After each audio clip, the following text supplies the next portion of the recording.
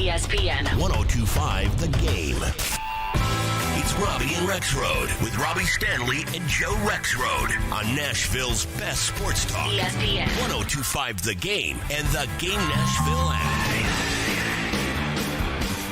And welcome into the Thursday edition of Robby and Rexrode. You're on ESPN 102.5 The Game, brought to you by Volunteer State Bank. Real people, real solutions, right here. Remember FDIC, Equal Housing Lender. Robby Stanley alongside Joe Rexrode and Michelle Knezevic here with you on this Thursday morning in Nashville, Tennessee. Joe, what's going on? How we doing? Struggle bus. Struggle bus, huh? I'm on the struggle bus. You've had a long week. I went to Vanderbilt last night, which is good. To see the opener for the Vanderbilt men. Nice. They beat Alabama State. It was Figured they probably would. Yeah. But I'm interested. I'm interested in their team this year if they get everybody back healthy. So it was good to go, but yeah, it's like you gotta weigh the costs. And you're paying the cost. But I got this is a super 24-ounce espresso thing, so we're gonna see if it can rock and roll today. Michelle, how's it going? How was the CMA Awards last night? Oh, so fun. So Joe, I'm a little tired this morning. I have my extra large coffee. That was probably one of the coolest events I've ever been to. It was so cool to see what it looks like not on TV. Do you know what I mean? Yep. They'd be like, okay, everybody get in your seats. 10, 9, okay, applaud. We're back from break. I don't know. And then just talk about incredible performers, the best of the best. I know Joe's not a big country fan, but I think Joe would enjoy the I feel like you CMA would enjoy Awards. it. sure. Yeah. Yeah, it was a lot of fun. But yes, very tired this morning, but very happy I got to go and experience that. So, highly recommend. I got a situation on my hands. Let me tell you. Walked out the door yesterday at my house, face to face with a skunk. There's a skunk right there. Oh, wow. I mean, right 5 there. feet. Oh no.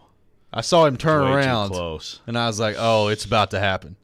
So I closed the door, right? Yeah. To avoid getting sprayed in the face Yeah. by a skunk. He sprayed. He didn't get me directly, but then runs under my house. Oh. And let me tell you, we got a disaster in my house. Oh, no. I mean, just everything. I've watched this 8 times. We had to go stay at my parents' house last night. Our house is fumigating.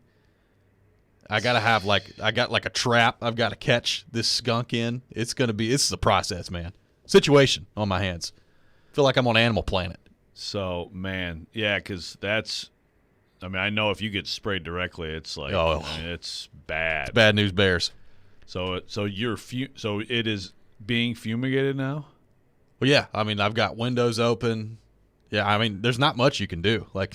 My wife started boiling vinegar last night and just trying to soak up some of the smell. Is it a myth that Holy you cow. take the tomato bath? Why do I feel like I knew that when I was younger? I don't know that it's a myth. I think actually when I was think that's younger, real. one of my dogs got sprayed by one, and that's what we did. And I guess it worked. But, it didn't hit me directly. So it wasn't like I was just attacked. But it went under the house and I guess continued to do whatever it does under the house, and it's not good, buddy. Not good. So what's a skunk trap look like? I've kind of got a raccoon trap that my dad has. I was told from a good buddy of mine yesterday, you put a honey bun in this skunk trap and it'll go in there. So I'm going to test it. To me, as somebody who loves honey buns, seems like a waste of a honey bun, but it's probably worth it. Wow. It is so worth it to get that thing out of there, Rob. Yeah. So I don't really know. This could be a process. We're going to have to wash every bit of clothing that we own. This is a big deal. My wife, not happy. Yeah, so there's no way it'll just fade.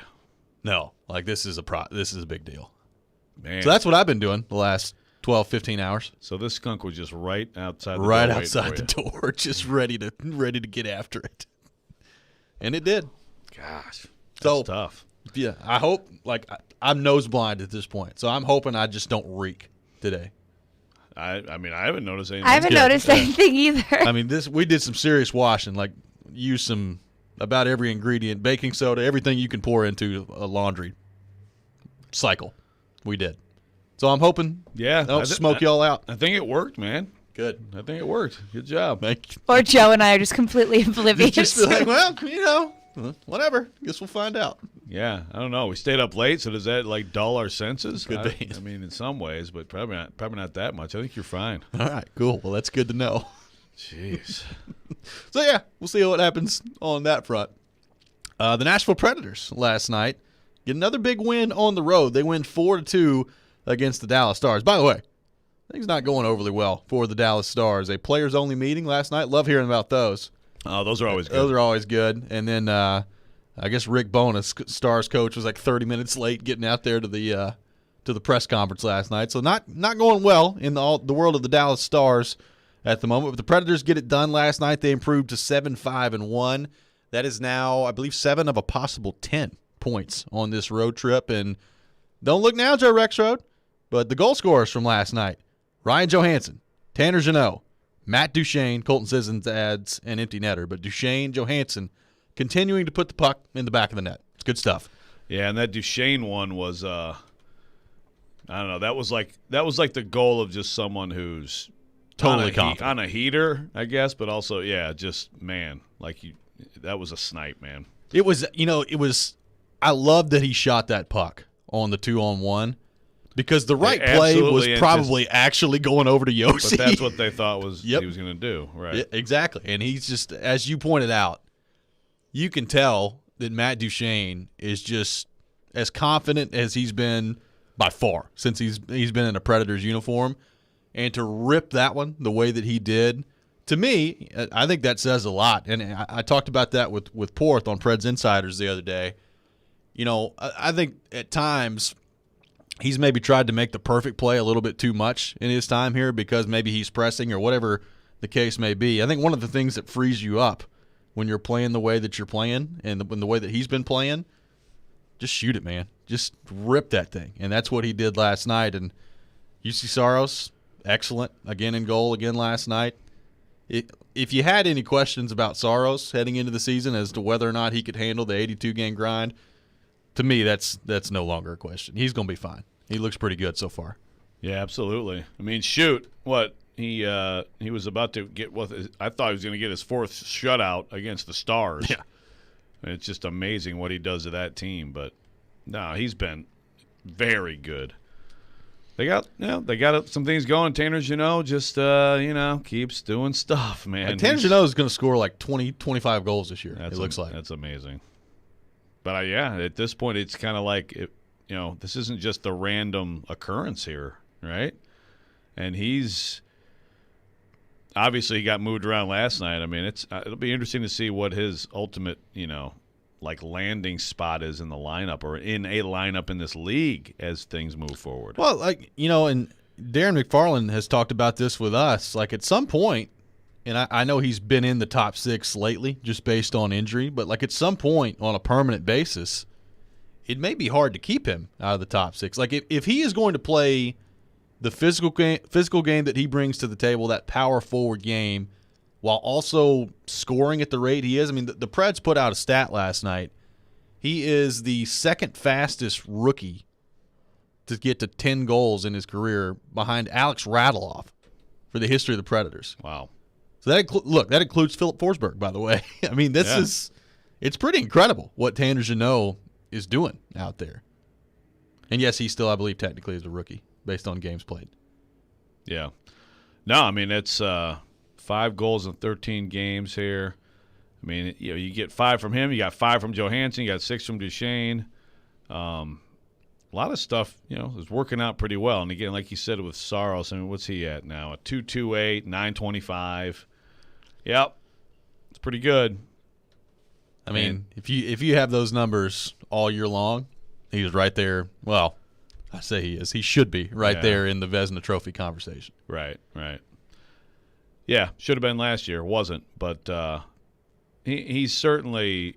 I mean, I don't know how long it needed to take this year, or if it even needed to take that long, but I think we're seeing that that's what he is. Right? I would think, yeah. I think you could already make the case that it wasn't fluky that he did it as long as he did last year, and then he played the way he did in the postseason series. But just in case anyone had any questions, it's consistency from him. Are you surprised that they've played as well as they've played so far this year? I mean, they're 7-5-1, so it's not like they're just lighting it up. But, they started 1-4. They've lost one game in regulation since then. Are you surprised that they've played this well so far? Yeah, a little bit. And, I mean, you lose Forsberg and you're still playing well. That bodes well. I mean, I kind of had the feeling that, like, Johansson and Duchene were due for some kind of a response. I mean, it just made sense, for as down as people have been on them, for all the discussion, and then they get left unpredictable. It's like, when guys are that good as they are to even be in this league as long as they've been, usually you expect a response. I can't say I saw those guys having 20 combined points here after 13 games, but that's, to me, is still the key. It's the key to the season. And there are some other surprises, I think. I think Tomasino is a nice – it's a really good start for him. Like, realistically, what you would expect from that kid is pretty good. And Jeannot is he's – we got to go back and, get the audio of the Jared Poyle, expansion draft back and forth. I can't say a lot because when they protected Tanner Jeannot, I was like, oh, really? He's played 13 games. You think Seattle's going to take him?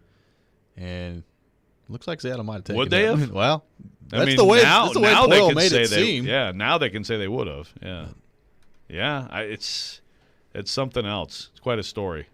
I did not anticipate this early into the season looking around and saying, hey, can you imagine this group without Tanner Jeannot? But here we are. It's incredible what he's been able to do thus far. I look at this team. We're a few weeks away from when I start paying attention to the standings for the first time. Usually about American Thanksgiving is where I'll start paying attention to the standings. I know some people just said American Thanksgiving. There is a Canadian Thanksgiving. It's not the same day. There is. It's fun. I had a bunch of friends like in October, isn't it? Oh, is that right? I think. Okay. I don't know. I need to go check. Canadian Thanksgiving. Yeah. If only there was there a is one, machine. though. And we're talking about hockey, so. Yeah, it's October right. 10th. Oh, okay. There you go. So they've already celebrated this holiday. The Predators had not played a game yet by Canadian Thanksgiving. Yeah, that's so not much good in the standings. Yeah. But, hey, we're getting close. I guess my question is, how many games do they have to do this for you to say, okay, this may not be a fluke. Like, they may actually be a pretty good team. Yeah, well, I think that, your top four on defense, it's worked out quickly. I think that's a big key, that you have a top four that you feel good about. And we didn't know that was going to be the case, right?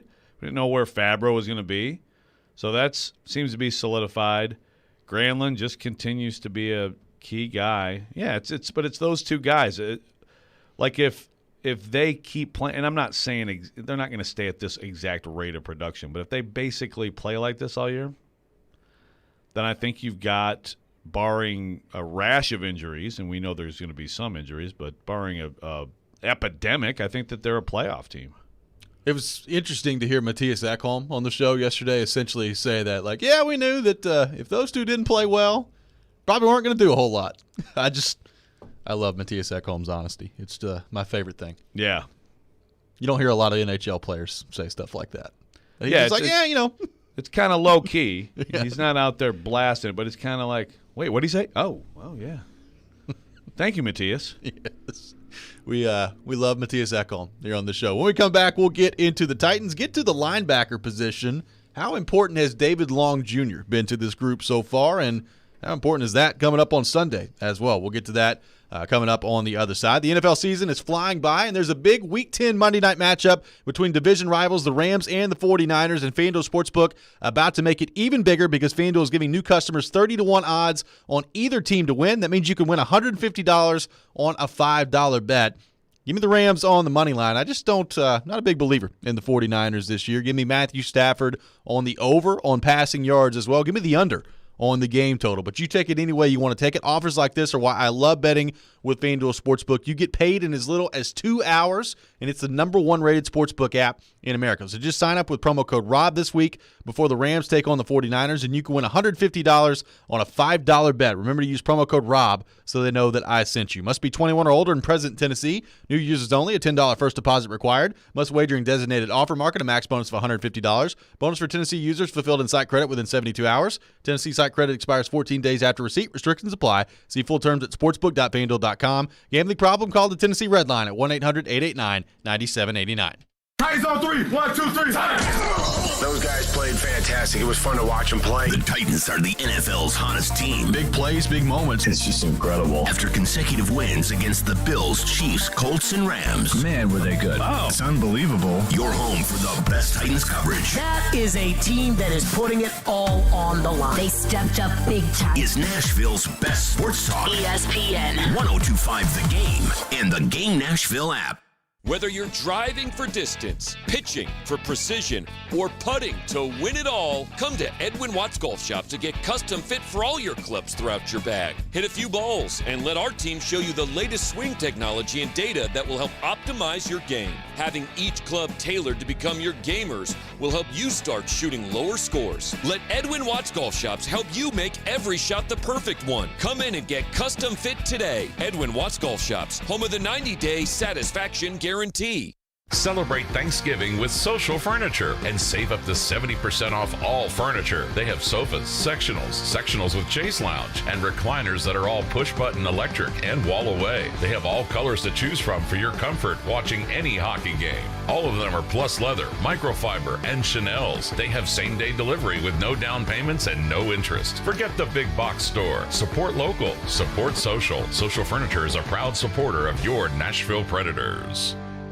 Mark Howard here to tell you about my friends at Apple Collision Centers. We all know being in a collision is not fun. Neither is all the stress that comes with it. And that's where Apple Collision comes in. Let them take care of everything for you. That's insurance, repair, and your rental details. They've got 3 convenient locations in Old Hickory, Hendersonville, and Gallatin. Their managers, Tommy Rippey, Daniel Neville, and Chris Brooks and Marty Denson, combined for over 75 years experience. So stop in today and tell them Mark sent you. Online at applecollisioncenters.com. With Fundbox, you can stop waiting and start doing. If your small business needs funds to grow, the time is now. Fundbox offers fast, easy access to small business funding up to $150,000. So hire that new employee, launch that campaign, buy that piece of equipment. Apply in minutes at fundbox.com, and you could get funding as soon as the next business day. Fundbox. Ready, set, grow. Credit line amounts, rates, and terms are based on creditworthiness and subject to change. Additional documentation may be required. 5G is here, but the big carriers want you to sign a pricey long-term contract to get in on the action. Well, no more, because Straight Talk Wireless has rolled out 5G coverage nationwide, with plans starting at just $35 a month with no contract. And get a Samsung Galaxy A32 5G for only $299, all on America's best networks. 5G coverage, 5G phones, less money. Straight Talk Wireless, no contract, no compromise. 5G capable device required, actual availability, coverage, and speed may vary. If you've missed any of today's show, just search Robby and Rexrode on Apple, Spotify, or your favorite podcast platform.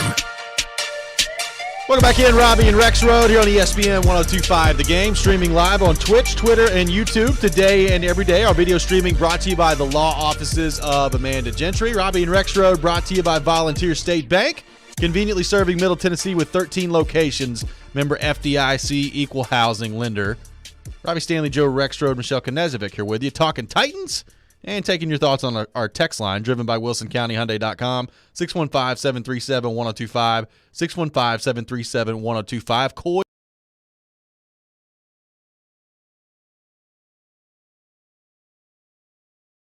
text, but his later round drafting has been great. This coming from Coy in Clarksville. Certainly David Long Jr., friend of the show, has played very well as of late. The big question for the short term is, what does his availability look like as Sunday comes up against New Orleans? Obviously left the game late in the Rams game after the game was really already in hand with an injury. He's on the report yesterday with a hamstring injury and did not practice. Now, I know that causes some people to freak out. I will say the Wednesdays lately for the Titans, I don't freak out too much about the injury report. Once you start to get into Thursday and Friday, I think you start to learn a little bit more. Yeah, I agree, although the fact that he limped off right in the last game didn't look great. Isn't great. I mean, Landry has been on there. He's on there again. Chris Jackson's been on their foot. Landry's a hamstring. He's on there again. We know, like Bud Dupree, I expect every Wednesday to see Bud Dupree. Knee did not practice. That's the case. The good news on here's one interesting thing on the injury report. Julio Jones is not on it. Yeah. He is not listed anywhere. A.J. Brown is on it, knee, limited. But the fact that he was limited on Wednesday is probably good. I think maybe the best thing on the injury, other than the lack of Julio Jones, the absence of Julio Jones, is that Lawan was back, was limited, and Nate Davis is full. He's still listed on there as concussion. He's in concussion protocol, but you'd expect him back. So the offensive line could be in much better shape for this game. And look, if and Rashaan Evans, by the way, was back. So if David Long loses a game here, that's where it's good to have depth. That's where it's good to have Rashaan Evans. I mean, I think that the best duo that we finally got to see the other night is the two, the Long and Jayon Brown. But Jayon Brown and Rashaan Evans, they've played together, and that would be fine if Rashaan Evans can get himself back on the field. It's been pretty incredible to watch David Long Jr. kind of ascend this year into the role that he's had. I agree. I mean, the best linebacking combo that they have at middle linebacker certainly is Long Jr. and Jayon Brown. You know, what that combo looks like moving forward, I don't know. Like, I still – it'd be difficult for me to imagine Rashaan Evans being here certainly next year. I kind of feel the same way about Jayon Brown, depending on how the rest of the season goes. But David Long Jr., to me, it seems like both in the short term and for the foreseeable future with this Titans team, maybe carving out a role for himself where he's going to be a pretty important part of this defense for a long time. He's been really impressive so far this year. Yeah, probably should have had an idea when he had to be forced into action as a rookie in that game in Baltimore that he was going to be good. And last year he had his ups and downs, and you just didn't know. And sometimes I think you look at a player, you do look at the draft history, and you're like, well, 6th-round pick, I don't know. Is he actually going to be, a starter someday, like a plus starter? Well, the answer is a resounding yes this year. And it's a good point by the texter there on the late-round picks. I mean, Jayon Brown, by the way, was a 5th-round pick. Now, there's plenty of late-round picks. You can go through the history of John Robinson that haven't gone well, but quite a few guys who did stick. Chris Jackson looks pretty good after Sunday. He does. I mean, you look at again, we just went over the 19 draft, which is going to be hard to top. When you got Nate Davis in the 3rd, Amani Hooker in the 4th, David Long in the 6th, A.J. Brown in the 2nd, Jeffrey Simmons in the 1st. But Chris Jackson is helping that 2020 draft look a little better in the 7th round. Laurel Murchison's, plays. He's in the 5th round. And then Fulton, by the way, who I don't know if that means he'll be back or not, Christian Fulton. The fact that he's back at practice, sometimes it's the next week, but that would be huge for this defense. Would be huge for the defense, and we'll see what happens for Long on the injury report today. But it's kind of crazy to think about, like, the way the defense, especially the front four, they've been playing as of late, and then you throw Christian Fulton potentially back out in there. Hopefully David Long, if it's not this week, it's not too much of a long-term thing, and he can get back and be healthy. Like, if this defense can get fully healthy, how good can this defense be? That's an interesting question that I'm not sure heading into the season I would have spent a whole lot of time thinking about based on the expectations for this group, but I've allowed my mind to wander as to how good this defense could be, and I don't know. It's interesting with the way the front four has been playing. I think sky's kind of the limit for this group. Yeah, I mean, it's also, though, you're waiting for the next injury. Right. So, like the fully healthy thing is just, okay, so who's next? But, yeah, it'd be very interesting to see some time with Long, the way he's playing in there, with Fulton back, the front, and with Hooker now. And even like with, again, Chris Jackson, I feel like, man, he's like that last game, especially after watching it again, it's like, man, that's a guy I think you want on the field, the way he's playing now. Not just like his speed looks good, but he's tackling with physicality. That's going to be interesting to see how they juggle the secondary, if they juggle it when Fulton comes back. Going in, we talked about how if the pass rush, if Simmons and Autry are a good pair, and if Dupree is really good, and really he hasn't been what they paid for yet. No. He's had his fits and starts coming off the ACL, but talked about the pass rush and what it would mean. I don't know that I don't know how many people thought it could be this good as it was last game, as good as it was against the Chiefs. And some of that is just, I think, Simmons coming into his own too. Yep. I mean, and now they just had a question on the NFL Network, about Jeffrey Simmons. Can he get 2 sacks or more against the Saints? So we talked about him generating more attention after the Sunday night game. You get 3 sacks on Sunday Night Football, people are going to start paying attention. And now they're setting pregame sack expectations for Jeffrey Simmons on the NFL Network. What do you think of that? That's some national attention for the Titans. Take note of the national attention for the Titans. The crazy thing is, like, if you're an OC watching that last game, you could also make a case like, no, but we need to double Autry. Yeah. We need to double Simmons and Autry, and gosh, that Landry guy coming on the edge. And that's another part of it too. Did we think Harold Landry was going to be, getting about a dozen sacks this year, which I think might be a modest estimate as he sits here at 9? I didn't. Let's go to our text line, driven by WilsonCountyHyundai.com, 615-737-1025. Dustin from Hopkinsville texting in. David Long Jr. is where the good defensive play started. The dude is everywhere. It's so refreshing to see a Titan that knows how to tackle. He flies around like a madman. He's a staple to this team. Yeah? Do you think David Long Jr. is where the good defense started? I mean, he's certainly, even earlier in the season when the defense still had their struggles. Corey Curtis joined us like 6 or 7 weeks ago. I was like, David Long Jr. is around the ball every play. May not be making the play every time, but he's around the ball every play. I mean, it's been pretty noticeable all year long how good he's been. Yeah. Well, and the thing that you weren't sure about before this year was, okay, but when he has to be in coverage, what about that? And he's worked really well. You saw the great play he made, almost that pick. Oh, man.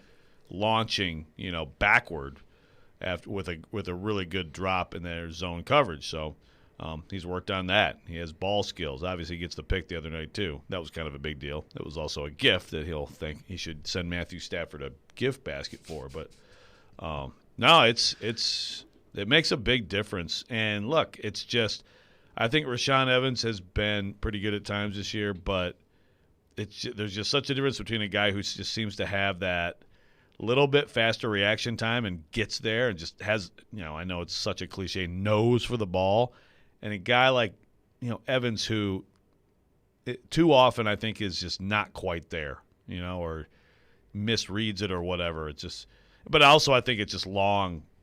I think his effort is obvious. It stands out. We talk all the time about the connection between the pass rush and the secondary and how those two parts of a defense are intertwined. We've got a stat for you on the other side that illustrates that pretty well. We'll get to that coming up next. This is Robby and Rexrode here on ESPN 102.5 The Game. Hey, this is Matt Duchene, and this is Smashville. Here's Duchene breaking in. He scores! Matt Duchene wins it in double overtime! You're listening to the flagship of the Nashville Predators radio network. ESPN 102.5 The Game.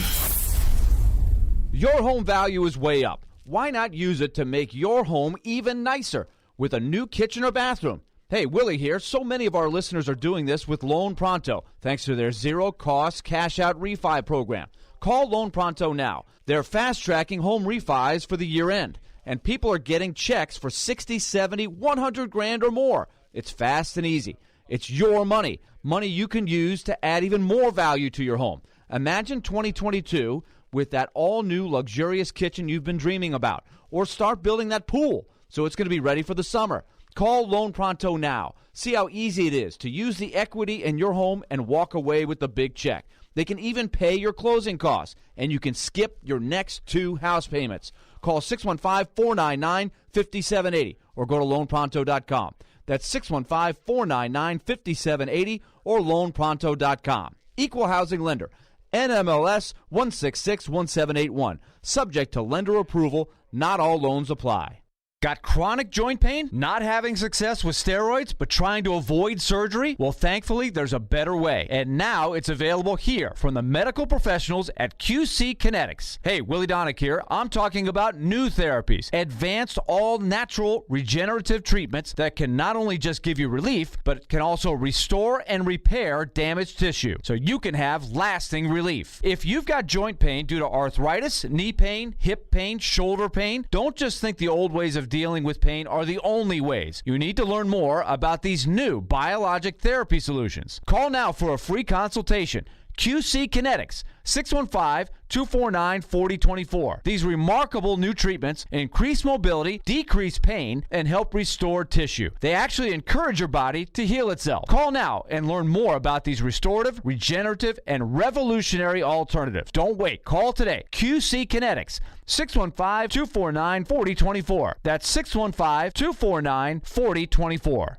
Well, here we are at Pourvu. Any great words of wisdom as we peruse the 10,000 square feet of wine, spirits, beers for our tailgating and upcoming holiday parties? One thing, great minds drink alike, huh? Nice. Wow, look at all the wine. Hey, don't forget to buy a bottle from Mom. Remember, you're the reason she drinks. Hey! Hey, check it out. Pourvu has their own app, curbside, and home delivery. Tonight, I will be having my favorite drink. It's called A Lot. I only drink on days that begin with T. Today, tomorrow. Well, you're in luck because Pourvu's new tasting bar is in effect Thursday through Saturday, right next to the humidor. Party supplies with mixers, hard to find small batch specialties, and tequila. I am telling you, you can't buy happiness, but you can buy tequila, and that's kind of the same thing, right? Tequila, because no good story ever starts with that one time I ate salad. Right? Pourvu means for you. They really have the best selection, service, and knowledge we didn't find at the big box stores. May all your days be filled with umbrella drinks. Pourvu, open 7 days a week at Indian Lake Boulevard, exit 7 off Vietnam Vets in Hendersonville.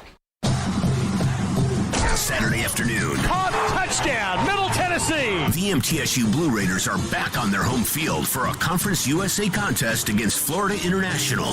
Coverage begins at 1:30 on ESPN 94.9 and the Game Nashville app. Hey Nashville, this is David Price. You're listening to Nashville's best sports talk, ESPN 102.5 The Game.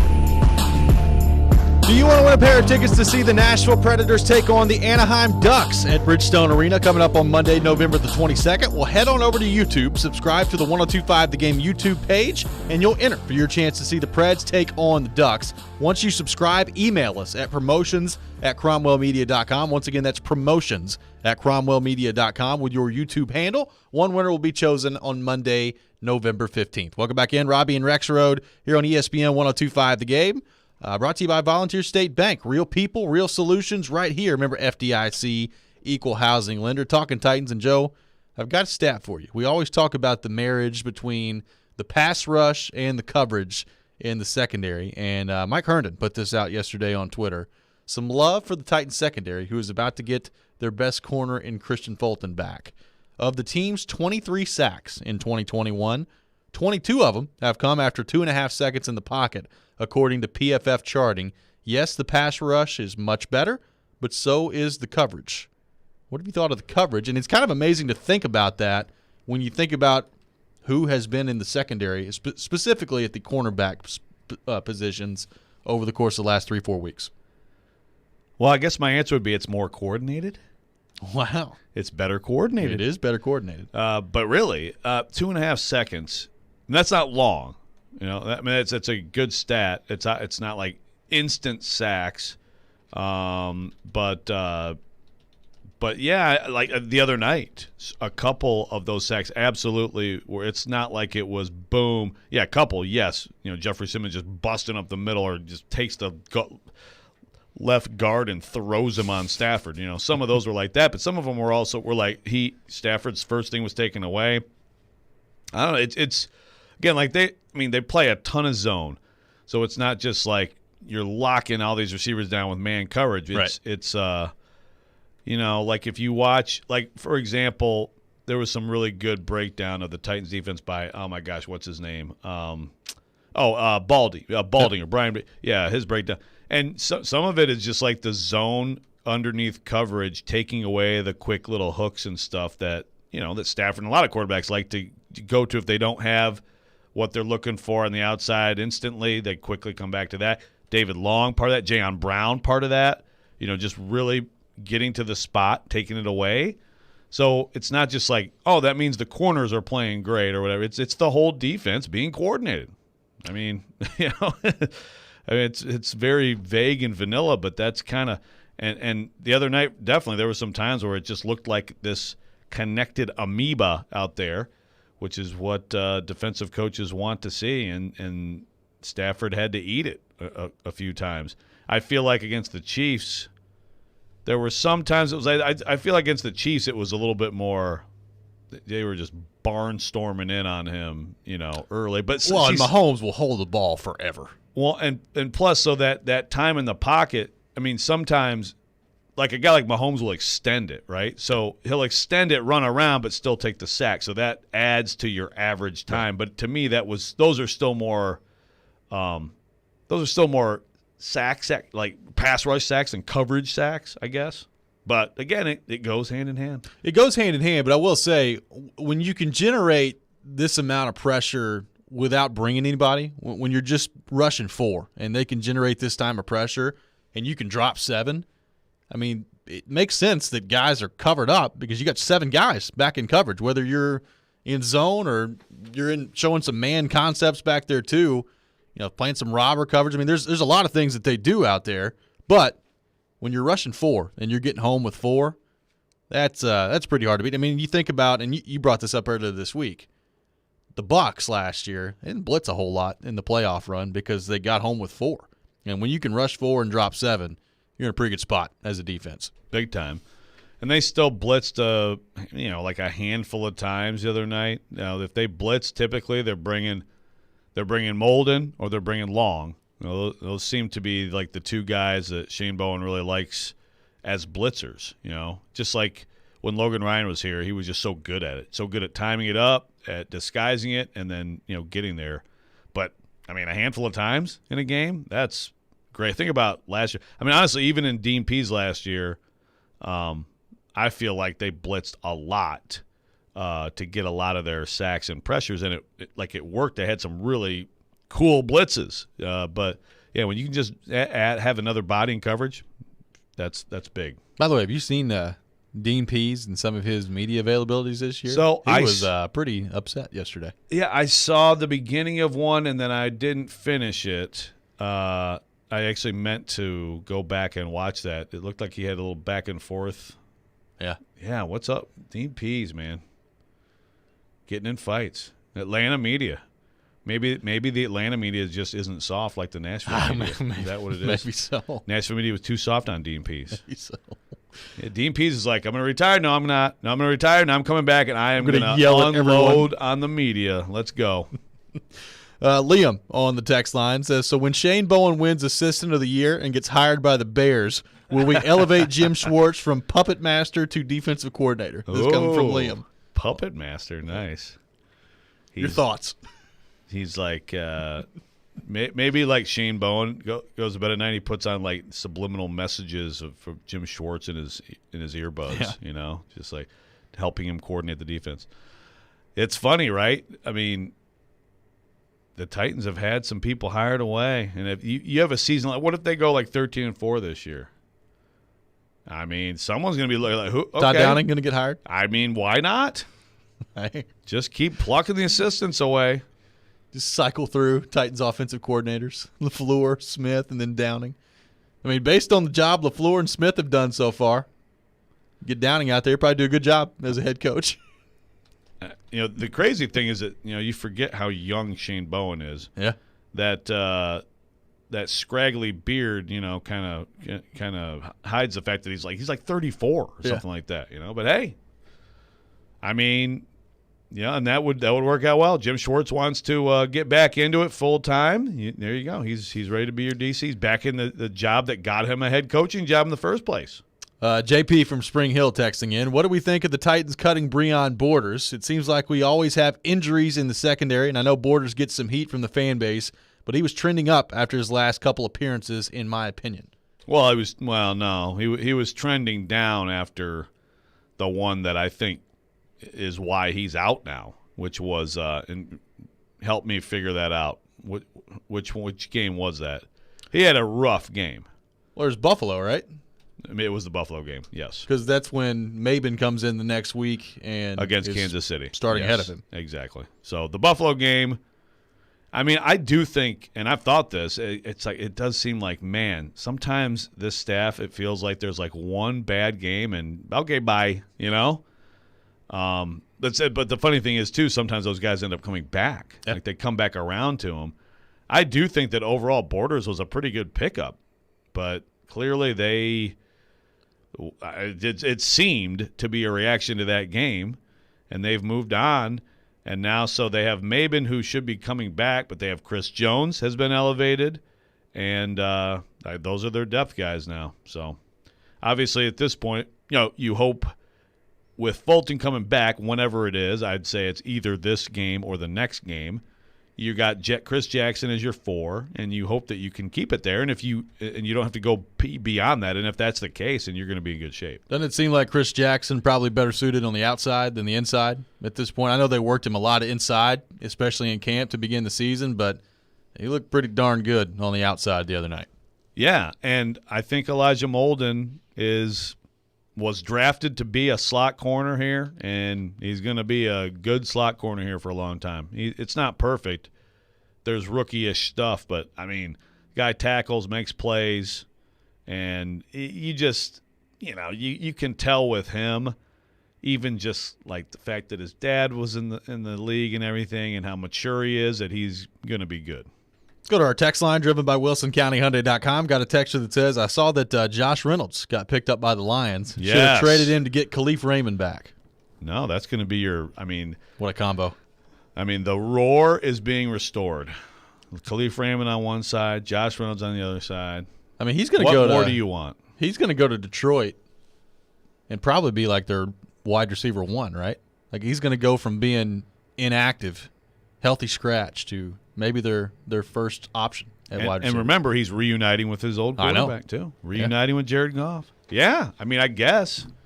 So good for him. I mean, honestly, in all seriousness, in a prove-it year, which has been anything but proving it, if you go there and, put up numbers, you've at least given yourself a chance. And maybe you've started a wonderful future with a resurgent franchise led by Dan Campbell. Maybe so. Maybe Josh Reynolds leads the Lions to their first win this year. I have no idea who they play on Sunday. That. But maybe that'll happen. So I'm trying to think. They play the Pittsburgh Steelers. Yeah, I don't think you're going to see your first win. Probably not. Probably not. Probably not. They'll beat somebody, right? They're certainly not that team that Rod Marinelli coached to an 0-16 a few years. I mean, they're better than that team, which is saying something. They are.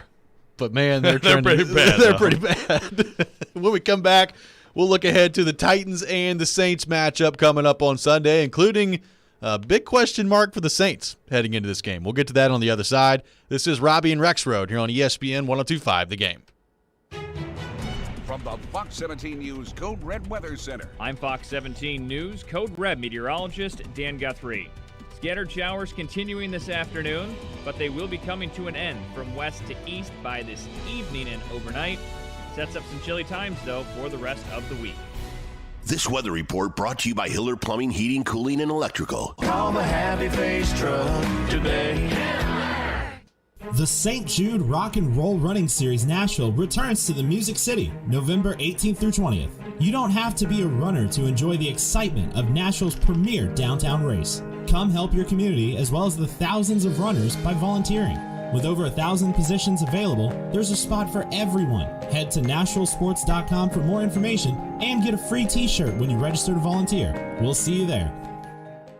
With Fundbox, you can stop waiting and start doing. If your small business needs funds to grow, the time is now. Fundbox offers fast, easy access to small business funding up to $150,000. So hire that new employee, launch that campaign, buy that piece of equipment. Apply in minutes at fundbox.com, and you could get funding as soon as the next business day. Fundbox. Ready, set, grow. Credit line amounts, rates, and terms are based on creditworthiness and subject to change. Additional documentation may be required. Are you tired of living with chronic pain, knee pain, joint pain? Listen carefully, because now there are new treatments available here. Not talking surgery or steroids. These are regenerative treatments from the medical professionals at QC Kinetics. Willie Donick here. QC Kinetics is the leader in these exciting biologic therapies that help restore and repair damaged tissue in your joints with lasting results. So if you've got pain in your knees, shoulders, hip, or back, joint pain that won't go away, you need to check out these new treatments with astonishing patient satisfaction reports. They can actually help your body restore and repair itself with no downtime, no drugs, and no surgery. So call now to schedule your free consultation at QC Kinetics. 615-249-4024. Tired of dealing with joint pain and want to get moving again? You need to learn more about how biologic therapies are changing the way we think about dealing with joint pain. It's exciting stuff, so don't wait. Call today. QC Kinetics, 615-249-4024. That's 615-249-4024.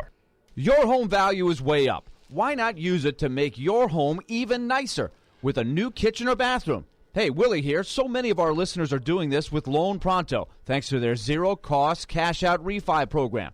Call Loan Pronto now. They're fast-tracking home refis for the year-end, and people are getting checks for 60, 70, 100 grand or more. It's fast and easy. It's your money, money you can use to add even more value to your home. Imagine 2022 with that all-new luxurious kitchen you've been dreaming about, or start building that pool so it's going to be ready for the summer.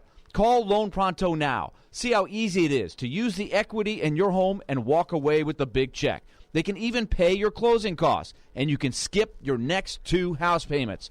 Call 615-499-5780 or go to loanpronto.com.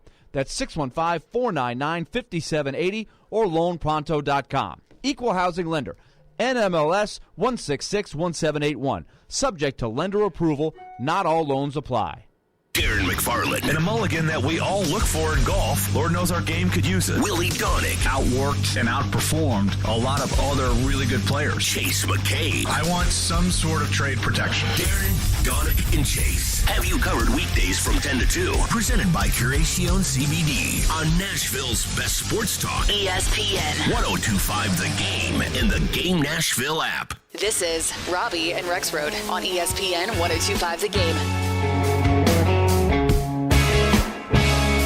Go to theGameNashville.com/deals to check out Nashville's best deals. The deal this week, a $30 gift card for only $15 to the Beanbag Coffee and Tea Shop, your favorite community coffee and tea shop, offering a variety of coffee flavors and shine-worthy teas. The Beanbag is a great place to have a meeting while sipping on a cup of hot or cold coffee or tea, and you can also enjoy a delicious breakfast sandwich, cheddar broccoli soup, turkey sandwiches, and more. So get your deals now at theGameNashville.com/deals. Welcome back in, Robby and Rexrode here on ESPN 102.5 The Game, brought to you by Volunteer State Bank. Visit volstatebank.com to learn more about their free Kasasa checking account. Member FDIC, equal housing lender. Looking ahead to the Titans and the Saints coming up on Sunday. And, Joe, a question mark for the Saints heading in this game.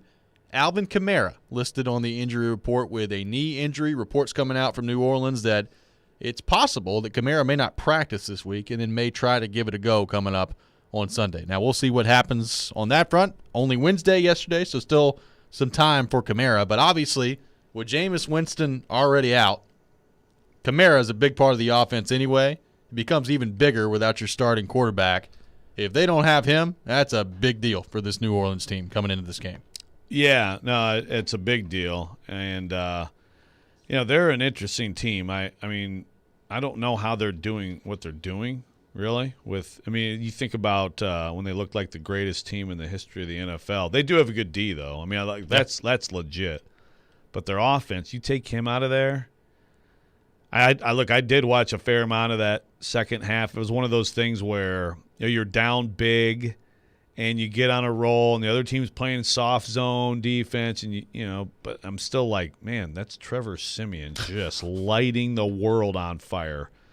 And then of course they give up the big shot to Cordero Patterson down the sideline, man. Big time play, but a lot of former Vols in that matchup. There are. We got some Marquez Callaway coming in wearing the number 1 this weekend. I mean, he's been very good, but yeah, you take Kamara out of there, or even just have a banged up, limited Kamara. Boy, it seems to bode well. It seems to be a nice matchup for the Titans defense, which I think we're going to be saying a lot down the stretch, and you're just going to have to get used to saying it. Like, the conversation around the Titans defense is just completely different now. It is. I'm just excited you get to see your boy Taysom Hill coming up on Sunday. It's going to be a treat. I can't wait for the play-by-play updates of the Taysom Hill Love Fest coming from Joe Rexrode. So, and by the way, he came in and took a couple series. Is that right? Apparently, that's my understanding. At some point in that game, earlier in that game, he came in and just sort of took over at QB for a little bit. That's what he does, man. He does it all. He does it all. So very excited to see Taysom Hill. He had incredible H-back. 1 carry for 4 yards last Sunday, and threw for 33 yards, 2 for 2 passing. 100% completion percentage, buddy. I mean, what more do you want? Yeah. I mean, that's 16.5 yards per attempt. Yep, that's Hall of Fame right there. In all seriousness, this is an interesting matchup from the Titans from the standpoint of, you say you don't know how they're doing what they're doing, and I agree. Like, it's been pretty unbelievable, even with Jameis as the quarterback, to watch at times how good they've been this year. But I think the answer is probably Sean Payton. I mean, Sean Payton is a really good coach. And, I know the Bounty Gate stuff is easy to talk about with Sean Payton and all that stuff, but, there's a reason he's been around as long as he has, and it's not just because he had Drew Brees as his quarterback. Dude's a pretty good coach, and this is a dangerous game for the Titans heading into this game. We talked about the stat of the 4 consecutive playoff teams. This would be number 5. I think they would be the second team if they can win this game in NFL history to get it done. This is not going to be an easy one for the Titans coming up on Sunday. No. As the following week may be. Right. No, and the Saints, if you look at their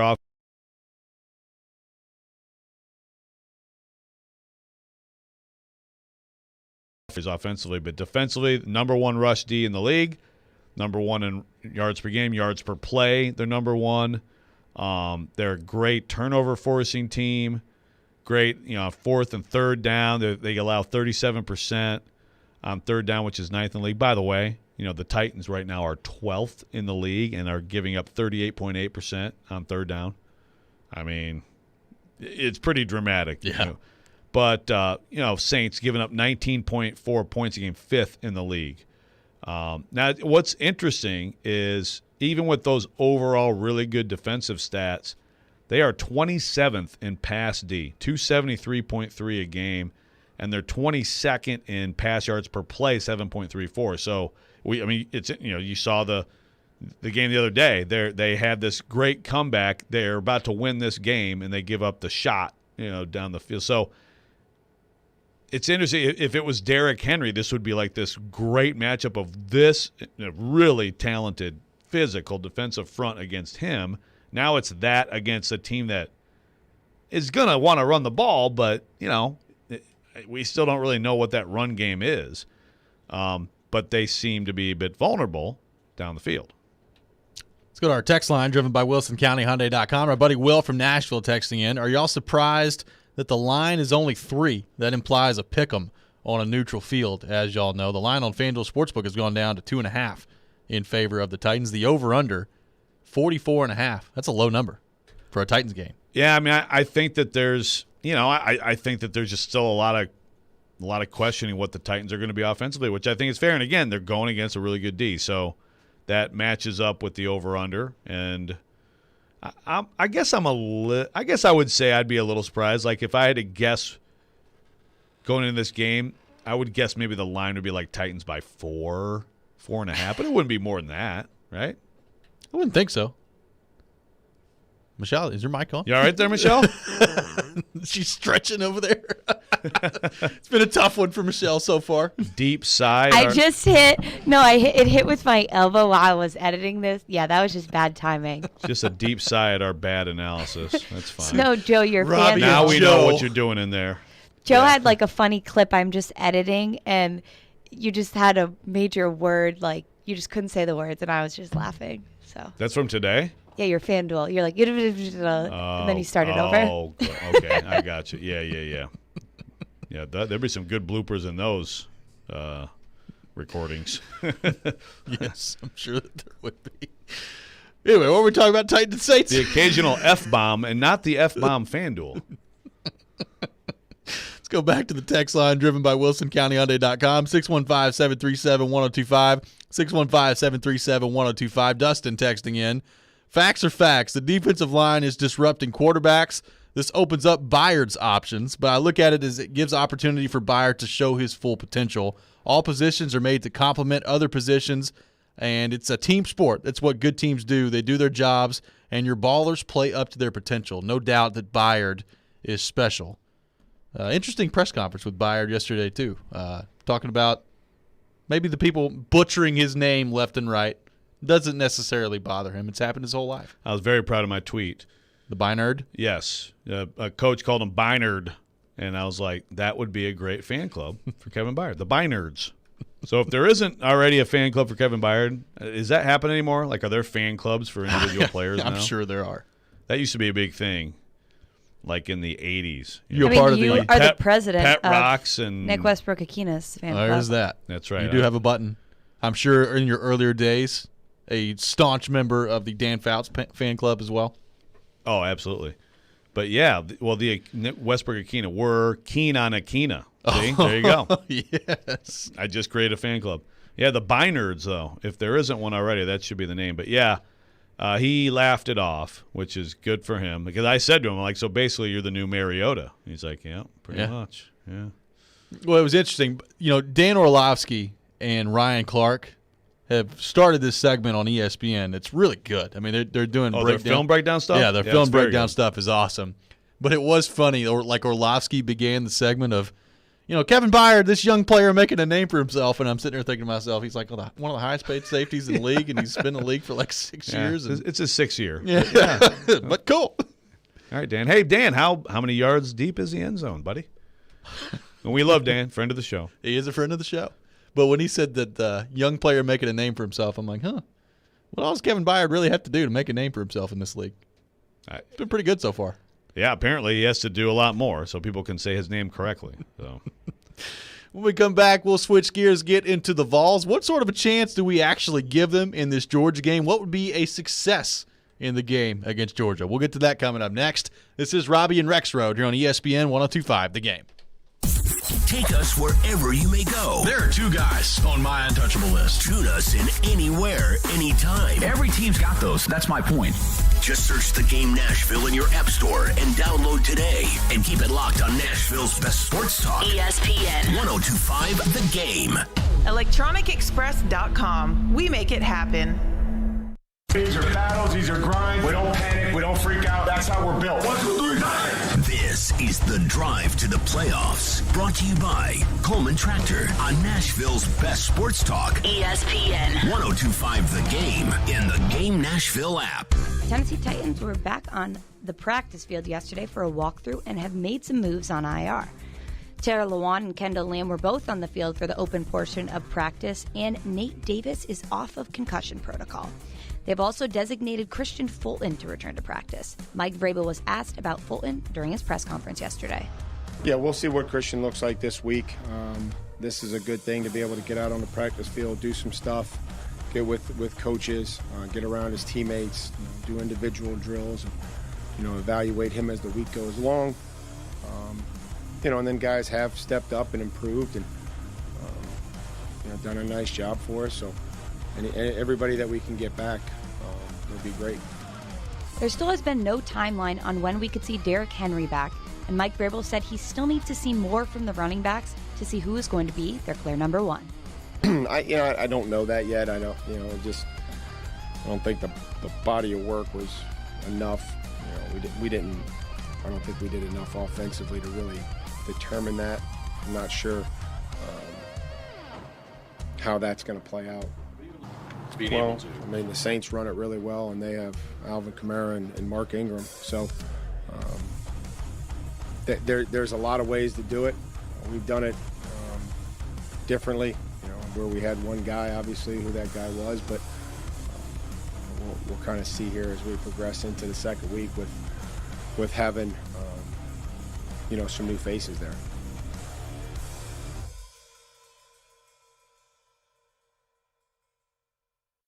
Leisure's Ultimate Game Room Sale is back. Huge discounts up to 50% off on all kinds of game room furniture and accessories. Play pool tables from Brunswick and Legacy Pool Tables. Prices starting as low as $14.99 installed. Perfect for Christmas. Family Leisure has huge savings on massage chairs. Full body massage chairs starting at only $9.99. 4D massage chair more than half off at $29.99. Family Leisure guarantees to beat anyone's advertised home theater seating prices. Shuffleboards, foosball, and air hockey tables on sale as well. That's Family Leisure at both locations, Franklin and Antioch. The Parker Store at 1909 Nolensville Road in Nashville is the Parker Factory Authorized Store for your Parker hydraulic, pneumatic, water, and chemical hose needs. They stock metric tubing and hose connections to 42 millimeters in size, and they'll fabricate while you wait up to 6,000 PSI hydraulic hoses in a 2-inch size. Call the Parker Store at 615-248-8245 for all the Parker requirements you have. The Parker Store, 1909 Nolensville Road. Houston Clinic Orthopedics is conveniently located where you live and work. With over 10 locations in Nashville and surrounding communities, Houston physicians specialize in spine, joint replacement, knee, hip, upper extremity, as well as many other orthopedic conditions. At Houston Clinic Orthopedics, they are strictly adhering to all CDC guidelines for both their patients and staff safety. To experience world-class orthopedic care and to see a list of all Houston physicians and specialties, visit their website at tn.houston.com and book your appointment online today.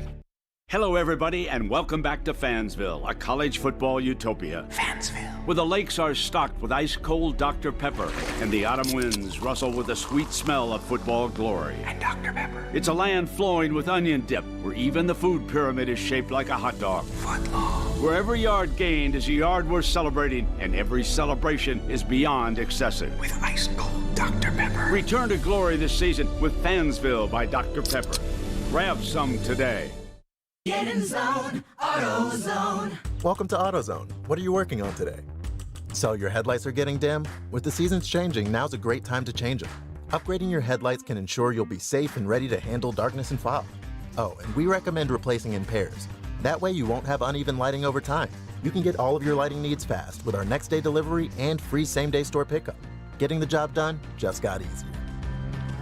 Get in zone, AutoZone. Restrictions and details at AutoZone.com. Nashville's best sports talk, locally owned, home of our Nashville Predators. WPRT FM Pegram, 97.5 Murfreesboro, WBUZ HD2 Laverne, online at thegamenashville.com. We are ESPN 102.5 The Game. It's Robby and Rexrode with Robby Stanley and Joe Rexrode on Nashville's best sports talk. ESPN 102.5 The Game and the Game Nashville app. Welcome back in. Hour number 2 of Robby and Rexrode here on ESPN 102.5 The Game. Brought to you by Volunteer State Bank. Real people, real solutions right here. Member FDIC, equal housing lender. Robby Stanley, Joe Rexrode, Michelle Knezovic here with you on this Thursday morning. Welcoming your phone calls and your text messages on our phone and text lines driven by WilsonCountyHyundai.com. 615-737-1025, 615-737-1025. Joe Rexrode, the Tennessee Vols in action coming up on Saturday against the best team in the country, the Georgia Bulldogs, who have looked, pretty much unstoppable so far this year. Their defense has been incredible. One of the great defenses we've seen in a long time. The line still remains 20.5. So Georgia favored by 20.5 in this game. I would say that a Tennessee win in this game is an extreme long shot. I'm not going to say an impossibility, but it is an extreme long shot that Tennessee wins this game. So outside of that, what is considered a success in this matchup for Tennessee against Georgia as they take on a defense that has been absolutely stifling so far this year?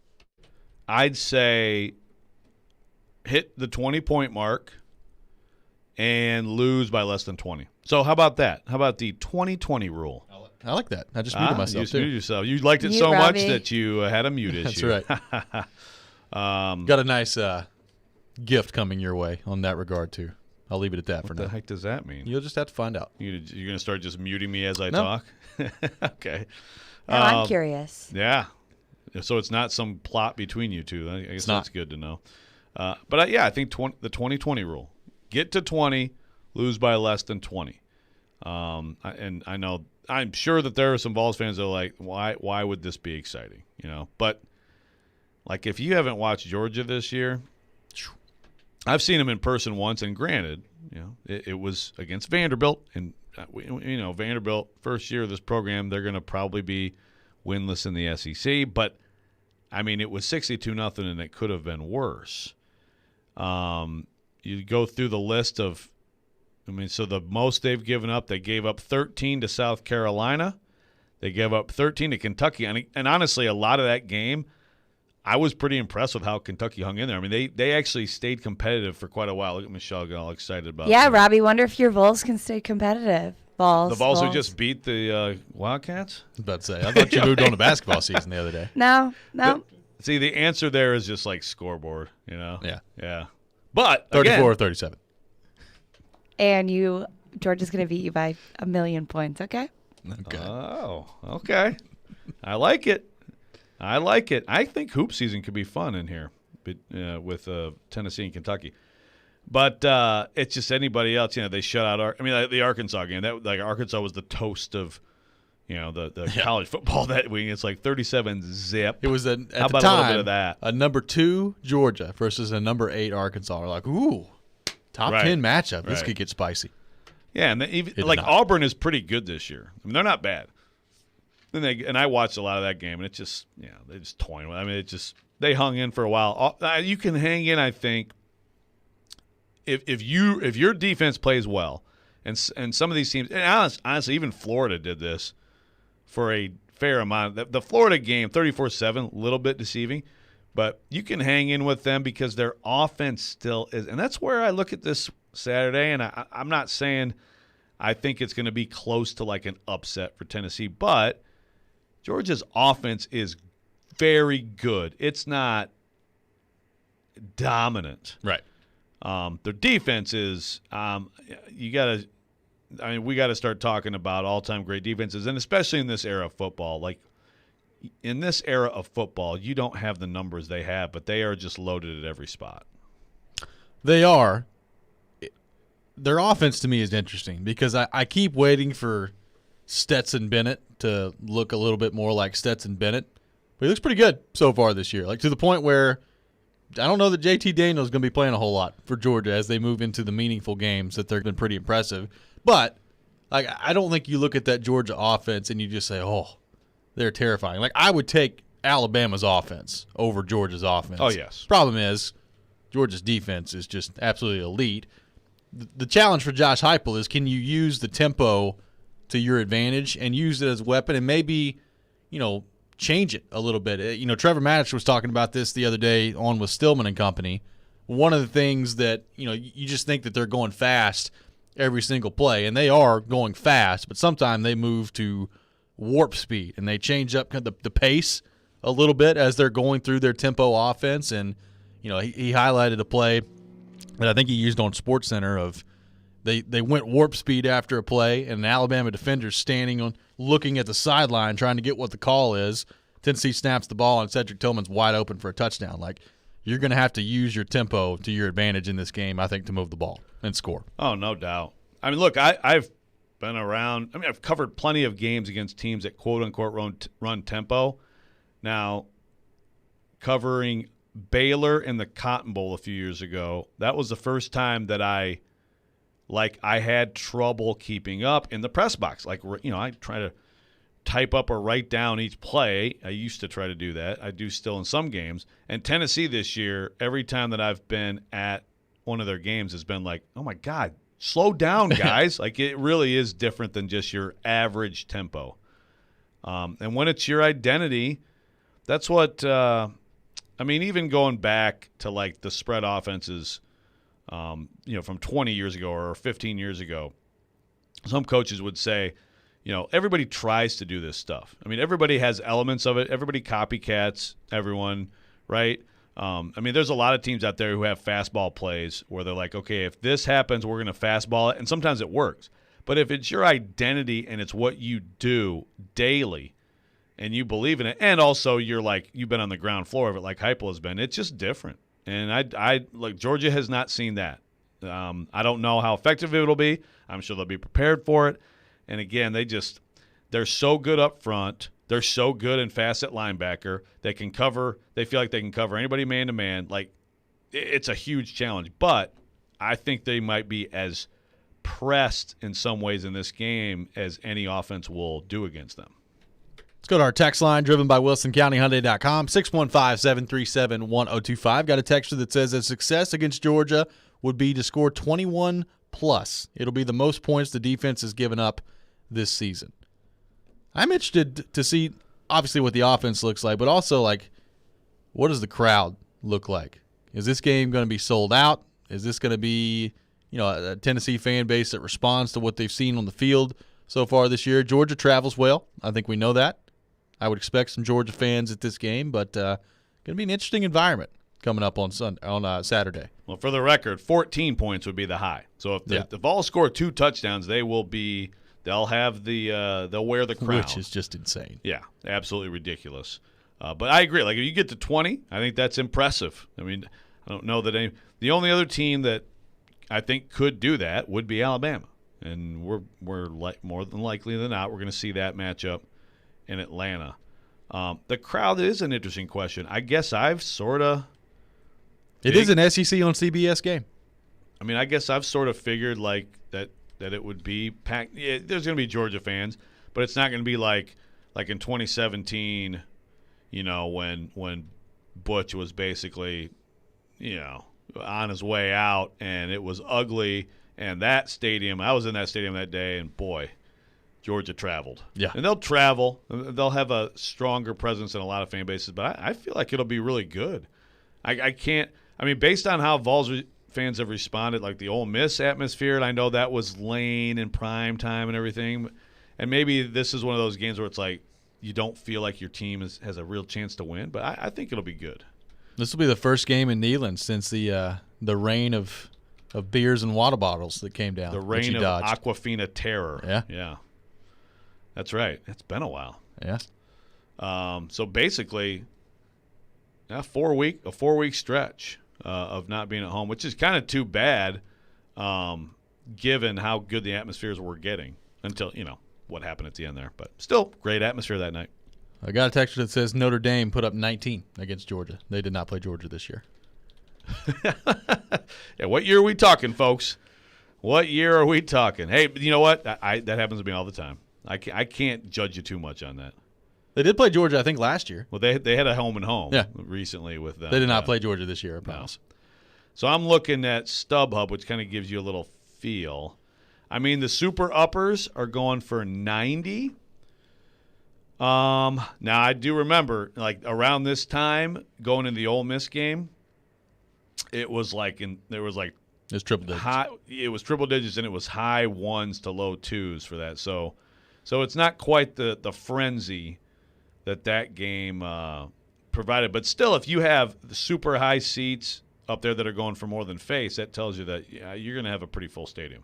We're streaming live on Twitch, Twitter, and YouTube today and every day. Our video streaming brought to you by the law offices of Amanda Gentry. We'll come back. We'll continue the conversation on the Vols. Take your thoughts on our text line, driven by WilsonCountyHyundai.com, 615-737-1025, 615-737-1025. This is Robby and Rexrode here on ESPN 1025 The Game. To the right circle, he scores!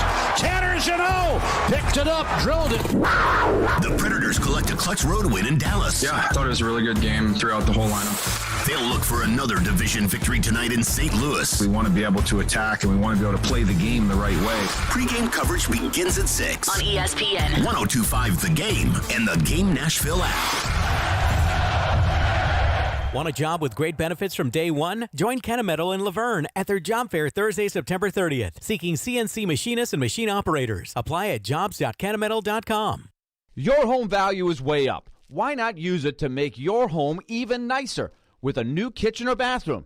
Hey, Willie here. So many of our listeners are doing this with Loan Pronto, thanks to their zero-cost cash-out refi program. Call Loan Pronto now. They're fast-tracking home refis for the year-end. And people are getting checks for 60, 70, 100 grand or more. It's fast and easy.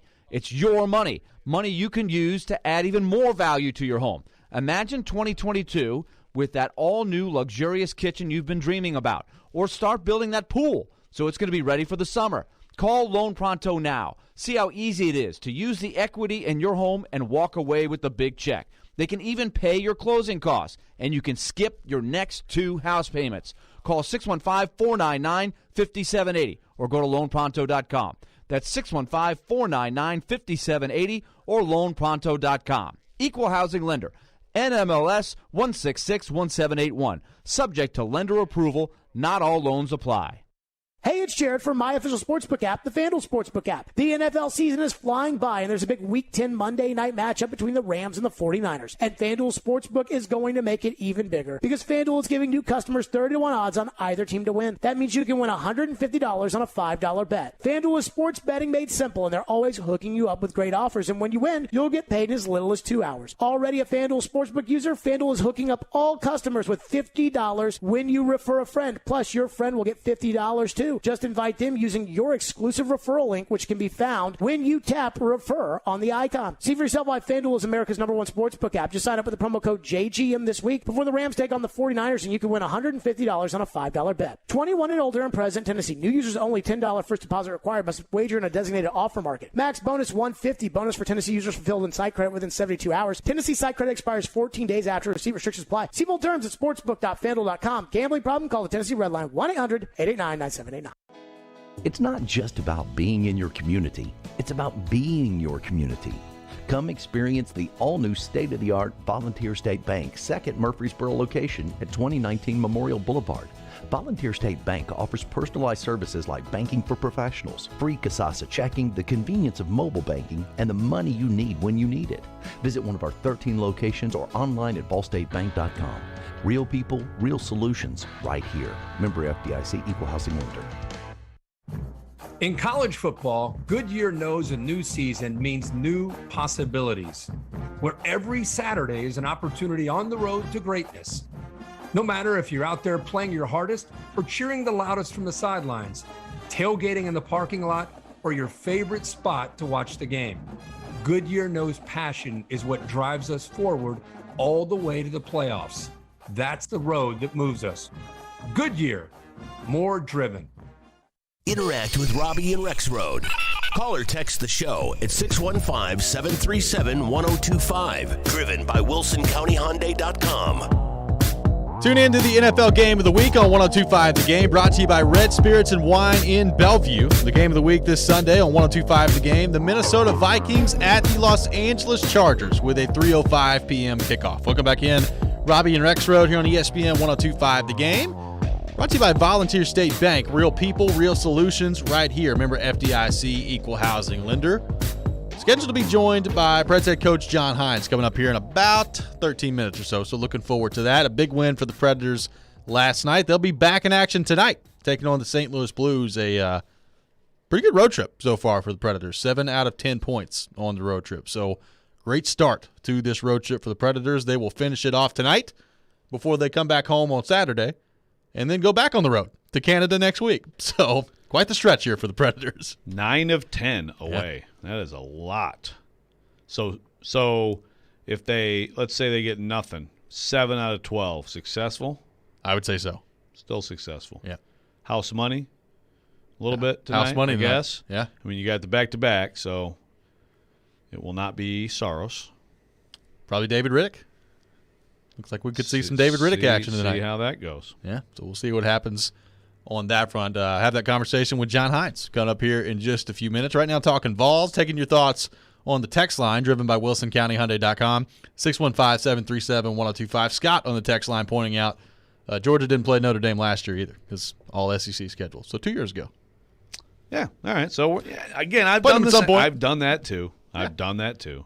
Oh, I do it all the time. There's things that happened in 2014 that I'm certain happened in 2019. So I'm not going to judge. With that in mind, Tennessee and Georgia did play last year, and it's amazing to think about. Tennessee was winning that game at halftime. And then the second half of the season is where everything went downhill. Now, I have seen some Tennessee fans say that this week of, hey, they're beating them last year at halftime. This defense is a little bit different this year. Now, I understand Tennessee offense, very different this year too, but this is a monster of a Georgia defense. Yeah. It is amazing. You got to remember too, like what did Georgia have, like the snap over the head in the beginning of the game, and they kind of fumbled around, but still, that was the height of the Jeremy Pruitt era. as coach of the Vols. It was halftime of that game. That was the height of the era. Like, he had gotten his extension. He totally deserved it. Phillip, you should have given him more money. He is going to lead us to the promised land. They're about to take a bite out of Georgia's behind. That's right. That's right. You're throwing up fades to Josh Palmer. And then, man, the turnovers and just the sacks and boy. And pretty much that's how it looked the rest of the way. Yeah, all right? I mean, like they broke them. Like Georgia broke them. break Jeremy Pruitt last year? He broke Jim Chain, broke everybody, I guess. Well, hopefully that doesn't happen to Josh Heupel. Well, that's the thing is the big thing, like also in all seriousness, like getting out of this game. Try to get out of this game relatively healthy as you head into the final stretch. If you're Tennessee, that'd be great too. That's true. Although, I mean, you want to say healthy because you just want, you don't want kids to get hurt, right? Well, there is that. But I mean, they're going to win their last two games quite easily, I would say. Call shot? Well, I mean, sure. I don't know what that means exactly, but I know that Vanderbilt is a rivalry game, but I don't see it this year. I don't see it as being, and actually it hasn't been a competitive game for all of Pruitt's foibles. He kind of flipped that around and was beating Vanderbilt pretty handily. Let's go back to the text line driven by WilsonCountyHyundai.com. Got a text that says only two of the teams Georgia's played all year are still ranked: Kentucky and Auburn. Yeah, think they could be a little bit overrated. Sure. I mean, I will say that the Clemson win, when it happened, you were like, whoa, because Uiagalelei looked good in his limited duty the year before. I mean, you go through the schedule. It's fair. Like Florida was playing better earlier in the year, like when they almost beat Alabama. I mean, what is the most impressive win? Now that we kind of know, I still think the Clemson game was impressive because it's beginning of the year. You have everybody, and you have that confidence. You haven't lost your confidence like Clemson clearly has. They lost their way. Yeah. In that game, that was a battle of a whole bunch of talented football players, right, on the field. But now that you look at Clemson, okay, that's not great. So what is their most impressive win? I mean, I still think actually going to Auburn, which is a pretty good team. Like that's a top 20 team, and just dominating them, I think that's probably their most impressive win. Kentucky has kind of come back to earth. So, yeah, it's fair to say like they haven't exactly gone through murderer's row here. I think it's definitely fair to say Tennessee's offense will push that defense, will test that defense like no offense has been able to so far this year. I'm not saying they're going to light up the scoreboard, but they're going to do things that this Georgia team hasn't yet demonstrated that they can stifle, like they've stifled everything else. Well, this is a big test for Tennessee's receivers because Tennessee's receivers so far this year, pretty much regardless of who they've played, have been able to get open. I mean, Tennessee's receivers, for the most part, they got open against Alabama. This is a much different challenge. So if you're, you look at this matchup, you can't win this game. You can't hang around in this game if these receivers who have made big plays all year, if they don't do that in this game, I mean, you just don't have any chance. Like, I don't, as good as I think, Jabari Small and Tyon Evans are, and we'll see what their health looks like coming into this game. Like, I just don't really envision much of a scenario in the running back part of this that you're running the ball very well against this Georgia team. Now, Hendon Hooker, getting the quarterback involved, maybe so, and that may be the way you got to do it. But I don't expect a big day from Tyon Evans and Jabari Small if they're able to go. No, but that's where tempo also can help you sometimes. You catch a team and you pop one here or there. But yeah, for the most part, it's going to look different than in some of these games where they've just been running wild. And yeah, the receivers. Again, I watch these Tennessee games and it feels like in a lot of these big plays, it's a great job of scheming things up, but it's also got to be defensive mistakes. Who of this receiving core, can go out there and defeat press man from future NFL cornerbacks, because that's what Georgia's going to do. But there's also a lot of things you can do to beat man coverage, and that's it's going to be really fun to see Heupel and how they attack this game. And Alex Golesh, we never talk about Alex Golesh. I mean, he is the OC, You know, he's also probably like their best recruiter on staff, which is worth mentioning. But it's just Heupel's baby. I'll tell you this: I would throw the ball to Javonte Payton a few times in this game. Yeah. I mean, he averages 83 yards a catch. So imagine if he had like 3 catches in this game. Yeah. It is amazing. He has 14 catches this year for 6 touchdowns. He's averaging 26.1 a catch. Outrageous. Half of his catches are touchdowns almost. 14 catches, 365, 6 touchdowns. A long of 75, which, by the way, I feel like he's gotten a 75-yard touchdown like 3 times so far this year. I mean, I think he legitimately has, right? Or 72, 75, whatever. Yeah. Yeah. 26.1 a catch. That'll be good for the old average. He's like, I don't have any time for your bubble screens. Throw the bubble to Velas. The first play of the game the other day was basically a bubble screen. That's true. And he took it to the house. He took it all the way. Yeah. If I'm getting a bubble, I'm going the distance. That's right. It's pretty impressive. I did not anticipate Javonte Payton being the best deep threat this year. Thought it was probably going to be Jalen Hyatt, but hey, receiving course pretty good for Tennessee. It's been a nice pickup. See, Cedric Tillman is a guy to me in this game with his physicality that, and I still think that when it comes down to it, when they get into a situation where it's like, okay, who do you trust out there, Hendon Hooker? I still think he has the best connection with Tillman. Like that's a guy who's going to have to, he's going to have to fight for space out there and make some physical catches in traffic. Ben on the text line, driven by WilsonCountyHyundai.com, says 9-3 next year. Line it up. There you go. Okay. I mean, it could have been. I mean, look, you look at the Pitt game, you look at the Ole Miss game. Yeah. That could have absolutely easily been the case this year. Yep. 9-3 next year. I don't remember their schedule. How brutal is it? It still involves Georgia and Alabama. So there's 2 right there. Right. There's 2. They have to go to Pittsburgh. Now Pittsburgh does lose. I mean, Pickett will be moving on. So, that's one of those games where you could possibly go into Pittsburgh and there's also Florida who they've lost like 18 of the last 19 to or whatever the case is. Maybe that's about to change though. Maybe. What do you think? Probably not. We'll see. See, that was Michelle talking trash to you. She's still mad. She's still mad. You can put 1 win on the board for sure. Listen. They'll be Kentucky next year. We know 1 win they're going to have. No. Let's see, Ball State, Akron. Okay, so Ball State and Akron are the you go if you can go into Pittsburgh and win. If you can beat Florida, probably not possible. At LSU, probably not. I don't know. It depends on who. What is LSU? I don't know what their roster is going to look like. Yeah, like how many people are they going to lose with Coach O moving on? I don't think it's crazy. You finish out with Missouri, South Carolina, Vanderbilt. I think it's possible. I'm with you. We've already talked ourselves into a 9-3 year next year. 12-0 and 23. When we come back, we'll be joined by Predators coach John Hines as they look ahead to the matchup tonight against St. Louis. That's next. This is Robby and Rexrode here on ESPN 102.5 The Game. Titans, Saints. Completes A.J. Brown, breaking free. Brown is in. Touchdown. A.J. Brown and company look to keep rolling on their home field.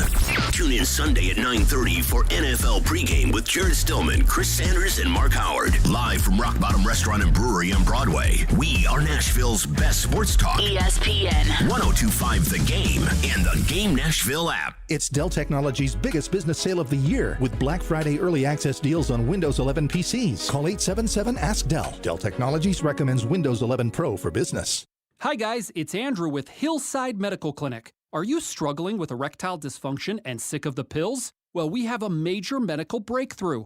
The Wave technology at Hillside Medical Clinic was tested by Cambridge University and the Cleveland Clinic, and the results are in. It's proven to increase blood flow by repairing blood vessels. No pills and no side effects. If you're ready to put a stop to your ED by treating the root cause, call us now. And not only will the assessment and blood flow ultrasound be free, we'll also include something unique that produces powerful results in the bedroom. I don't think I've ever seen it fail. This is a $600 value, free to those that call in the next 2 minutes. 615-576-5000. That's 615-576-5000. Guys, put a stop to your erectile dysfunction and get your love life back.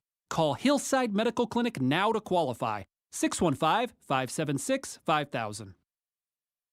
Middle Tennessee, you can count on an award-winning service team for all your home maintenance and improvement needs. Lee Company, we're A+ rated with the Better Business Bureau and trusted by thousands of homeowners in our community. Our team is ready to assist with all your home maintenance projects, heating and air conditioning, plumbing, electrical, appliance service, and more. Experience the convenience of calling one phone number for all your home maintenance needs. Call Lee Company today at 615-567-1000 or visit leecompany.com. Christmas shopping starts now at Electronic Express. Get huge savings on the hottest gifts with up to 50% off in every department. 4K TVs, computers and gaming, smart home, housewares, and more. That's not all. Get up to 50% off all your appliance needs in stock and ready to deliver. Plus, buy now, pay later with up to 36 months free financing. We've got what you need this Christmas at Electronic Express. We make it happen. Calling all sweet tooths. Head to Nashville Toffee Company, a place where rich, chocolatey daydreams are created from a secret family recipe generations in the making. Their toffees and candies are handcrafted in Nashville using all natural, kosher-certified ingredients. Sweet creamery butter, pure cane sugar, premium roasted nuts, deep rich chocolate, and sea salt. Visit NashvilleToffeeCompany.com or drop by their headquarters on Air Lane Drive for a positively hassle-free shopping experience. Whether you're buying for 1 or 100, Nashville Toffee Company is here to make your holiday gift giving easy. Yo, this is Justin from Music Vintage. We're here to provide you with all your vintage apparel needs. Tons of great shoes and memorabilia from your past. We're located in the heart of East Nashville at 2503 Gallatin Avenue, where we do buy, sell, and trade. Got some clothes your stepdad gave you in the 90s? Found some dope clothes in your granddad's closet? Bring it by, we'll give you a cash offer. Found some at a thrift store and don't know where to sell it? Bring it by, we'll give you a cash offer. Got some new Jordans that don't quite fit well? Bring it by and we'll give you a cash offer. Muesli Vintage, here to provide you with all your vintage and shoe needs. See y'all soon, Nashville. In college football, Goodyear knows a new season means new possibilities, where every Saturday is an opportunity on the road to greatness. No matter if you're out there playing your hardest or cheering the loudest from the sidelines, tailgating in the parking lot, or your favorite spot to watch the game, Goodyear knows passion is what drives us forward all the way to the playoffs. That's the road that moves us. Goodyear, more driven. This Saturday, Haskins sneaks through, touchdown Michigan. Easy touchdown, and Penn State reclaims the lead. It's a Big Ten showdown from Happy Valley as the Michigan Wolverines look to keep their playoff hopes alive at Penn State. Coverage begins at 10:30 on ESPN 102.5 The Game and the Game Nashville app. Hey Nashville, this is new Vanderbilt head coach Jerry Stackhouse. You're listening to Nashville's best sports talk, ESPN 102.5 The Game. Welcome back in, Robby and Rexrode here on ESPN 102.5 The Game, brought to you by Volunteer State Bank. Real people, real solutions right here. Remember FDIC, equal housing lender. Robby Stanley, Joe Rexrode, Michelle Knezvik here with you on this Thursday morning. And it is time to go to our 102.5 The Game phone line, driven by WilsonCountyHyundai.com, and welcome in, after a big win last night, Predators coach John Hines. John, what's going on, man? How we doing? I'm great. Good to be here with you guys. We got here in St. Louis, got a back-to-back, so we're getting ready for those guys tonight. Absolutely. Coming up tonight against the Blues. And, John, obviously, 7 out of 10 points so far on the road trip. The results going very well. What have you thought of the process and the game that your guys as a group have been playing over the last 5 games? You know what? I think for the most part it's been good. We've played some real tough teams and some different style of teams that I thought we got tested, I think, in a way against Calgary. Obviously Edmonton has the high-flying offense and the real strong power play. Vancouver was a good team, a little bit younger team. Chicago, we're getting them off I thought they played well. They had the coaching change, and we were at the end of a road trip, so we had to play a tired game. That was one that I didn't like the process as much, but I thought it was a really good learning experience. And then last night I thought we played a real solid game against Dallas. So, the way I see it going is I think our identity is there. It's given us a chance to win. I think as we continue to move forward, particularly this month with a lot of games, I think the structure, the attention to detail that you want to be able to play with when you're playing a heavy game schedule is really important. I give the guys a lot of credit. We've talked about it, but you're really starting to see them going out and executing it. And I think, paying attention to the details that make a big difference in a game, and it's allowed us to have some pretty good success. A lot of, individual storylines, early in the season here, John, but one obvious one is Matt Duchene and how he's playing and the confidence he seems to be playing with out there. As you watch him, as you coach him on a daily basis, do you sense a different confidence? Is improved health a thing with him? How would you assess what he's doing right now? Mindset. I think the big thing is mindset. We talked this summer and really talked about he's a talented player, but you have to have certain work habits and competitiveness and consistency to your game to be able to earn the right to play big minutes. If you're going to play big minutes, you have to be a driving force in the game with how you play, how you work, how you compete, how you impact the game in a positive way. And this year, Matt, I think he's a willing skater. He's playing faster. He's been much more competitive on the puck and for the puck. And his responsibility, he's playing very responsible without the puck when he doesn't have it. I think he's now seeing, hey, the better I check, the more I have the puck, the less the defense I have to play. And, he looks good, and I give him a lot of credit. We talked about certain things, and I think he likes the minutes and things he's playing, but that's because he's earning them, and he's playing the right way and doing some good things. And now because I think he's playing, he's got the confidence, and he scored some goals, now you're starting to see the skill come out. And, when he has opportunities to score, there's no more hesitation. There's less stick handles. He's just playing, and that's good to see, and that's a tribute to him. Well, and then there's Johansson too, right, who I know you guys asked to do a lot of different things, whether that's on the power play or big face-offs and, all the things that he brings to the table. But offensively, it's going for him right now as well. What have you seen out of Johansson's game thus far? To be honest with you, the same thing. He has a much better mindset to play the game the way you need to play to be a driving force in the game. Even when you look at his goal, if you look at his goal last night, he comes flying through the neutral zone. He bumps a guy off the puck. Then he grabs it, passes it to Jeannot, keeps skating, drives to the back post. He gets the pass from Tanner, and then he puts the puck in the net. I think when you see Joey now, lots of things you notice. He's moving his feet. He's winning faceoffs. He's playing physical. He's, there's not a lot of shifts off every time he's on the ice. There's something happening, or at least competitively, he's impacting the game, and that's a good thing to see. And I think the thing that I'm most happy with the two of them is that they're earning the minutes they're getting. They're helping drive how we want to play and what they want to do. But for them personally as players, they are very talented guys, but they're giving themselves an opportunity to be major impacts on the team. They're giving themselves opportunities to play big minutes, but they're getting rewarded for playing the game the right way on the score sheet, and that's all positive for them and for us. I guess we can keep going down the list of all these guys who are playing well right now. But you mentioned Jeannot. Obviously a lot was made of him being protected, and he didn't play. He didn't have it wasn't a huge sample size of him last year, but he was a revelation. And now, you're moving around in the lineup. Does he still surprise you at all? With what he's doing, or what do you think his ceiling is? Joe, I don't think he doesn't really surprise us right now, just because as you said, he's playing hard, and he's a talented guy, and you could see that. I think the thing that we're probably more impressed with just the consistency level that he's been able to play with, because he plays the game so intense, so hard, he's so competitive, and he does have a scoring touch, but a lot of the substance to his game is his size and how he skates. And he doesn't play an easy game, so to speak, for a player to go through, but he just does it. He does it consistently. He's very committed to it.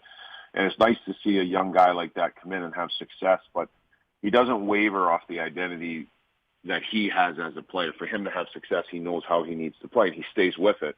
And he's another guy getting rewarded for playing to his identity, which is a good thing. But what his ceiling is, I think he's going to write that script. He was, a year ago, he wasn't even on the team, and now here he is, playing very consistently and being a major impact for us. So, we'll keep coaching him. He'll keep playing hard, and let's see where it goes. But there's certainly a lot of upside with him. Predators head coach John Hines on the line with us, driven by WilsonCountyHyundai.com. John, what's it been like for you guys as a staff having to, I guess, readjust would be the right word, to the normal NHL schedule with travel out to Western Canada and the back-to-backs like the situation you're in tonight? What's it been like having to readjust to that after the way things went last year? It's been refreshing. I mean, last year was a different challenge in itself, but I think to be back, and it's nice to be in the different cities and see the different fan bases, be in the different arenas, getting back to Canada, coming here. Now the schedule is harder.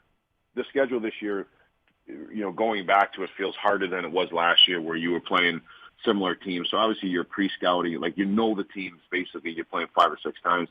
You're going through and just checking in to make sure there aren't any little tweaks that they've made. But here your pre-scouting is different because you don't see teams as much. But to be very honest with you, just the different type of travel is a little bit harder, but it's exciting. Like, even you can tell the players and the staff, everyone's energized. We hadn't been to Canada in a year.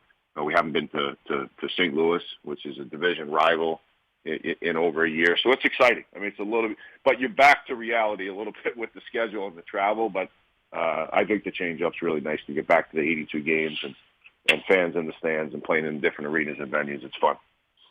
So, John, I assume, at this point you guys are trying to figure out, backup goalie behind Saros. This is another opportunity for that tonight.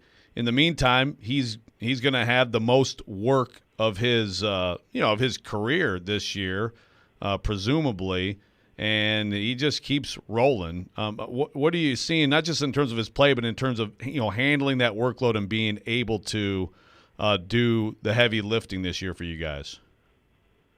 Yeah, it's a good point. I think that the last 2 years, I think he hasn't had the 82 game schedule where he's had to play as many games as he will this year, but he's played a lot. So I think that he has played in back-to-backs. He has played kind of in the starter where he's played multiple games in a row.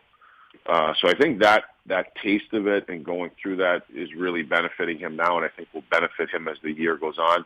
I think the big thing with Juice is just trying to help him manage where he's at. If he's going to get a bulk of the games, which it looks like he is, just what are we doing on off days? Does he need to practice every day? If he does, is it 30 minutes? Is it 20 minutes? Or does he need a day off? I think with him, you have to really deal with him individually to make sure that mentally and physically he's ready to play the games, but he can't just play games. He's got to work. A lot of times the goalies need a little bit of technical work to make sure his game doesn't slip. So, we're on that pretty good right now, but I think that for him, mentally and physically, it shouldn't be a problem. He's a young guy, takes care of himself.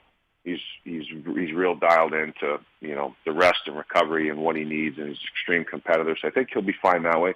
We just got to make sure, I think we help him manage his time so he can stay fresh and hopefully not have any dips in his game because he's been overused. Predators coach John Hines has been our guest here on Robby and Rexrode, wrapping up the road trip tonight against the Blues. John, appreciate so much you taking time to join us this morning, and good luck tonight against the Blues. All right, thanks. Always great talking with you guys. Have a great day. Absolutely, you as well. John Hines, our guest here on Robby and Rexrode. The Preds on a pretty good road trip right now. 7 out of 10 points. They'll try to make it 9 out of 12 tonight. Look at that math on the fly by Robbie Stanley right there. It's pretty good stuff. Very good. If you can get your mute stuff figured out, you'll be having a great day. Yeah, it really will be. Only one so far. You hadn't had one all week. I know. I'm totally screwing myself now. I'm going to have like 7 tomorrow. When we come back, it is time for Preds Pick to Click here on Robby and Rexrode. As I said, the Preds taking on the Blues tonight. Be the first caller, 615-737-1025, 615-737-1025. Your opportunity to guess the goal scorer for the Preds tonight against the Blues. We'll do that next. This is Robby and Rexrode here on ESPN 1025, The Game. From the Fox 17 News Code Red Weather Center. I'm Fox 17 News Code Red meteorologist Dan Guthrie. Temperatures still sitting in the 50s this morning in some cases. That's thanks to the cloudy skies and the rain showers that are moving in as we speak that will be with us throughout the day. This weather report brought to you by Hiller Plumbing, Heating, Cooling, and Electrical. Call the Happy Face Truck today. Celebrate Thanksgiving with Social Furniture and save up to 70% off all furniture. They have sofas, sectionals with chase lounge, and recliners that are all push-button electric and wall away. They have all colors to choose from for your comfort watching any hockey game. All of them are Plus Leather, Microfiber, and Chanel's. They have same-day delivery with no down payments and no interest. Forget the big box store. Support local. Support social. Social Furniture is a proud supporter of your Nashville Predators. More than 80% of hospitals and other healthcare employers are now looking to hire nurses holding a bachelor's degree. That's why Aspen University's 3-year accelerated and accredited BSN pre-licensure program is now enrolling with no wait list. Tuition and fees are less than $50,000 and transfer credits are accepted. Want to learn more? Just text STEP to 323232 right now. Most courses are online and you'll complete your clinicals within our collaborative network of healthcare providers. Plus, if you need more flexibility, we offer a nights and weekends program. Text STEP to 323232 right now. All clinical simulations and labs are delivered in person while following CDC guidelines for social distancing and masks. If you've thought about becoming a registered nurse, the time is now. Text STEP to 323232 to learn more today. Text the word STEP to 323232 right now. Text STEP to 323232. Total cost of the degree program will vary depending on the courses taken, transfer credits awarded, and fees incurred. Employment statistics are from the AAC and Research Brief published in December 2020. Texting privacy policy and terms and conditions posted at textplan.us. Message and data rates may apply. I'm Brenda Connor, identity theft victim. No, I'm Brenda Connor. Too bad it's hard to tell which Brenda is real. That's what you think. I've got LifeLock to monitor my info and alert me to potential identity threats. And if I become a victim, they help fix it. No one can prevent all identity theft or monitor all transactions at all businesses, but LifeLock can help protect what's mine. How about that, Brenda? Thought so. Join LifeLock by Norton and save up to 25% off your first year at LifeLock.com with promo code NEWS. From examining how vital bats are in the creation of Mexican tequila to exploring a lost continent right under our feet, each episode of Nat Geo's Overheard podcast takes a dive into the conversations that occur behind the scenes at National Geographic. Overheard is presented by the City Advantage Platinum Select Card, the card built for your adventure. For a limited time, apply for the City Advantage Platinum Select Card, and you can earn 50,000 Advantage bonus miles after qualifying purchases. Head to city.com/adventure to learn more. Get in zone, AutoZone. Welcome to AutoZone. What are you working on today? So it's about time for an oil change? We've got what you need. Right now, you can get 5 quarts of Mobil 1 full synthetic or synthetic high mileage motor oil and an STP extended life oil filter for just $36.99. And you can get it all fast, your way. Just order online with our free same-day store pickup or next-day delivery. Get in zone, AutoZone. Start your job today at AutoZone.com. Restrictions apply. Jared Stillman. It's kind of a big deal around here. Kind of a big deal in these parts. And company. It's not just the trust, it's the way he gets open and it's the routes that he runs. Tune in Stillman and Company for your drive home. Delivered by TriStar Moving. Weekday afternoons from 2 to 6 on Nashville's best sports talk. ESPN. 102.5 The Game and the Game Nashville app. Robby and Rexrode is on ESPN 102.5 The Game. Curve on front and the score! Who's going to find the back of the net in tonight's Preds game? Robby and Rexrode make their picks to click and welcome a listener to do the same. Pick to Click is brought to you by New Amsterdam Vodka, the official vodka of the NHL. And it is time for Preds Pick to Click here on Robby and Rexrode. The Nashville Predators in action tonight against the St. Louis Blues, the second half of a back-to-back after a 4-2 win last night against the Dallas Stars. The standings are as such. The listeners back on the board last night, so they're up to 4 on the gear. Joe Rexrode with 4 as well. Michelle Knezovic on the board last night as well. Nice. And Robbie Stanley with 1. So the standings are Joe with 4, the listeners with 4, Michelle with 1, Robbie with 1. With that in mind, we go to our 102.5 The Game phone line, driven by WilsonCountyHyundai.com, and welcome in Mike from Gallatin, who is today's participant in Preds Pick to Click. Mike, what's going on? How are we doing? Not too bad, guys. Not too bad. I was able to catch the end of the game, which was nice. So hoping we have another good performance today. Very nicely done. So, Mike, who is your pick to click tonight for the Predators against the Blues? Okay, Duchene is hot. He'd be the popular pick, but I think I'm going to go with our line mate and go with Mikhail Granlund. Oh, I like it. So, Granlund, the selection. Mike, we appreciate you taking time to call in. Thank you. Absolutely. So, Granlund off the board. I tried that last night. He played well. He did. It Yeah, didn't work, though. Didn't work. it is true. It did not work. Actually, I kind of like that pick today. Yeah, me too. Dang. Michelle, you're up first today. Your pick to click tonight for the Nashville Predators is whom? I am going to go with Tanner Jeannot. Tanner Jeannot. Wow. Tanner Jeannot. I'm moving away from Ryan Johansson, but he got me on the board, so upward moving from here. There you go. So Tanner Jeannot off the board. Joe Rexrode, who is your selection? I'll go with Duchene. Yeah. Yes. I'll go with the Duchene. Let's remember that. That was bad. The T is very important. Yes. Matt Duchene. We're not doing the long U. Okay. Matt Duchene, the selection by Joe Rexrode in the competition. All right, give me Johansson. I'll go with 92. Give me Ryan Johansson to find the back of the net tonight. Dude's on fire right now. He is. He's playing well. If you give up Johansson after he gets you on the board, and then Robby scores with him, No. It'll be your own. I have faith. It'll be your own fault, like just like your own fault for rooting for Kentucky football. I knew I had the. First off, very nice. Fellas? Thank you. I knew I had the last pick today. Hate. No, it's not hate. Just point out facts. It's trolling. Trolling is all out of love. Okay, Robby, what were you saying? You had the last pick? Well, I knew I had the last pick today, so I was going to take Jeannot. Like, I didn't think Jeannot would get snatched out. He's got 5 goals. Pretty good. And yet no one wants to take Roman Josi. I know. He does lead the team in points. Yeah. Josi just has a hat trick tonight, and we're all just like, okay. Yeah. And Kentucky's amazing. Period. Mic drop. Okay. We have a week's worth of evidence that would suggest otherwise in every sport, but that's okay. How's Kentucky soccer doing? Phenomenal. Sure, very well. Our rifle team is very good. Yeah, that's what I hear. Good to know. Let's call Kyle Tucker. Talk about it.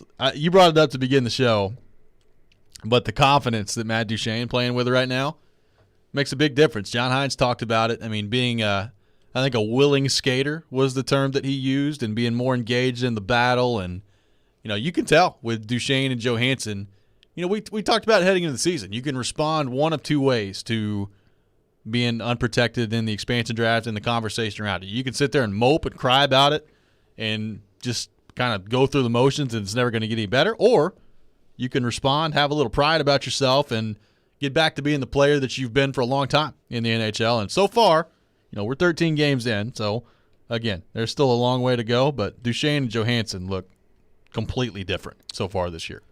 Yeah, and I'm not saying I predicted this, okay? I mean, this has been very good, and I don't think we should expect this to be sustained the entire season, but I never bought the idea that these things happen and they were going to curl up in a ball, or they were just going to be, like problems in the locker room or something. Yeah. You got to work it out. You got to get along with management. You got to get along with your boss, whatever your job is. So even though it's been clear that Matt Duchene and John Hines have not been on the same page, I'd say the same thing about Johansson, and that's been clear in action more than words. Listen to what John Hines said last segment. He said mindset, and also talked about their conversations. You got to have those. You got to find common ground. So if they've moved past all that, and it's just interesting too when you think about a veteran like Duchene who has done as much as he's done in this league and scored as many points, and it almost sounds like a young player. Like, see, if you get on the forward check and you work hard there, now you don't have to play defense. It's like, don't you know that already? But hey. There's different systems, different styles, and also you have to change your game too as you get older in whatever league you're in. Well, and there's different situations too in terms of the team you play for, right? I mean, he played for a lot of really bad Avalanche teams where he had to be so creative and they weren't as much worried about the defensive side of things. He needed to go score some goals. Right. He played for a bad Ottawa team that was pretty much the same thing. He had, a month and a half, 2 month stretch in Columbus where that was a pretty good team. But other than that, there's not been a whole lot of really good teams that he's played for. So it's a different kind of setup here. And, he is getting older. And, look, I think this could not have gone better for John Hines so far. See, I told you, you play this way, you're going to get your chances not only with the ice time, but you're going to score and you're going to produce as well. So I think if John Hines could have wrote a script for those two, probably couldn't have written it much better than it started for those two so far this year. Well, and so far, very early. You have to say it with anything when you're trying to, assess a team at this point. But I think it's been a pretty good glimpse at like his coaching overall working too, because I'd say that they've set some standards last year when they turned things around that they've been able to carry over.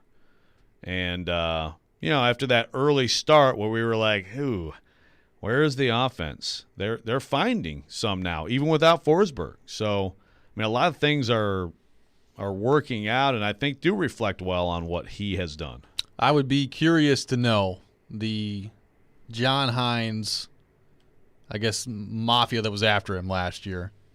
Has your tune changed based on the second half of last year, the playoff series against Carolina, and now so far what we've seen this year? If you were once not a believer in John Hines, has that changed? Like, I think if you evaluate the last, I'd say, 50 games or so for this Predators team, it's kind of hard to ignore what you've seen out there. It's been largely pretty good. Consistently, largely pretty good. I expect someone to send a tweet or a text with some blobs on it to show why actually he has no idea what a hockey puck is. I know someone has that Give information. me some charts and graphs. The blob. Willie? The blob Pull graphs them up. are amazing.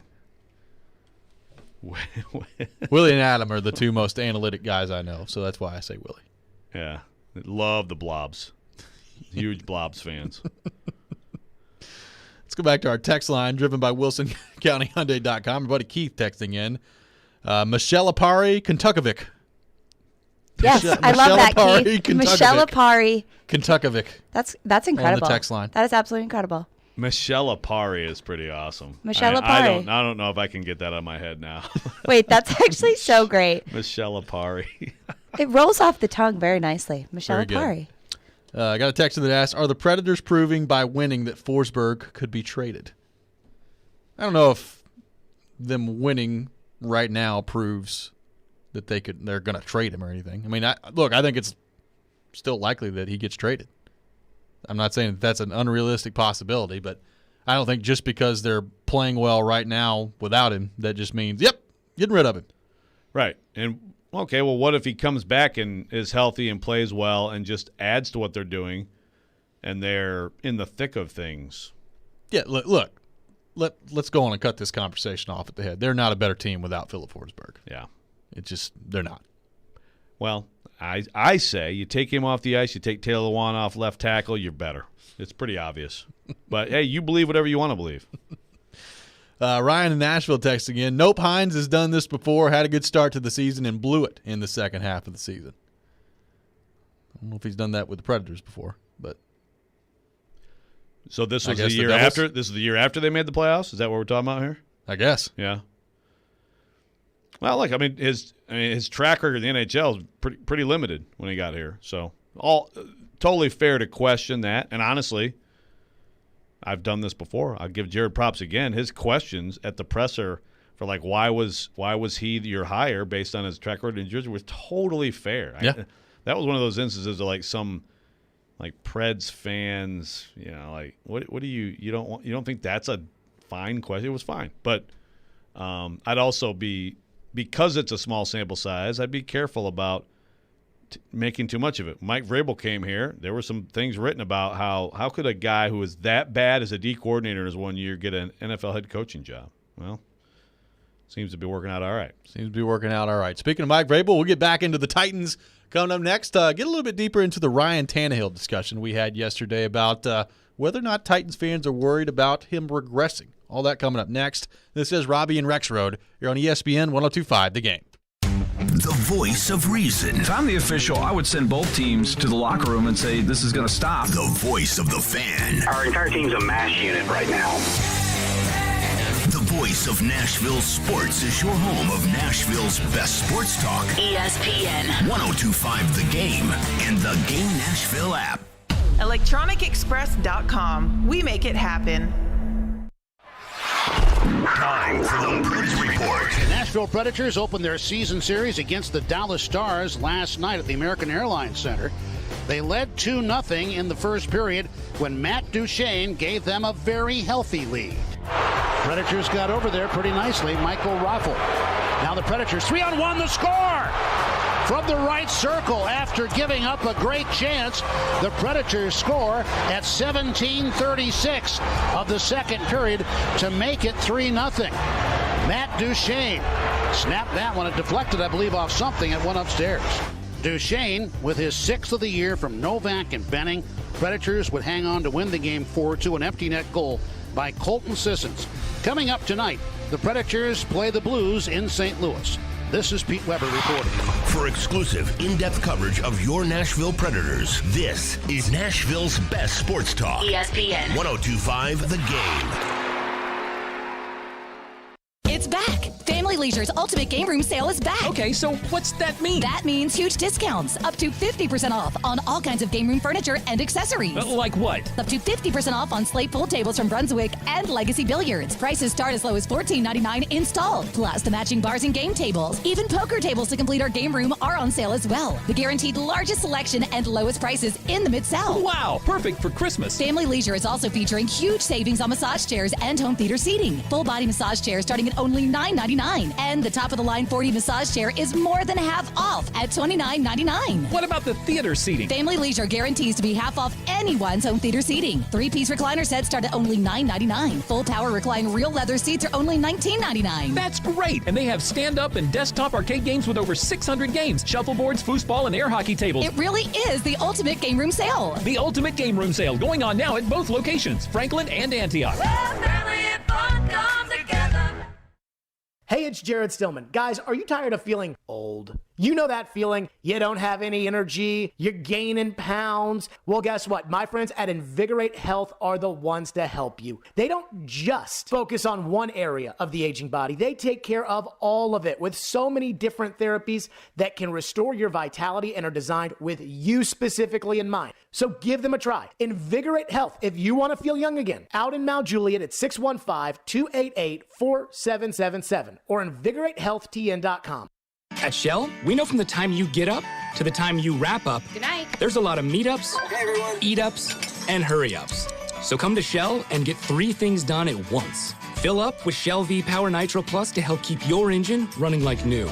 Save up with the Fuel Rewards program and never pay full price for gas again.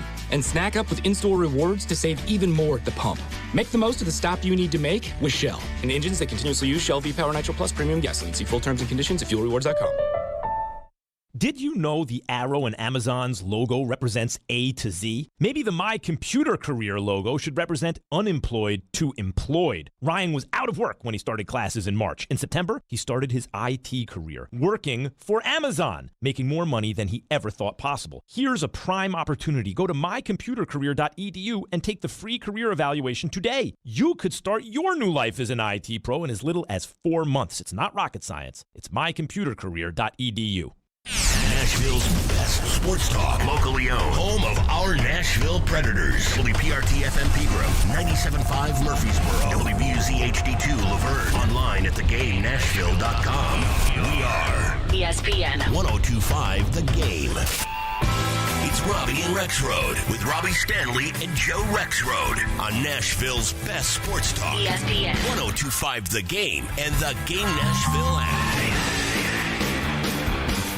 Welcome back in, hour number 3, Robby and Rexrode here on ESPN 102.5 The Game, brought to you by Volunteer State Bank. Real people, real solutions, right here. Remember, FDIC, equal housing lender. Robby Stanley, Joe Rexrode, Michelle Knezevic here with you on this Thursday morning in Nashville, Tennessee. Taking your thoughts on our phone and text lines, driven by WilsonCountyHyundai.com, 615-737-1025, 615-737-1025. 1025. Let's go to our phone line, driven by WilsonCountyHyundai.com, and welcome in Logan, who wants to weigh in. Logan, thanks for calling into Robby and Rexrode. Yeah, thank y'all for taking my call. I just wanted to say one quick thing about UC Soros, and I'll hang up and get y'all's reaction. Okay. I love the guy, and he's been great. He reminds me a lot of Pecorino in his early career, winning games with a team that they probably shouldn't have won. And the only knock I have on UC Stars is when we get running around in our zone sometimes, the puck will kind of flutter into him, and he'll kick it back out in the corner. I really wish he'd just stop playing and hold on to those, because the only thing this team I see they struggle with when the puck gets in the defensive end in the corner, they have a hard time getting it back out. Hey, thanks for the call, Logan. Hang up and listen. Yeah, we appreciate it. I mean, Saros, he's not going to be perfect out there, but, largely he's been pretty impressive so far. With a shorter goaltender, you're always kind of worried about a couple of things. I mean, he has to push across so hard from post to post that sometimes that can create rebounds, but I think largely his rebound control is pretty good, and you worry about getting beat over the shoulder too. But the thing is, especially now at his age, he's so athletic. I mean, that's how he's as good as he is, because he's one of the most athletic goaltenders in the league, and he put that on display again last night. Been pretty impressive so far. Yeah, and if you want to do the comparison, obviously one is just they're totally different physically, but playing the puck, he's not Pecorine in that way either. Well, sometimes Pecorine was so aggressive with that, I was like, what are you doing? But worked out pretty well for him. But it's funny because I think they're both such. I guess any good goaltender in the NHL, if you watch someone enough, like it's fun to watch. But I feel like both those guys are really entertaining goaltenders to watch in very different ways. Will from Nashville texting in, Forsberg is Robby, Lewan is Joe. So two very important members to two different teams. And I'm Vrabel. How do you feel about being Taylor Lewan, Joe Rexrode? Well, I can be very sophomoric. So I don't know if I can quite reach his level of being a middle schooler in my late 20s, but wait, I try. Joe, that's actually funny you say that. When he walked out to practice yesterday, he pulled his shorts and made him low ride, and he was like, "Hey guys, what are we in middle school again?" And he was swagging out. I remember just looking at him like, "What?" Yeah, you should see some of the stuff he's done in the locker room in his open media. If we ever get that again, watch out. Hey. Anytime we're compared to high-level athletes, I'm about it. I'm glad that people finally appreciate our athleticism here on this program. Yeah, but wait, I'm trying to. So are we? Well, we saying were talking about that both of us need to be gone. Then, well, maybe so. Get them both out. You get traded, I get cut. There we go. Well, I guess we'll see what happens on that front. And by the way, in all seriousness, no, the Titans are not better without Taylor Lewan. Please stop. Thank you. All righty. Thank you. Predators also not better without Philip Forsberg. There we go. Can we put those two arguments to rest? Yes. So this show would not be better if there was no one behind the microphone. Yes. So I think we could probably, most of us, hopefully agree with that. I think it would not be better. I'd be pretty bored. You'd have to talk. I bet we'll get a few texts. It would just become a cat's propaganda vehicle for you in the studio. It'd be just an infomercial of John Calipari. Michelle Perry. Michelle Perry.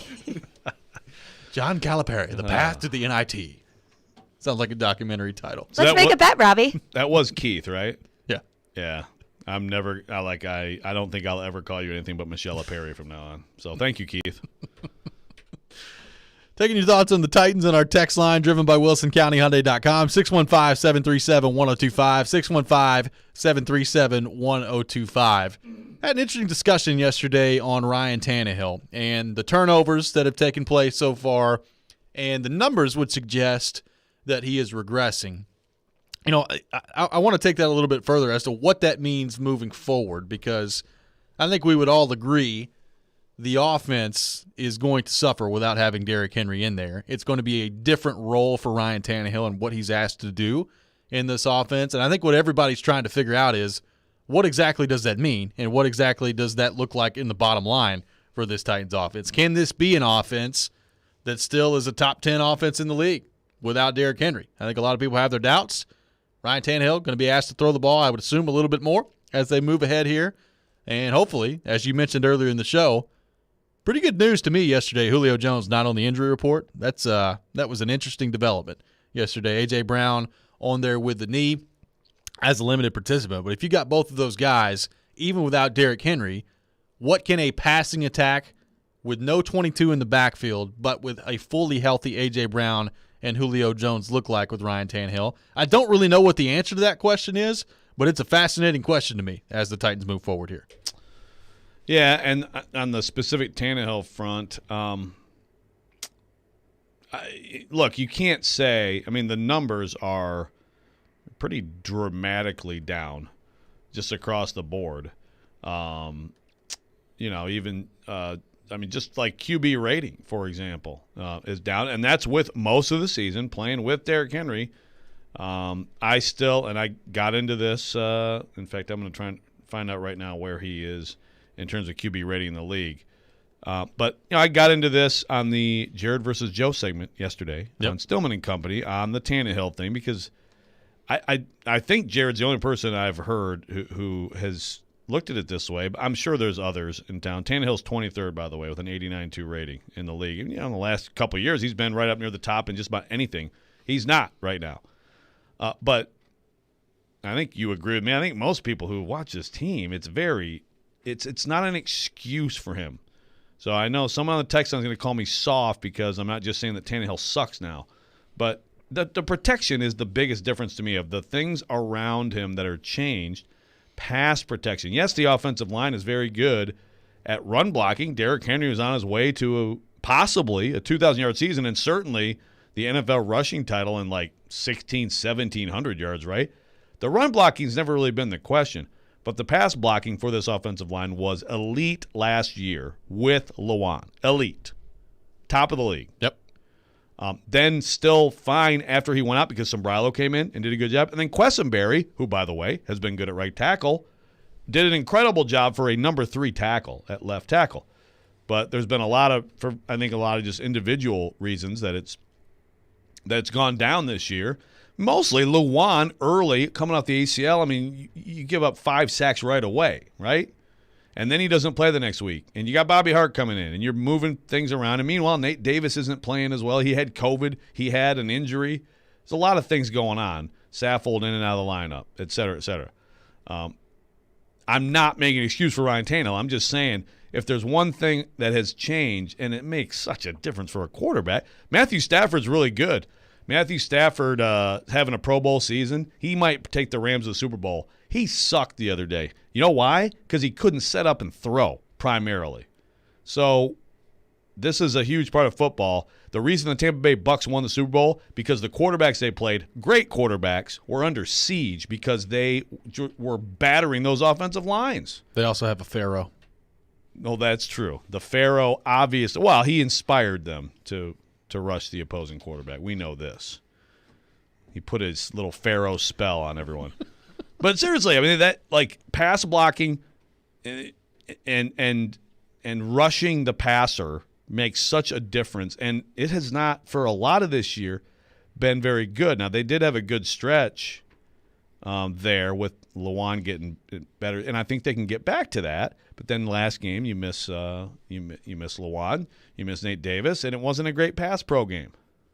Yeah, absolutely. I mean, I agree. The protection, a big deal in this league, but is that everything with Ryan Tannehill when it comes to regression? We'll get a little bit more into that coming up next. Take your thoughts on our text line driven by WilsonCountyHyundai.com, 615-737-1025, 615-737-1025. Attention men, have you been struggling with erectile dysfunction? Well, Hillside Medical Clinic has a breakthrough treatment for ED that does not require any pills, injections, or surgery. And right now, Andrew joins me from Hillside Medical Clinic to tell us all about it. Andrew, what's going on, man? How are we doing? Hey, I am doing well, and that's right, guys. If you're a little frustrated in the bedroom, probably sick of the pill, frustrated with the erectile dysfunction, we have a major breakthrough. It's called wave therapy. Here's what it does. Clinically proven to repair your blood vessels and improve circulation drastically. In fact, enough we can get rid of the erectile dysfunction, and we do it without a pill. And Andrew, you mentioned it's clinically proven. What sorts of studies have been done on this technology? We have 50 clinical studies backing our technology. Cambridge University tested the exact one we use. They called it safe, effective. It even has been called the new standard of care for erectile dysfunction. And you have a special offer if our listeners call in right now. We certainly do. If you're ready to end the ED and regain the love life or just improve performance in the bedroom, call us now. The assessment, the exam, and blood flow ultrasound is free this morning, plus a gift that produces immediate results in the bedroom. You'll love that. Worth hundreds of dollars. We're doing it free to callers now. That's right, guys. You can put a stop to your erectile dysfunction by treating the root cause of the problem. Call Hillside Medical Clinic right now to qualify for that offer at 615-576-5000. That's 615-576-5000. Put a stop to your ED and regain your love life. Call Hillside Medical Clinic right now at 615-576-5000. Titans on 3. 1, 2, 3.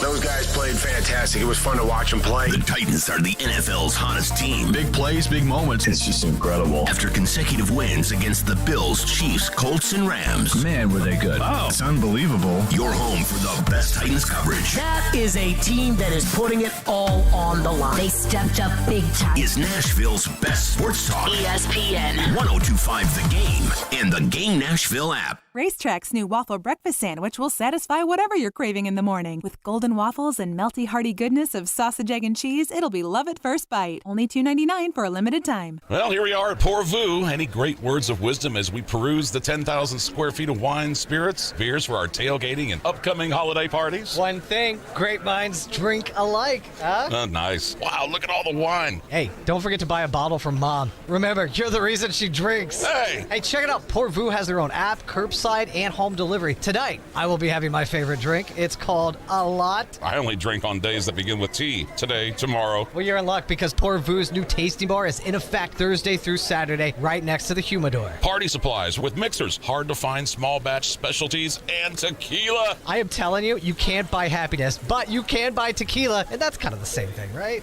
Tequila, because no good story ever starts with that one time I ate salad. Right? Pour Vu means for you. They really have the best selection, service, and knowledge we didn't find at the big box stores. May all your days be filled with umbrella drinks. Pour Vu, open 7 days a week at Indian Lake Boulevard, exit 7 off Vietnam Vets in Hendersonville.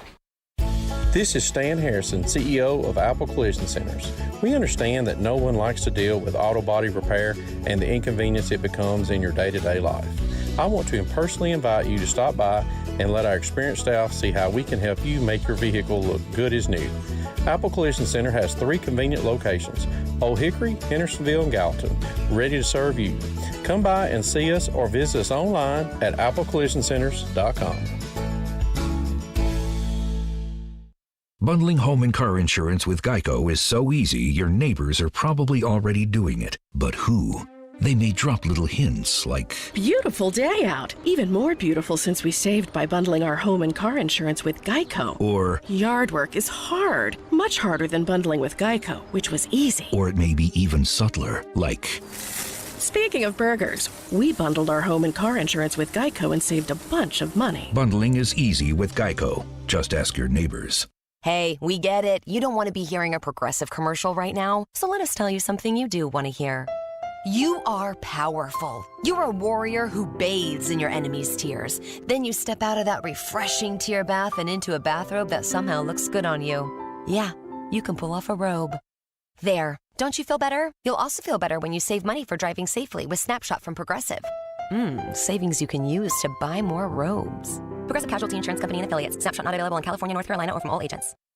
If you've missed any of today's show, just search Robby and Rexrode on Apple, Spotify, or your favorite podcast platform.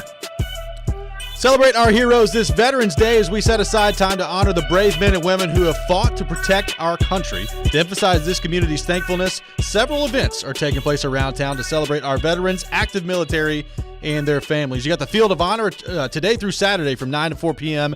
at Andrew Jackson's Hermitage in Victory Field. This historic site will feature 1,000 American flags honoring veterans and active military. You've also got Veterans Day at the museum today from 9 a.m. to 5 p.m. at the Country Music Hall of Fame and Museum. Veterans and active military can visit the museum with up to 3 guests for free. And also today, the Veterans Day ceremony at 11 a.m. at Veterans Memorial Park at 115 Floyd Mayfield Drive in Laverne. You can attend a ceremony honoring those who have served in the military. So make sure you keep that in mind today. And this information can also be found on our website at thegamenashville.com/veterans. Welcome back in, Robby and Rexrode here on ESPN 102.5 The Game. Taking your thoughts on our text line, driven by WilsonCountyHyundai.com, 615-737-1025, 615-737-1025.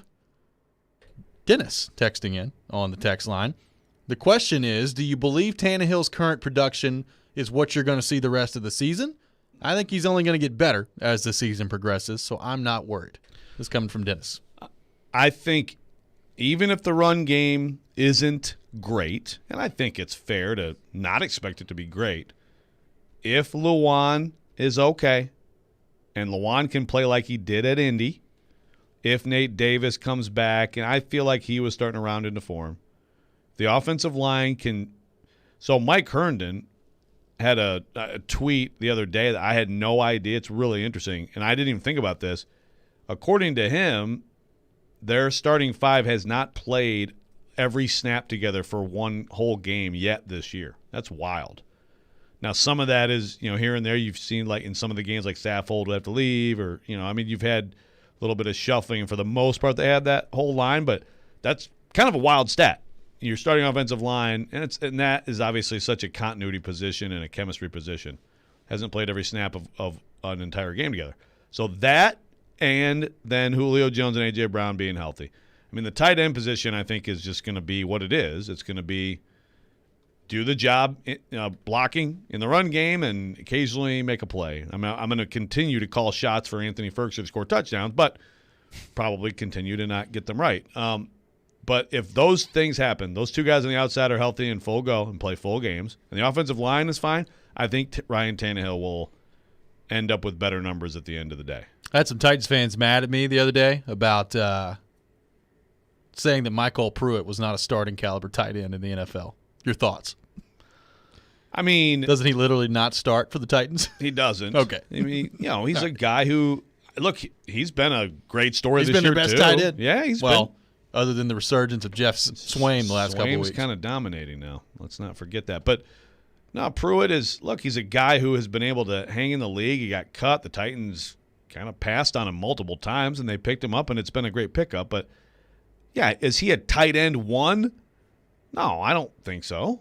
They don't have one. I thought Ferkser, in at least some ways, was going to be that guy, and it hasn't worked out that way. Got a text from Jared. You ready for this? Oh, goody. Joe needs to shut up about Taylor Lewan. He's never stopped yapping about if Lewan comes back and is good like he was 3 years ago.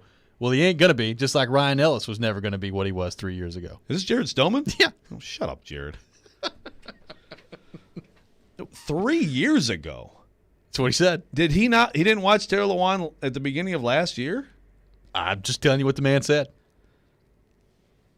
There's a lot of fair criticism of Taylor Lewan, and I mean, there's whatever you think about the whole thing with the PED. Regardless, he made a huge mistake there. Going rogue and taking stuff that wasn't totally approved by the Titans doctors. I mean, he screwed that up big time, and he lost 4 games, and that was a big factor in why that offensive line was so bad early in that season. Right, and that was part of why Mariota lost his job. But the second half of that year, that was 2 years ago. So 2 years ago, that offensive line, I'd put the entire performance of that offensive line, once they got going, once Nate Davis figured it out, with Jack Conklin, with Lewan, that was a huge part. Derrick Henry, incredible performances, dominant, great, all that stuff. The offensive line was a massive part of that, and Taylor Lewan was the centerpiece of the offensive line. So that's 2 years ago. So that's January of 20. That's less than 2 years ago. And then he picked it up last year and was great, and he got hurt. So what are we talking about 3 years ago? You're not supposed to be old enough to have that much distortion of time in your brain, Jared. Got a text that says, Joe's take on Tannehill equals rational. Jared's take on Tannehill equals hysteria. It's typical. But Caroline awarded him the win yesterday. Did you? I would hope you. Did you listen to it? I did not yesterday. I was battling a skunk. skunk. Hurts my feelings. Yeah. I know you had the skunk, but you should have really dropped everything to listen to it. Okay. Just spray a little bit of perfume on yourself. You're fine. Febreze. Yeah. Yeah. No, but Caroline predetermined that he was going to win yesterday, and he won by 0.1 of a point. Oh, okay. How about that? Close battle. Yeah, how about that? But anyway, he got smoked, as usual. Jeff texting in, it's unfortunate that Jared just does not see this, but Tannehill's performance is directly related to the protection of the line, just like the secondary was much better in the Rams game due to great play by the D-line and the linebackers. This is coming from Jeff on the text line. Well, and that's the thing. So I think Jared had a point about the OC. I mean, that may be something. Like Tannehill and Arthur Smith had a great thing. You change OCs. Is that a factor? I mean, I could buy that as a factor. And then tight end was his other thing, Jonnu Smith. I think he misses Jonnu Smith. That's fine. Well, but to dismiss, a team that has given up basically the same number of sacks that gave up all of last year as something, when in some of these games, not only has he been sacked a lot, he's been hit hard a lot, like he never has before. How do you dismiss that as a factor? I mean, to me, that's being willfully ignorant on this. Well, it's certainly a factor. Now, I will say, and he's done this a few times the last couple of years, but not much. He's made some throws this year where you just look around and say, what are you looking at, man? I agree. Like that throw the other night, the Jalen Ramsey play was just horrible. That was a bad pick. Yeah. Now, and it does feel like that has happened a little bit more often this year. Now, to your point, is he doing that because he's scared to death he's about to get his head taken off, or it feels like he needs to get the ball out quicker? Why is that happening would be my question. Yeah. Well, and he got asked yesterday about basically Ben Arthur asked him, essentially, like, now that Derrick Henry's out, like, how do you balance the feeling that you have to, and I'm paraphrasing this, but like the feeling that you have to do more in the pass game with not taking too many risks. I agree. The Ramsey pick was terrible. It reminded me of last year when they lost at Cincy. He had a pick in that game that came out of nowhere, and you're like, whoa, what was that? Just a needless, forced pass. You just haven't seen much of that from him the last two seasons. You've seen more of it from him this season, and some of it, I mean, protection or not, or whatever other factor or not, like, you just can't do it. So he's got to clean it up. But I haven't seen anything this year that tells me there's no way he can just clean it up. I think he can clean it up on his own. Ron on the text line. Joe Rexrode, a.k.a. Taylor Lewan apologist. This is coming from Ron on the text line. Your thoughts? I mean, I just told you he was a blubbering 12-year-old in the locker room. Does that not count as something? You've been called a Taylor Lewan apologist a lot on our text line over the weeks. Look, if you don't think that Taylor Lewan is a good left tackle when he's healthy and right, if you don't think he matters to this team, I can't help you. I don't know what you're watching. Bobby Hart? Yeah, I mean, again, I think it was a great and kind of unexpected development for them last year that Sombrilo and Quessenberry came in and did a pretty good job. But I don't see how you watch Taylor Lewan even last year before the injury, and a little bit this year. I think, again, go watch the Indy game. That's the Taylor Lewan that you badly need as your left tackle. It hasn't happened enough this year, but he is coming off an ACL. Does this not count? Does this not register that the guy's coming off an ACL and it might not be so easy for a 300-pound, 6'7" dude to just snap his fingers and be all right again? Well, again, that conversation is different for what that means for his future, right? Like, I think it's fair to question, like, is Taylor Lewan ever consistently going to be the same player again? And especially when that price. Like, moving forward, it's more than fair to question that. But that's a different conversation than what he brings to the table right now for this team when he's healthy. If you want this team to go do something special this year, he's a part of it. Play Silly Underdog Picks today. Pick 3 football underdog teams you think will win this week for a chance to win tickets to an upcoming sporting event or concert. Go to thegamenashville.com for more details and to play. Silly Underdog Picks is presented by Volunteer Hose and Gasket. We'll come back. We'll react to more of your text, both on the text line driven by WilsonCountyHyundai.com and the personal text as well. All that coming up next. This is Robby and Rexrode here on ESPN 102.5 The Game. Tonight.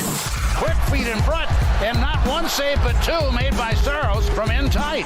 The Nashville Predators complete the second game of a back-to-back, taking on the St. Louis Blues. Pre-game at 6, face-off at 7 on Nashville's best sports talk. ESPN 102.5 The Game and the Game Nashville app. Dan Abrams and his live PD sidekick Styx return in a new program, Dan Abrams Live. Premieres tonight, September 27th at 8, 7 Central on News Nation.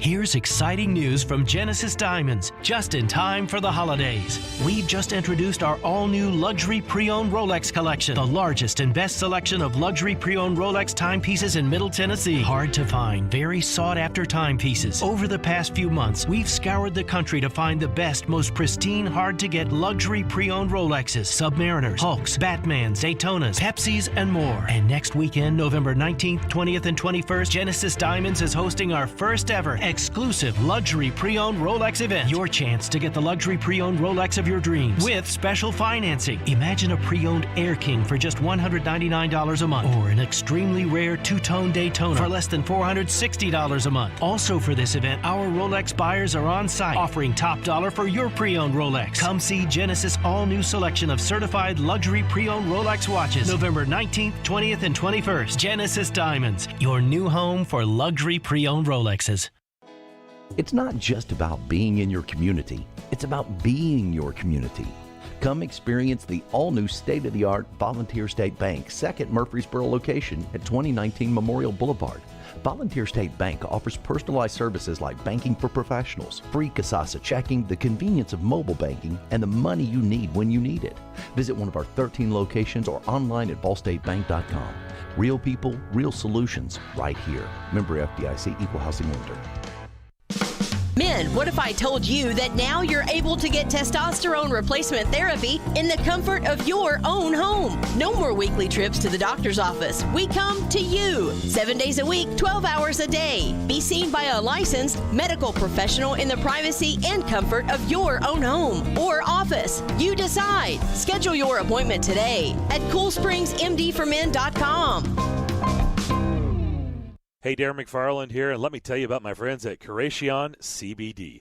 If you're like me and have aches and pains all over your body and you've been searching for a solution, well, I've got it. It's Curacion CBD. Curacion means healing, and that right there says it all. Curacion is locally and organically sourced CBD products right here from Middle Tennessee. From seed to final sell, Curacion is passionate about providing quality products for everyday use for athletes and for pets, too. Order yours now at CuracionCompany.com. Curacion CBD, curated for life.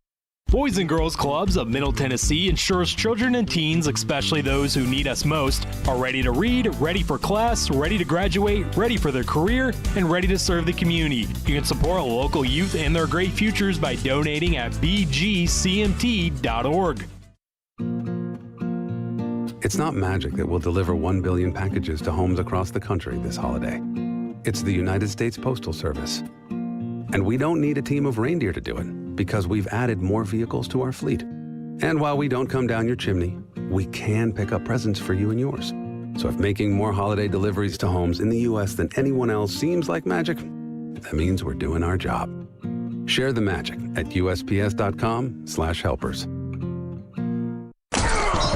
Saturday night. First and goal, it is Williams inside, leading to the goal line and in for a Notre Dame touchdown. The Notre Dame Fighting Irish head east for a road test against Brennan Armstrong and the Virginia Cavaliers. Kickoff at 6:30 on ESPN 94.9 and the Game Nashville app. Hey Nashville, this is Dan Lovitz. You're listening to Nashville's best sports talk, ESPN 102.5 The Game. Welcome back in, Robby and Rexrode here on ESPN 102.5 The Game, streaming live on Twitch, Twitter, and YouTube today and every day. Our video streaming brought to you by the law offices of Amanda Gentry. Robby and Rexrode brought to you by Volunteer State Bank.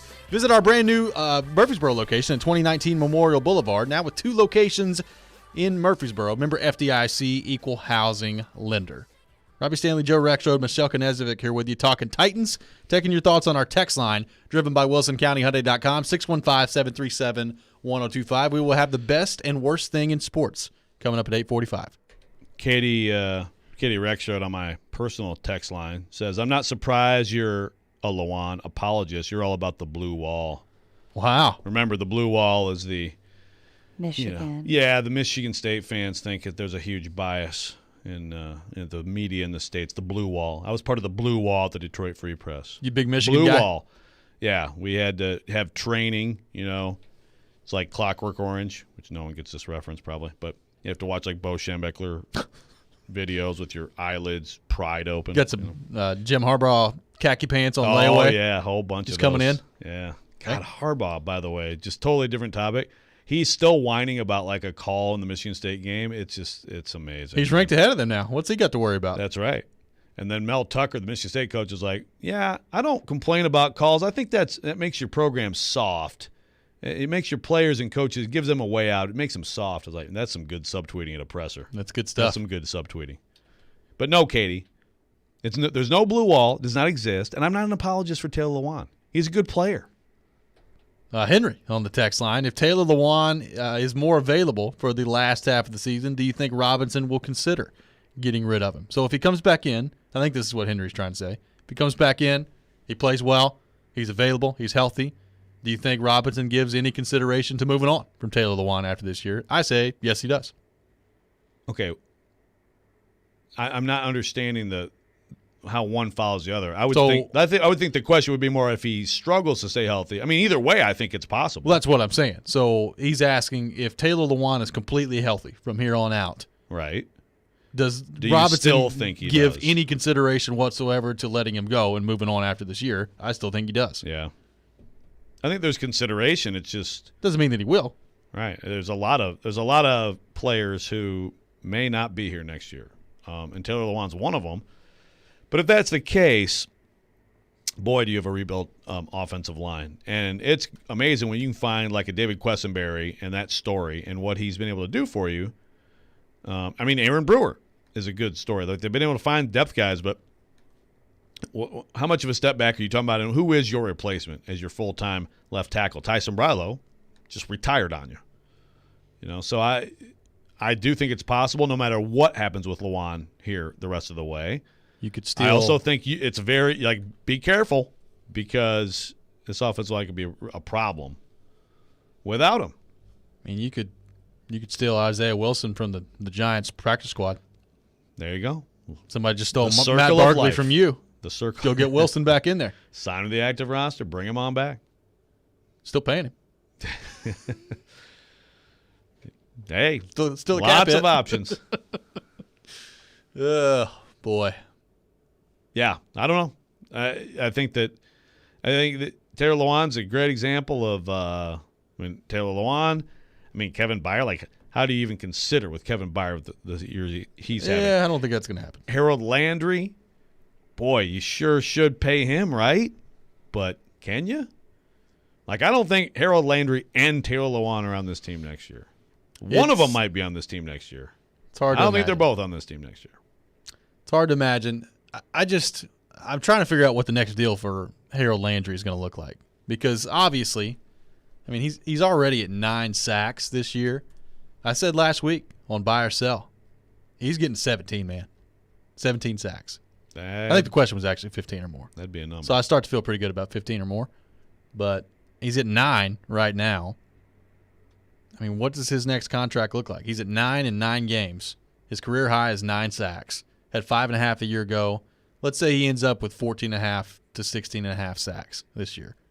What does that number look like for Harold Landry? And is the franchise tag an option for the Titans?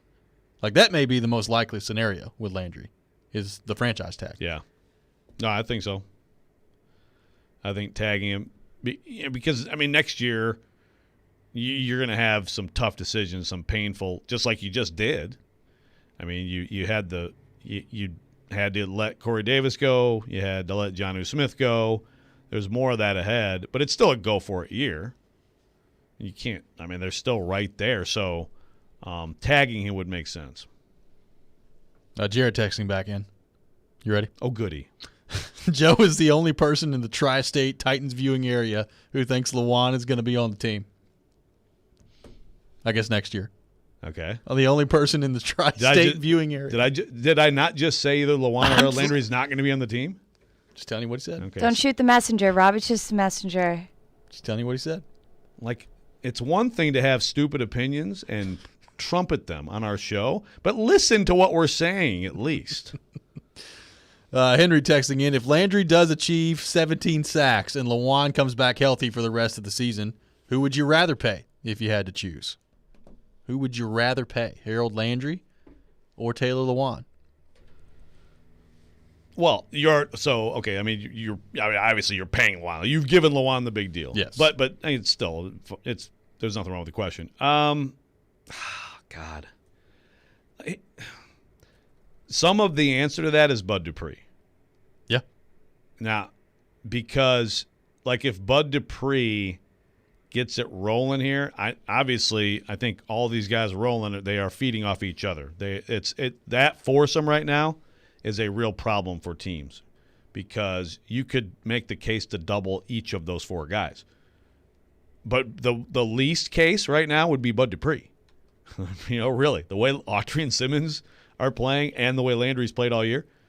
But if Bud Dupree turns it on and it looks like now, okay, he's past the knee, now you're seeing it, then I think you could make the case, like you can't do it. You can't do it with Landry. I mean, I would – my instinct is to say I'd rather keep the young guy who's a pass rusher than the left tackle who's had an increasing pile of injuries, getting older, and is getting a huge cap hit.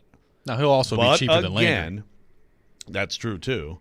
But, I mean, again, it's just like what is your plan on the offensive line? Then you're cobbling together. At some point, cobbling things together, especially when you think about getting older at left guard, getting older at center, it leaves you with a bad offensive line. Yeah. Well, the other thing that I think is interesting to think about here that is not on the mind of anyone right now, but David Beauclair brought it up with us a couple of weeks ago. Like, how do the Titans feel about Rashad Weaver? I mean, Beauclair talked about maybe Rashad Weaver being drafted as a guy that, with Harold Landry in mind, replacing him as they move forward. Obviously, he's hurt, so you have no idea what Rashad Weaver looks like at the NFL level.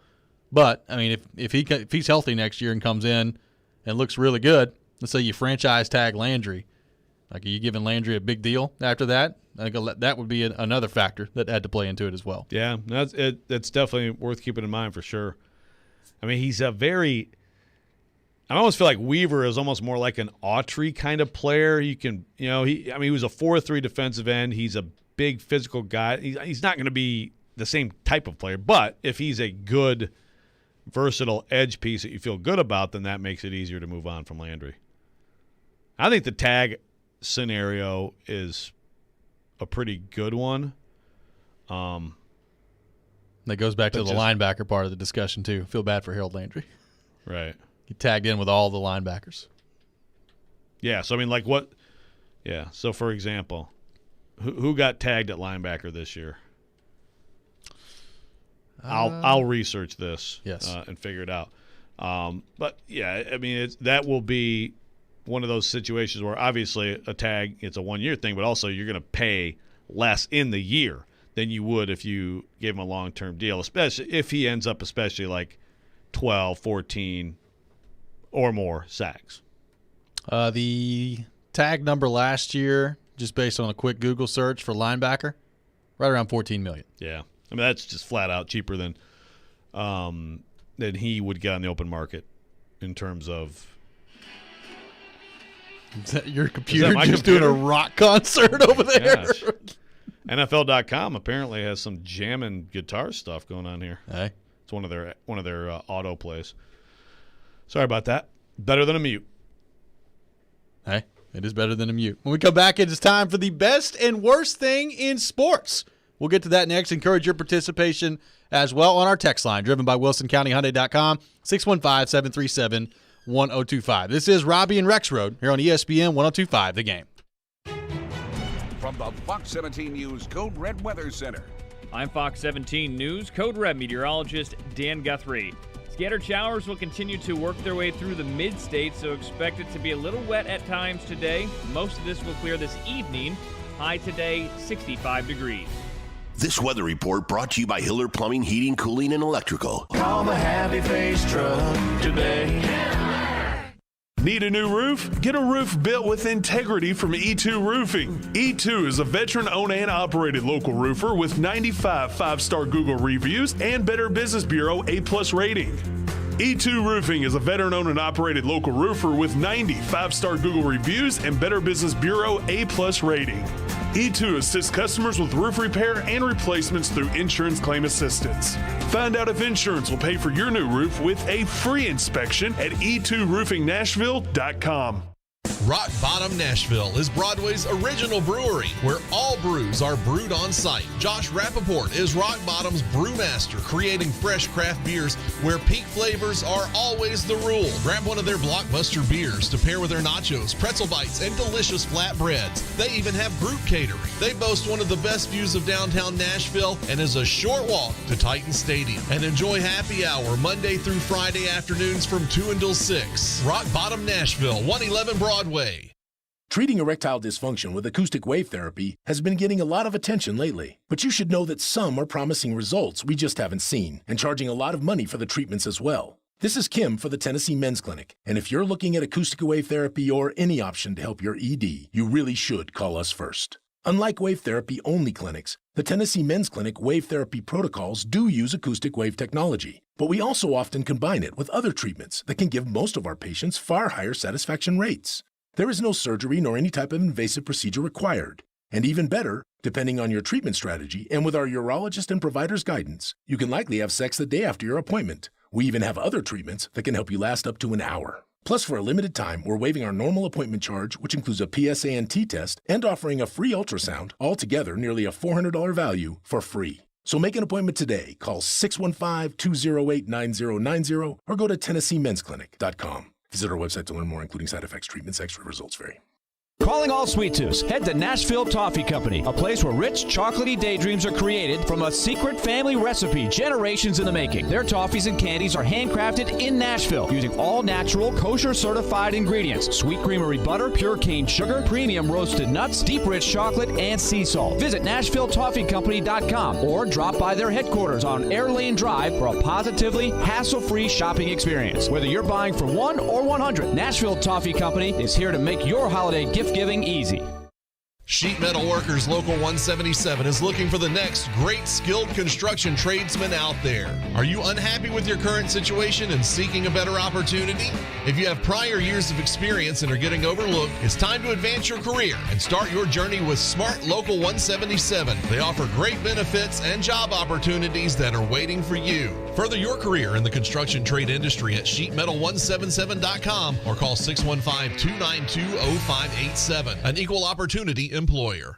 Darren McFarland. He's cool. He's got a personality, and they make fun of him. Willie Donick. Would this be a fun guy to come to work and hang around with all day? Chase McCabe. They're just like, hey, we need you to play yourself. Darren, Donick, and Chase have you covered weekdays from 10 to 2. Presented by Duchene CBD on Nashville's best sports talk. ESPN 102.5 The Game and the Game Nashville app. This is Robby and Rexrode on ESPN 102.5 The Game. The best and worst of the sports week, now on Robby and Rexrode. On ESPN 102.5 The Game and the Game Nashville app. And it is time for the best and worst thing in sports. We do this every Thursday at 8:45. Taking your thoughts on our text line, 615-737-1025, 615-737-1025. Our text line driven by WilsonCountyHyundai.com. We're going to switch it up. The format. We usually go best and then worst. We're going to go best and worst together because Rexrode has taken it upon himself the last few weeks to do it anyway. So we're just going to switch that way. I like it. Let me see, like this week I don't really have two that go together, but sure, whatever. It's like how you always make me go last in Pred's Pick to Click. Yet you're winning by a ton. I just like to find things to complain about. Yet he literally didn't go last today. I did, but that's cool. I forget, you know. Joe Rexrode, your best old brain and worst thing in sports for the week. Yeah, so best, I mean, I think you could go the general that college basketball is back, but I had a feeling that Michelle might do something like that. I don't know. I could be wrong. So I'm going to go with what I think is the best, and some people would disagree with me, but the Golden State Warriors are 10-1, and they look like the Golden State Warriors, and I am 100% here for it. Andrew Wiggins is playing great. Steph Curry's playing great. Draymond Green's playing great. And they're about to get Klay Thompson back. And it's early, but they look legit. Like they've got things figured out defensively. They got Iguodala back, and he looks like Iguodala. I'm excited for this. I think it's great for the NBA if they have a resurgent year and if they win it this year. Then you stitch it all together, and there's no question it's a dynasty. Long way from that. But there was some debate. Was what they did, was that a dynasty or not? I don't know. But if they come back this year with a vengeance after all that Clay's been through, and he can get back to being Clay, woo, love it. Love to see it. I'm interested in what they look like when they get out of the state of California and travel on the road to somewhere besides Oklahoma City. But I hear you. They've been really good so far. Well, and also I'm interested to see if James Wiseman can get healthy and give them something at the 5 whenever they want to go big. That would be nice, but we'll see. Your worst thing in sports for the week? Yeah, so it's been a big week for ripping Adam Schefter. I got to do it again.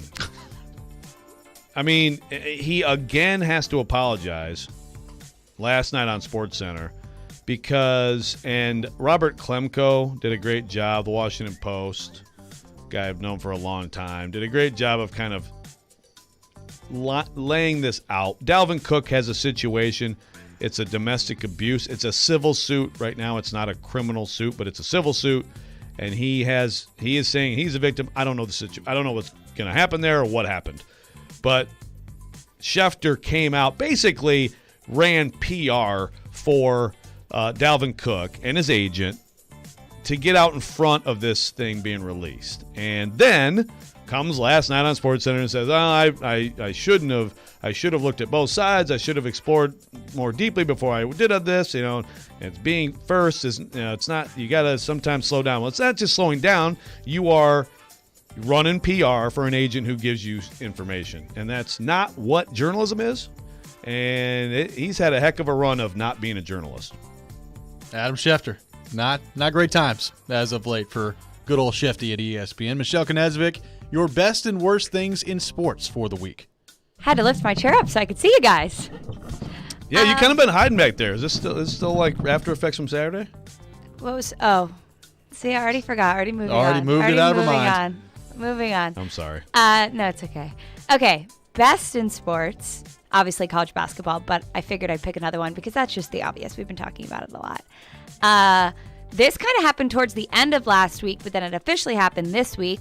So as soon as Adrian Peterson joined the Titans, he has an Ashley and Adrian Peterson Family Foundation.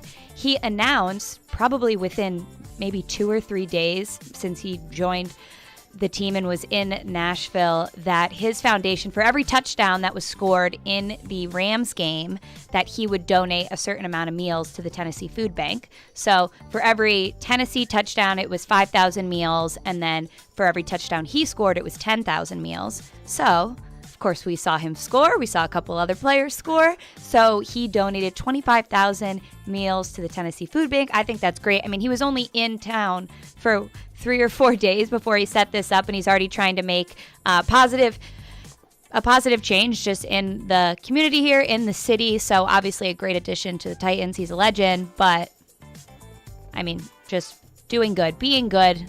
So that just warmed my heart. Of course. APAD. APAD. Your worst thing in sports. Okay, well, this one's a little personal. My worst thing in sports, real quick, is the trolling of Kentucky basketball to me. And maybe I shouldn't take it so personal, but I would just like to make an official statement right here. Okay. And say that I am disappointed in the loss, but I'm not discouraged. 1 game, well, technically 2 games under the belt. We're 1-1. There's a long season to go, fellas, okay? So that was my briefly worst in sports. My real worst in sports is just this whole Aaron Rodgers situation. I think the whole thing could have been avoided if he would have just been kind of more upfront. Kind of not dishonest? Kind of not lying. In training camp, like Lamar Jackson, he was like, yep, I'm not vaccinated. Just be upfront with it. Just say it. And then the whole Pat McAfee thing on the show, I just think there was some truth to some of his stuff and some of his personal reasons, which I think was great that he shared that. But I think he also said just a bunch of false things, too, about the whole situation. And that's never good, especially with a pandemic we're dealing with. This is medical stuff. Let's just not use our platform to spread false stuff. So that whole situation. But yeah, those are my best and worst in sports this week. I'm glad Doc McLovins got some love there. Doc he McLovins. They win the Super Bowl this year. You're going to get like a McLovins shirt stitched in there somewhere? I mean, we can make a bet if you want, but then I have to have something like for you. Okay. Like a rotted cheese head or something. Okay. We'll get it figured out. My best thing in sports for the week, honorable mention, the tears of Kentucky fans. It's been nice to hear that Robby. all week. It's been a nice week for that. I thought we were friends. We are friends. My real best thing in sports, Connor McDavid. Connor McDavid is the most electrifying player in professional sports. And quite frankly, right now, it's not really all that close. He's got 23 points in 11 games. He scored maybe the greatest goal I've ever seen in my life last weekend against the Rangers, where he was basically 1-on-4. I know he plays in Edmonton. I know that a lot of people, maybe even casual sports fans in America, maybe don't even know who Connor McDavid is. He might be the best hockey player I've ever seen in my life, and he is on pace this year to do some ridiculous stuff. Connor McDavid right now, my best thing in sports. He's unbelievable. Good one. Worst thing in sports, we've not talked about this yet this week. Mac Jones twisting up Brian Burns from the Panthers. So Mac Jones gets sacked, fumbles the ball. It's a turnover. Carolina's running back the other way. And Mac Jones, as Burns sacks him, Mac Jones is getting up, and he just grabs a hold of Burns and twists his ankle after the forced fumble. It was a dirty play. Brian Burns not happy about it. Basically said yesterday that he wishes his fellow defensive ends and pass rushers happy hunting on Mac Jones. A really dirty play by Mac Jones over the weekend. You know what? I'm so glad you brought that up. That was awful because there's a low field angle because it wasn't even talked about that day during the game or anything. But then I saw it on Twitter, and someone had a low field angle of it. Man, it was bad. And I saw that Mac Jones said something, and I didn't. It's another one of those things I never saw. What did he say? I didn't see what he said. I'm going to Google it right now because that's ridiculous. And you know what? I like that from Brian Burns. Hey, guys, do me a solid. Hit that QB. He's like, I was really hoping we could play them again. Sure you were. That's going to be a while, too. That's going to be a while. Like, they're going to have to meet in the Super Bowl or somebody's going to have to get traded. That ain't happening. Yeah. Matthew texting in, Robby, you need to put the Rex rant on the day Joe complains about going last on Pred's Pick to Click. That's pretty much every day. So that'll probably line up pretty nicely. I just like to complain, okay? You do. I got a texter that says, the best thing in sports, Adrian Peterson rushing for his 125th touchdown. That's a lot of touchdowns for Adrian Peterson. Titans legend, Adrian Peterson. That's right. Will he have the Titans logo when he goes into Canton? Adrian Peterson, already a more impactful signing than Vic Beasley and Jadeveon Clowney. And Randy Moss. So Mac Jones said, I already addressed the situation. I thought I had to make the tackle, so I did what I did in real time, and it is what it is. And then I'm looking forward to playing the next game. So in other words, you got caught being an absolute dirtbag on the field, and you have nothing good to say about it. I thought he had to make the tackle. Dude didn't even have the ball. Brian Burns didn't even have the ball. I thought he had the ball, and it was my job to try and make the tackle. That was pretty much it, he said on WEEI. You know, obviously, when you get up, you see the ball's actually down the field. It was just a bang-bang play. I didn't mean to hurt anybody. Yeah, man. That's weak. I want to hear what Drew Chester says about his guy Mac Jones now, the Joker. This has been the best and worst things in sports. We'll continue to take your submissions on our text line, driven by WilsonCountyHyundai.com, 615-737-1025, 615-737-1025. Coming up next, we'll get back into the Titans, including some predictions from ESPN, including our friend Teron Davenport, about final records in the NFL. How do the Titans stack up? We'll get to that next. This is Robby and Rexrode here on ESPN 102.5 The Game. The voice of reason. 274 yards, 2 interceptions, 0 touchdowns. You're not going to win a game that way. The voice of the fan. I'm tired of let's just give it to a quarterback. The voice of Nashville sports is your home of Nashville's best sports talk. ESPN 102.5 The Game and the Game Nashville app. ElectronicExpress.com. We make it happen. Stack's crew cranks it up. This is the Commodore Report. I'm Kevin Ingram. 2 nights, 2 season-opening wins at Memorial Gym for Vanderbilt. On Wednesday, it was the men's team with a successful debut for 21-22. The Doors defeating Alabama State 91-72. Good defense from Jerry Stackhouse's team. They forced 24 turnovers by the Hornets and converted those into 26 points. Little technique things that we can work on and clean up, but for the most part, I thought we executed some things Looked at a couple things defensively. I thought we were aggressive when we were aggressive in our traps. We forced some turnovers. 4 players in double figures for Vanderbilt, including a big night by transfer Jermaine Mann. Had a double-double of 15 points and 10 rebounds. The Georgia native enjoyed his first game in black and gold. It felt really good contributing to help the team win.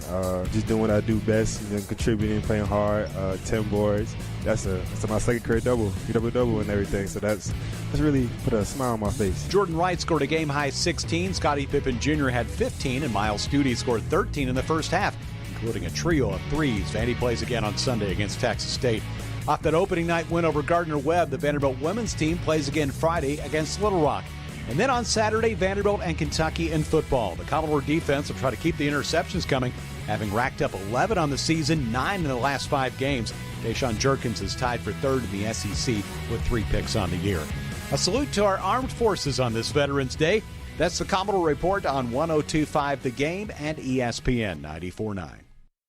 Here's exciting news from Genesis Diamonds, just in time for the holidays. We've just introduced our all-new luxury pre-owned Rolex collection, the largest and best selection of luxury pre-owned Rolex timepieces in Middle Tennessee. Hard to find, very sought-after timepieces. Over the past few months, we've scoured the country to find the best, most pristine, hard-to-get luxury pre-owned Rolexes, Submariners, Hulks, Batmans, Daytonas, Pepsis, and more. And next weekend, November 19th, 20th, and 21st, Genesis Diamonds is hosting our first ever exclusive luxury pre-owned Rolex event. Your chance to get the luxury pre-owned Rolex of your dreams with special financing. Imagine a pre-owned Air King for just $199 a month, or an extremely rare two-tone Daytona for less than $460 a month. Also for this event, our Rolex buyers are on site offering top dollar for your pre-owned Rolex. Come see Genesis all-new selection of certified luxury pre-owned Rolex watches November 19th, 20th, and 21st. Genesis Diamonds, your new home for luxury pre-owned Rolexes. Middle Tennessee football is back at Floyd Stadium Saturday, November 13th. Your Blue Raiders host the FIU Panthers for the 39th annual Salute to Veterans and Armed Forces game, with kickoff set at 2:30 p.m. Arrive early as there's a full day of events scheduled to honor and recognize veterans, current service members, and their families. There'll be various military vehicles placed around Floyd Stadium for fans to check out before the football game, along with special pregame and halftime shows to honor past and present service members. For a full list of activities, head to goblueraiders.com/salute. Stronger together inside Floyd Stadium. Go Blue! Nashville's best sports talk, locally owned, home of our Nashville Predators. WPRT-FM Pegram, 97.5 Murfreesboro, WBUZ HD2 Laverne, online at thegamenashville.com. We are ESPN 102.5 The Game. It's Robby and Rexrode with Robby Stanley and Joe Rexrode on Nashville's best sports talk. ESPN 102.5 The Game and the Game Nashville app. Welcome back in. Final hour of Robby and Rexrode here on ESPN 102.5 The Game. Brought to you by Volunteer State Bank. Real people, real solutions right here. Remember, FDIC, equal housing lender. Robby Stanley, Joe Rexrode, Michelle Knezovic here with you on this Thursday morning in Nashville, Tennessee. Taking your thoughts on our text line, driven by WilsonCountyHyundai.com, 615-737-1025. So, Joe, ESPN has come out with an article for their NFL Nation team entitled 2021 NFL Midseason Report. What we've learned, questions, and record projections for all 32 teams. And as we know, our good friend Teron Davenport, a part of the ESPN NFL Nation team. And it's interesting to kind of sort through these projections. Here the Titans sit at 7-2. And looking around the rest of the AFC, what do people close to the team think that their respective teams are going to finish? TD's got the Titans finishing 13-4. Says the Titans have completed the toughest portion of their schedule and have games primarily against teams without winning records. 13-4, the prediction. Even without Derrick Henry, if they get to 13-4, my question for you is, do you think 13-4 in this conference good enough for the 1 seed for the Tennessee Titans? Well, now I'm going through and seeing if anybody had predicted anything better. Okay. Shelley Smith on the Chargers has them going 13-4, and I have no idea how that tiebreaker would work out. That would mean them losing, I believe, 1 game the rest of the way. Yeah, that would be interesting. Ravens, Jamison Hensley has them going 12-5. Bills. And the Bills 12-5 as well. 12-5, huh? Obviously, if the Bills match the Titans would have that tiebreaker with the head-to-head. Boy, Chargers? I don't know what the schedule is. I have to look at it. I mean, I like the Chargers. I think they're good, but that would be awfully impressive if they went 13-4. If the Titans go 13-4, also awfully impressive. And, I mean, I think you can look at – if you go by the odds makers, what I would expect, I believe that they will be favored in all but 2 games. And I'm not even totally convinced. Yeah, we'll see. I mean, like, how is New England going to play with their dirty quarterback moving forward? How are the Steelers going to be playing? They weren't overly impressive the other night, but those are road games. I would suspect the Titans would be slight underdogs both those games. And I think clearly they'll be the favorite in every other game. A lot of home games against teams that are going to be playing out the string, coupled against super disappointing teams that I actually was kind of excited when the schedule came out about those games, you know. Like, Thursday Night Football against the Niners? They're going to have a big bounce-back year. No, not exactly. The Dolphins game near the end, thought that was going to be – that could have all kinds of implications. Well, guess not. But if the Titans take care of all these games they're supposed to win, and this actually might be the toughest coming up Sunday just because of the defense the Saints have. Yep. And then lose those 2 games, go 13-4, then they're going to be the 1 seed, I think, clearly. The Chargers, 5-3 right now. They've got Minnesota, Pittsburgh, Denver, Cincy, the New York Football Giants, Kansas City one more time, the Texans, Denver again, and then the Raiders to close out the season. So, not impossible for them to go 13-4, but my guess is they probably drop a couple of those. I would think so. Yeah, I would think they'd drop a couple. Never know what Bengals team's going to show up. Yeah, and even, I mean, look, they got the Chiefs, and obviously at the time it was like, whoa, earth-shaking road win, but I haven't given up on the Chiefs. Maybe OBJ going there. Maybe. What's up with that, by the way? Apparently, it's looking like it's down to the Packers, the Chiefs, and the Saints for Odell Beckham Jr. I would love to see the Saints and see him in this stadium Sunday. That probably wouldn't be happening at this point, now that it's Thursday. Yeah, I don't imagine he's going to be playing. Apparently, he might be taking a couple days to make a decision. I have no clue what he's got left in the tank. I have no idea. Obviously, you know how talented he is. Really good player. But, injuries that he's dealt with towards ACL last year, he's not been a factor whatsoever this year in that Cleveland offense. How much of that is he was just out and only outs in Cleveland, and how much of that is maybe he just doesn't have anything left? I don't know. You mentioned the Dan Orlovsky, Ryan Clark film segments they do, which are very good. Yep. They had a really interesting thing about why is Baker Mayfield so much better? Like, his numbers are dramatically better with Beckham out than in the lineup. And they made an interesting point. Beckham plays outside the structure of the offense so much that sometimes he actually brings coverage to places that you're not supposed to bring the coverage. And that messes up, like, the whole offense, which I hadn't even really thought about before. But it's like, geez, man. I think Beckham's very good. He is coming off the ACL. He's not as good as his name recognition. No. He's more of a star than he is a great player. He's still a real, like, if the Packers added him, he could be a really nice 2 for them, I think, right? I mean, the Chiefs need a third downfield presence, and he could provide that. But he's not a 1A receiver in this league anymore. I wouldn't think so. I mean, he's only 29, so that's the amazing thing to keep in mind. But, like, you look at his numbers the last couple of years. Obviously, last year, injury-shortened season. He was okay in 19. Like, he ends up with 1,000 yards in 19, and it kind of felt like that was a disappointing year for him in 19 in Cleveland. That was his first year there. Titans got a front row seat to his first game. That's right. Mariota, just too much for him. According to Stillman, that was 7 years ago when Taylor Lewan was good. I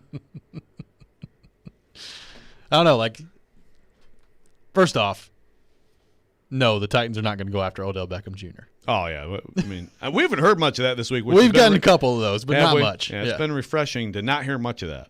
Yeah. No, the Titans are – I don't think they should go after him, but they're not going to. No. I mean, I think the Packers and the Chiefs both I mean, I get why both of them would do that. I mean, I guess the Saints too. You know, I mean, it could be really tempting from his standpoint to have Trevor Siemian throwing in the ball. I mean, I could see where. Wow. Now wait a minute. But what about when Taysom Hill gets in there? Well, you're right. It's like, oh, the golden arm of Taysom Hill? How could I not sign up for this? Why isn't he signed already? That's just knowing that Taysom Hill is going to step in there and throw a pass or two to him. That's got to make you feel good. The best record I saw, and I got to most of the teams in here, the best record that I've seen in terms of predictions for the rest of the season is Tampa, 14-3. 14-3 record for the Bucs. So that would be they'd lose one more game throughout the rest of the season. I don't think that that's necessarily outside of the realm of possibility there. I mean, they have the Bills, but the Bills aren't playing all that well as we've in terms of their latest performance. Plus, they don't seem to play well in the state of Florida. It's kind of amazing, like based on the NFL scheduling model. I mean, the Bucs just won the Super Bowl, and obviously this is based on your regular season from last year. Right. Their next 9 games featuring opponents that are combined 28-40. 28-40. Wow. The next 9 games. And that includes the Bills and the Saints in there. So they got some gimmies coming up. Well, there it is. God, all right. Dang it. See, I'm messing around with the mute because I'm slugging coffee, so I'm like, okay, I don't want the sound of me gulping, and it was bound to happen. That's the and now I forgot my point. Really just nailing it. Just really, really. I'm Taysom Hilling this entire segment. We're talking about the Pharaoh and the Bucs. Yeah. And the schedule they've got coming up. If that helps jog your memory. Okay, there's my point. That's what's like, for example, I just said it, like the Titans schedule. Ooh, Dolphins, you know? I mean, it just from year to year, there's always going to be a few teams on both ends of it that are just much better or much worse than you thought, and then your schedule may be much weaker or stronger than you thought it was going in, and that may be the case with the Bucs. Apparently, they've got the Washington football team coming up this weekend, followed by the Giants, and then the run of luck for the Indianapolis Colts continues. They take on Tampa Bay after that, and the Falcons, the Bills, the Saints, the Panthers, the Jets, and the Panthers again. I mean, the Saints clearly have their number, at least in the regular season. Apparently so. Oh, the Colts. That's a weird one. Yeah, the Colts. So the Colts picked, to go 9-8, missed the playoffs. Yeah, by Mike Wells. Yeah, that's probably right. I mean, they get – well, shoot. I mean, Urban and the Jags riding high. They're going to take that into Indy. It's amazing. How many years ago does it feel like that Phillip Rivers and the Colts lost to the Jags? That was the last win on American soil for the Jaguars until last week against the Bills. Now they've got it figured out, man. What a destructive defense down there in Jacksonville. Watch out, Indy. Just saying. Drew on the text line says, Joe is always slanderous towards Mac Jones. Always has been. Really towards Alabama football in general. Must still be salty from 2010 and 2015. No. Yeah, whatever. Sure. I'm salty. Yes. It was heartbreaking. Heartbreaking. Watching Sparty go down. To see average Michigan State teams get smoked. Well, I guess the 15 team. It was a college football playoff. I'm not down on Alabama. That's not true. And I even admitted that I was too down on Mac Jones as a player. He's a good player, but he's dirty. Now we know that. Sorry, man. Just calling out. Hey, I don't even have a problem with Alabama being number 2. I don't know who else I put in there. But Mac Jones is dirty. I can tell you that much. Coming up next, we'll get to your thoughts on the text line, including why one texter scared to death of maybe something that Joe Rexrode could cause with the Titans. Oh, we'll get to that coming up next. Right now, though, I've got to tell you about my friends at FanDuel Sportsbook. NFL Week 10 is here, and FanDuel Sportsbook wants you to get the most out of every play. That's why they're giving everyone a $10 risk-free bet every single week, and Thursday night, a great opportunity to give it a try. All you got to do is bet a same-game parlay bet with 3 legs or more, and if your bet doesn't win, FanDuel will pay you back up to $10. The Ravens and the Dolphins in action. The Dolphins, They are not very good. Give me Lamar Jackson on the over. Give me the Ravens on the money line. Give me the Ravens on the spread as well. But you take it any way you want to take it. Offers like this are why I love betting with FanDuel Sportsbook. You get your winnings in as little as 2 hours. It's America's #1 sportsbook. So if you're new to FanDuel Sportsbook, sign up today with promo code ROB to also receive 30-1 enhanced odds on either team to win during the Monday night matchup between the Rams and the 49ers. Win $150 on a $5 bet. Once again, that promo code is ROB, so they know that I sent you. Must be 21 or older and present in Tennessee. Refund issued as non-withdrawable site credit that expires in 7 days. A max refund of $10. Restrictions apply. See terms at sportsbook.fanduel.com. Same game parlay available for multiple sports in all states on mobile and web. Got a gambling problem? Call the Tennessee Red Line at 1-800-889-9789. To the right circle, he scores! Tanner Jeannot picked it up, drilled it. The Predators collect a clutch road win in Dallas. Yeah, I thought it was a really good game throughout the whole lineup. They'll look for another division victory tonight in St. Louis. We want to be able to attack, and we want to be able to play the game the right way. Pre-game coverage begins at 6 on ESPN 102.5 The Game and the Game Nashville app. Saturday night in Smashville is coming. Your Nashville Predators return from a 2-week road trip, and we need you to fill Bridgestone Arena on Saturday, November 13th, as the Preds face off against the Arizona Coyotes. Single game tickets are available now. Visit NashvillePredators.com/tickets. Don't miss out. Reserve your seats and grab your gold, because Smashville is waiting for you. NashvillePredators.com/tickets. Can't wait to see you back inside Bridgestone Arena. Let's go, Preds! Christmas shopping starts now at Electronic Express. Get huge savings on the hottest gifts with up to 50% off in every department. 4K TVs, computers and gaming, smart home, housewares, and more. That's not all. Get up to 50% off all your appliance needs in stock and ready to deliver. Plus, buy now, pay later with up to 36 months free financing. We've got what you need this Christmas at Electronic Express. We make it happen.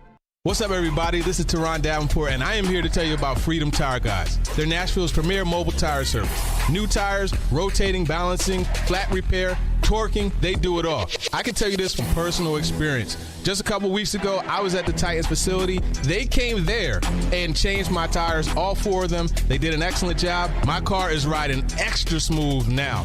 If you're in need of tire service, be sure to check them out at freedomtireguys.com. If you don't see the tires you want, they'll go ahead and get it for you. Yo, this is Justin from Music City Vintage, here to provide you with all your vintage apparel and shoe needs. We've partnered with 102.5 The Game to provide you all with an exclusive discount today.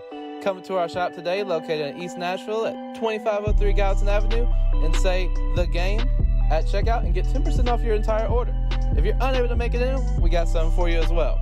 All of our products in store are also available on our website at musiccityvtg.com. Just use promo code GAME at checkout and get 10% off your order. Hey, we get it. You don't want to be hearing a Progressive commercial right now, so let us tell you something you do want to hear. You are powerful. You're a warrior who bathes in your enemy's tears. Then you step out of that refreshing tear bath and into a bathrobe that somehow looks good on you. Yeah, you can pull off a robe. There. Don't you feel better? You'll also feel better when you save money for driving safely with Snapshot from Progressive. Savings you can use to buy more robes. Progressive Casualty Insurance Company and Affiliates. Snapshot not available in California, North Carolina, or from all agents. Interact with Robby and Rexrode. Call or text the show at 615-737-1025. Driven by WilsonCountyHyundai.com. Lead the league in the number of players who've played games this year by a decent margin. What's that say, I guess, about either the schemes? You think we do or we do? Oh, I'm pretty sure. Okay. Yeah, what's that say about, I guess, either the schemes or the players that, still able to have success with a number of different players rotating through here? A lot of it is about the guys that are on the practice squad understanding that when they come in each week that they, should be expected to play in the game. Will they play in the game? I'm not sure, but if they come in with that mindset that I'm going to play, then they prepare, they understand, they stay engaged in the meetings. They may not get as many reps, and frankly, they may not get any at all, and that's the challenge of being ready to go. They have to maybe get their reps on the show team and get their improvement that way. I feel like we try to coach the guys that come in as quickly as we can, extra meetings, and then find out what they know and what they're comfortable doing. That was Titans coach Mike Vrabel yesterday at his press conference. A lot of injuries Titans have had to deal with this year. Hopefully trying to get healthier as this season goes on. Hopefully we'll get healthier as the season goes on, although still yet again yesterday, pretty lengthy injury report on a Wednesday. Can I just say something that I have a real problem with when it comes to Mike Vrabel? Yes, you go right ahead. I hate show team. Can't you just say scout team? It's the show team. Why can't we have They're showing you a look. Uniformity in college and pro football? You going to ask Vrabel on his thoughts on the bye or idle week? I might. I think I got Clark Lee on my team yesterday, didn't I? I think you were like, I need to tell you something, Clark. I think you peer pressured him, but that's fine. Clark, I know we're doing a radio interview with you now about your football team, but let's talk about something, a little pet peeve of mine with the English language. Let's totally disrupt this interview with that. But, he so was you don't a like good sport show about team it. too? I just don't like show team. It sounds like it doesn't sound like football. Scout team. They're the scout team.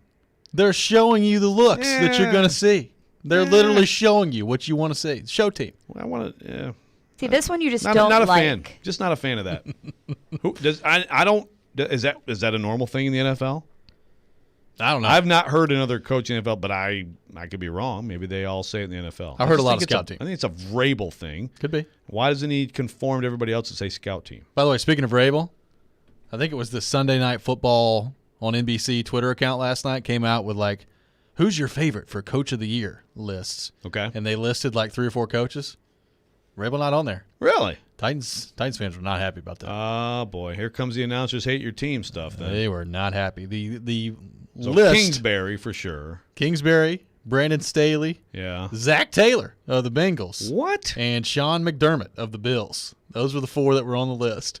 And literally the entire reply list is talking about Mike Vrabel. That's the only thing that they're talking about. I mean, Titans fans were upset.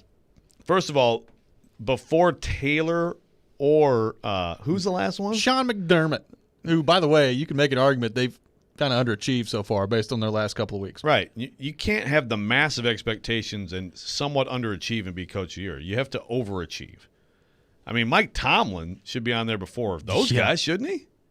I mean, I'd say I'm fine with Staley and obviously Kingsbury. I would say Vrabel and Tomlin if I was making a 4 right now. I would agree. What is this account? Sunday Night Football account? Yeah. Stupid. Tyler from Berry Hill texting in. Joe, is this the hill you really want to die on? Seems like you have an English language control issue. Who cares what it's called? It's coming from Tyler from Berry Hill. You haven't noticed right now that I have a lot of issues, including how people use the English language? I mean, Tyler's been listening to our show for a long time. Yeah, come on, Tyler. Wouldn't it be weird to you if I didn't have some weird hang-up over some word? Come on. Our buddy Dennis texting in. Joe has dogged Taysom Hill so much the past year that I'm terrified he's going to absolutely destroy the Titans coming up on Sunday. You should be. I think he's amazing. He's the most underutilized superstar in any pro sport. We just don't recognize him as a superstar, but we should. Incredible. Love the sarcasm coming from you right now. Incredible fullback. I need like a sarcasm button so when you say that and then I can like ding. Yeah. Because I think some people think you're serious. I know. It's a lot of confusing crap that comes out of my mouth. I'm sorry. People are like, why is Joe saying that? And you're like, wait, I actually didn't say that, but I just don't think they understand your sarcasm when you say it. Because in your head, you're not really saying it. Well, it's like Twitter. You need a sarcasm font. Yeah. Maybe if you italicize your tweets, they're sarcastic, something like that. Starting a movement. Taysom Hill, 17 carries, 81 yards, 3 touchdowns this year. Better watch out for him on the goal line coming up on Sunday. Especially, like, imagine if Kamara's not playing. It's going to be the Mark Ingram and Taysom Hill show running the ball.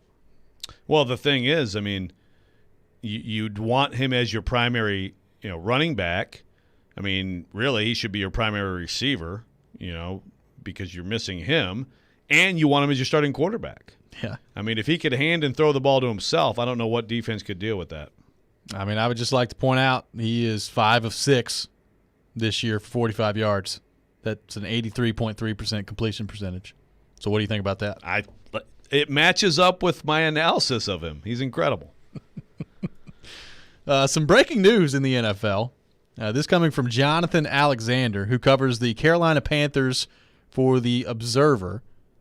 Cam Newton will meet with the quarterback-needy Carolina Panthers, per 3 sources. Wow. What do you think of that? Homecoming. Come on home. Hey, at this point, if I'm a Panthers fan, sign me up for, well, just about anyone over Sam Darnold. But, yeah, I'll take Cam back. I mean, I don't think he can really play anymore, but it would be interesting to see him back in Carolina. I mean, they stink anyway. Yeah. I mean, what's he going to do, turn the ball over? To me, you put more butts in the seats just by having Cam back, you know? I would agree. Why not? Maybe I like it. I mean, look, we've talked about it before.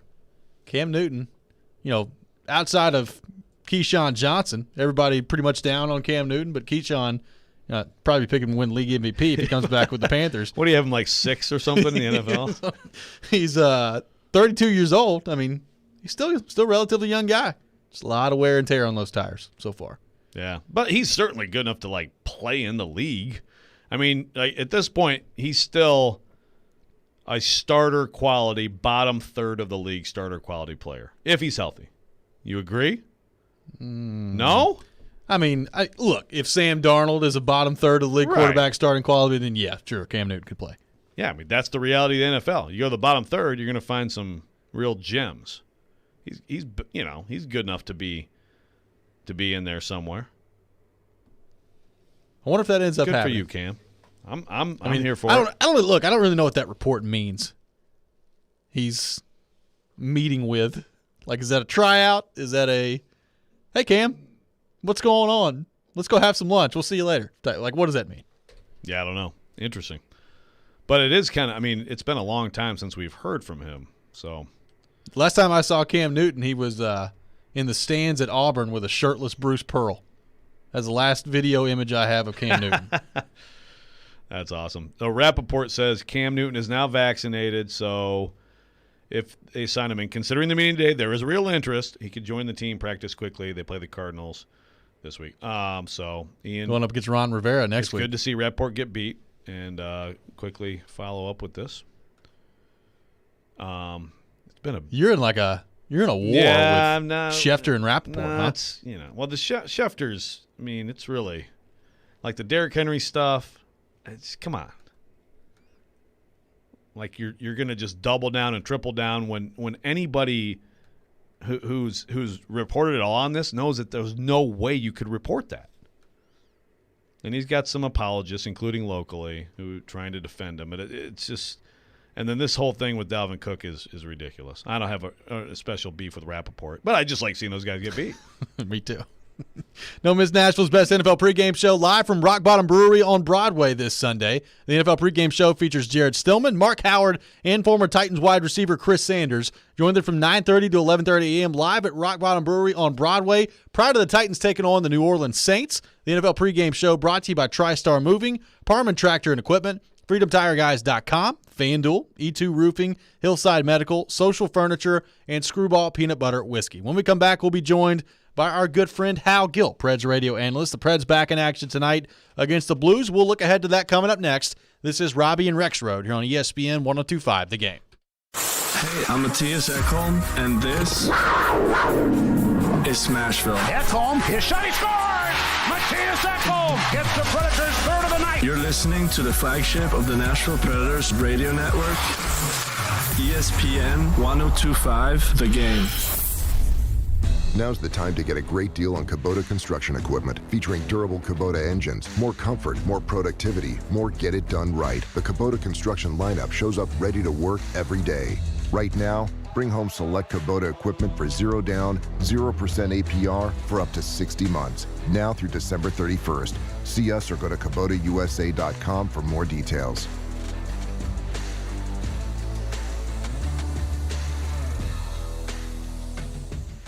Celebrate Thanksgiving with Social Furniture and save up to 70% off all furniture. They have sofas, sectionals with chase lounge, and recliners that are all push-button electric and wall away. They have all colors to choose from for your comfort watching any hockey game. All of them are plus leather, microfiber, and Chanel's. They have same-day delivery with no down payments and no interest. Forget the big box store. Support local. Support social. Social Furniture is a proud supporter of your Nashville Predators.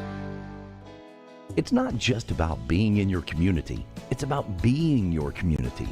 Come experience the all-new state-of-the-art Volunteer State Bank, second Murfreesboro location at 2019 Memorial Boulevard.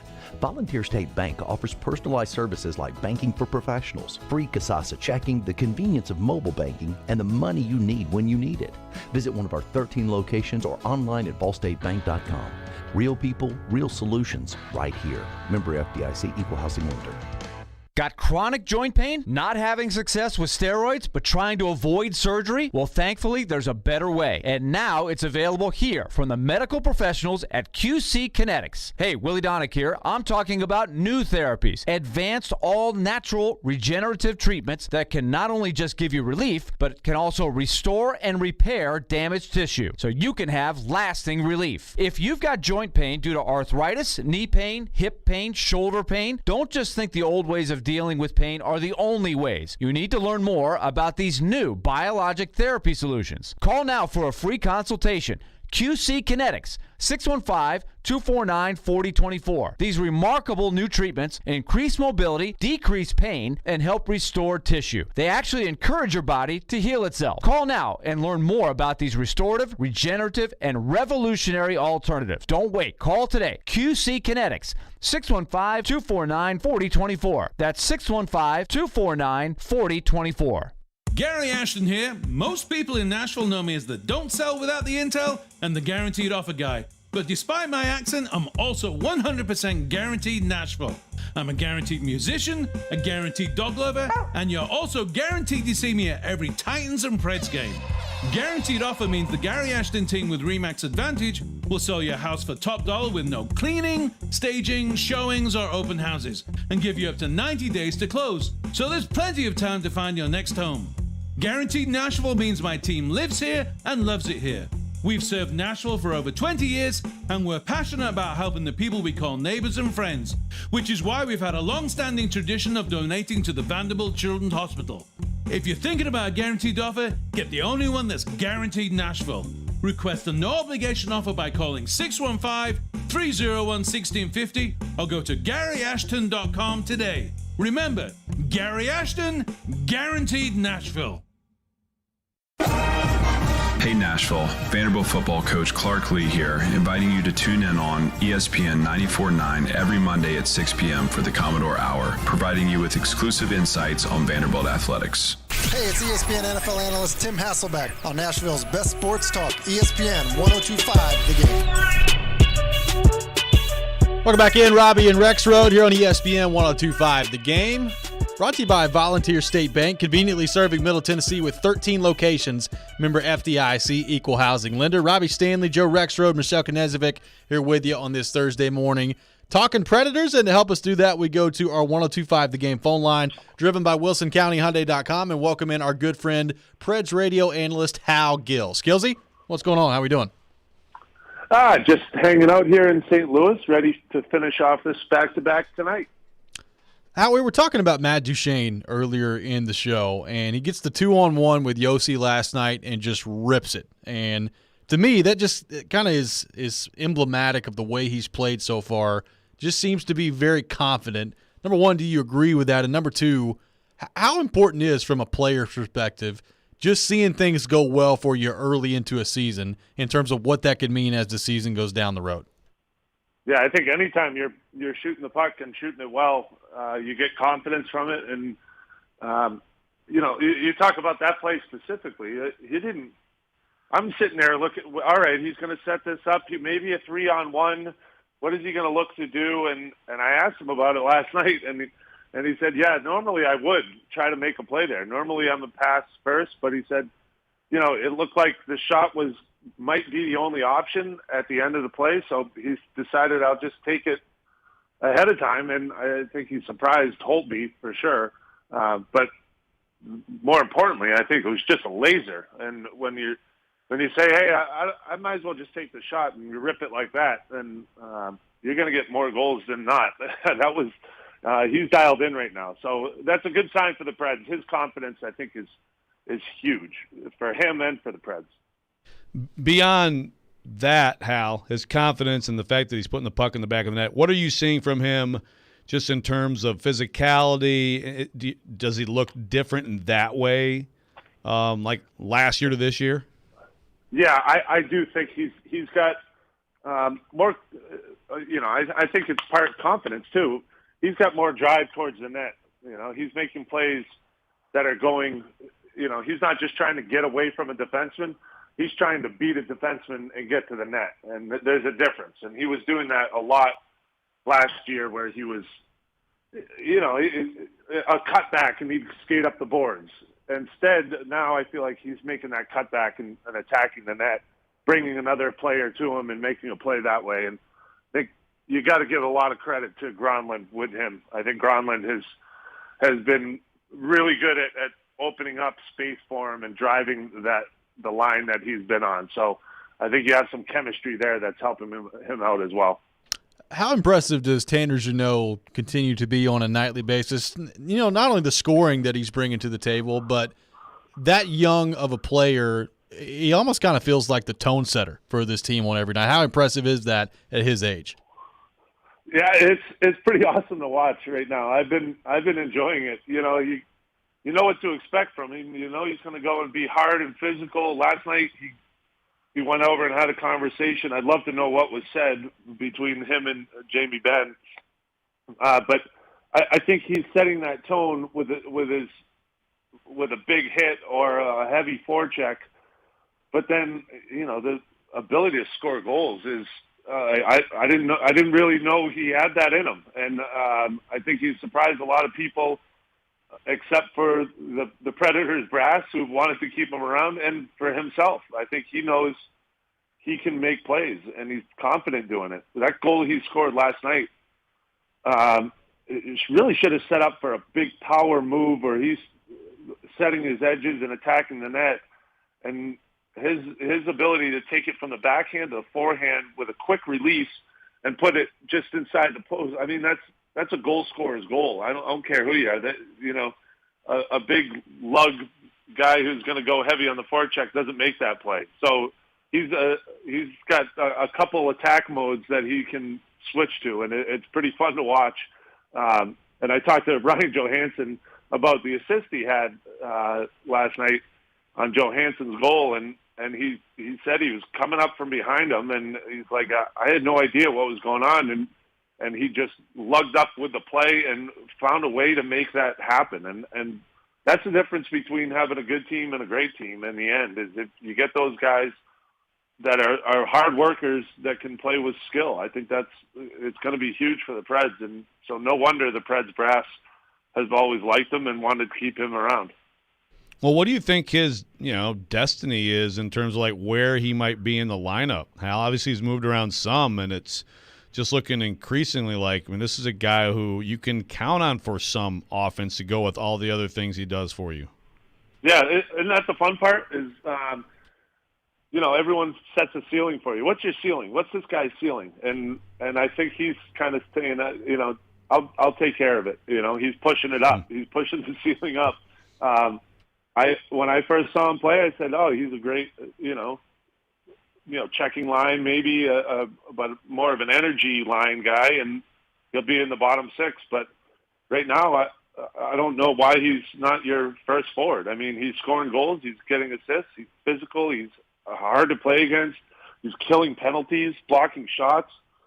Right now, he's in the top six for sure, and until something different happens, I don't see why that would change. Preds radio analyst Hal Gill on the line with us, driven by WilsonCountyHyundai.com. Hal, you've obviously played with Roman Josi. You've seen Roman Josi play at a long time, or at a high level for a long time now. Could this be the best he's ever played so far to begin this season? He's been awfully impressive so far. Yeah, he's really playing. He's playing great. The thing is he's playing within the system, I think, a lot more. And, I think sometimes that's hard to do. Like I'll put it this way. When you see him coming up, you're like, oh, he could skate it all the way up if he wanted. But he's moving the puck up and headmanning it and playing within the system that Hines has in place. And then he's complementing the play. And so, in the offensive zone, he's creative. He's making plays and trying to, sneak down the back door. He's cycling behind the net. He's making those plays. But on the exits out of the zone, he's moving the puck quick and then joining the play. And I think it's going to be a lot better for him in the long run, where he doesn't feel like he has to carry it. It's exhausting playing the way he plays, but I think he's dialed it back and used his teammates around him, and that's just making his game that much better. So defensively, his skating is so good, and his ability to recover and really test the limits and try to make a play and then recover and be in good defensive position. That allows him to do so much more and be so good defensively at the same time he's adding to his offense. Hal, earlier on the show we were talking about John Hines and just how this team does look like it has carried over a lot of things from last year, but also, we talked about Duchene, some guys who seem to even have bought in more, or like there's an increase even in the sort of the collective buy-in. How would you assess, what he's done in the past couple seasons, and how difficult is it to, take pros and established pros in some cases and fold them into something like the Preds are doing right now? Yeah, it's tough. I think there's a lot of players in the NHL, especially nowadays. I feel like it's more of a freewheeling game. Go out, make plays, have some fun, and you don't have to. It's not as rigid a game. You're not depending on the system as much as you used to. But I feel like John Hines has done a good job of setting up a system that is rigid in some places, and he has some rules that he wants followed, but he's also letting them play. And he's rewarding the guys that are focused on playing that system with the ability and the freedom to make plays in other areas. So I think he's excited.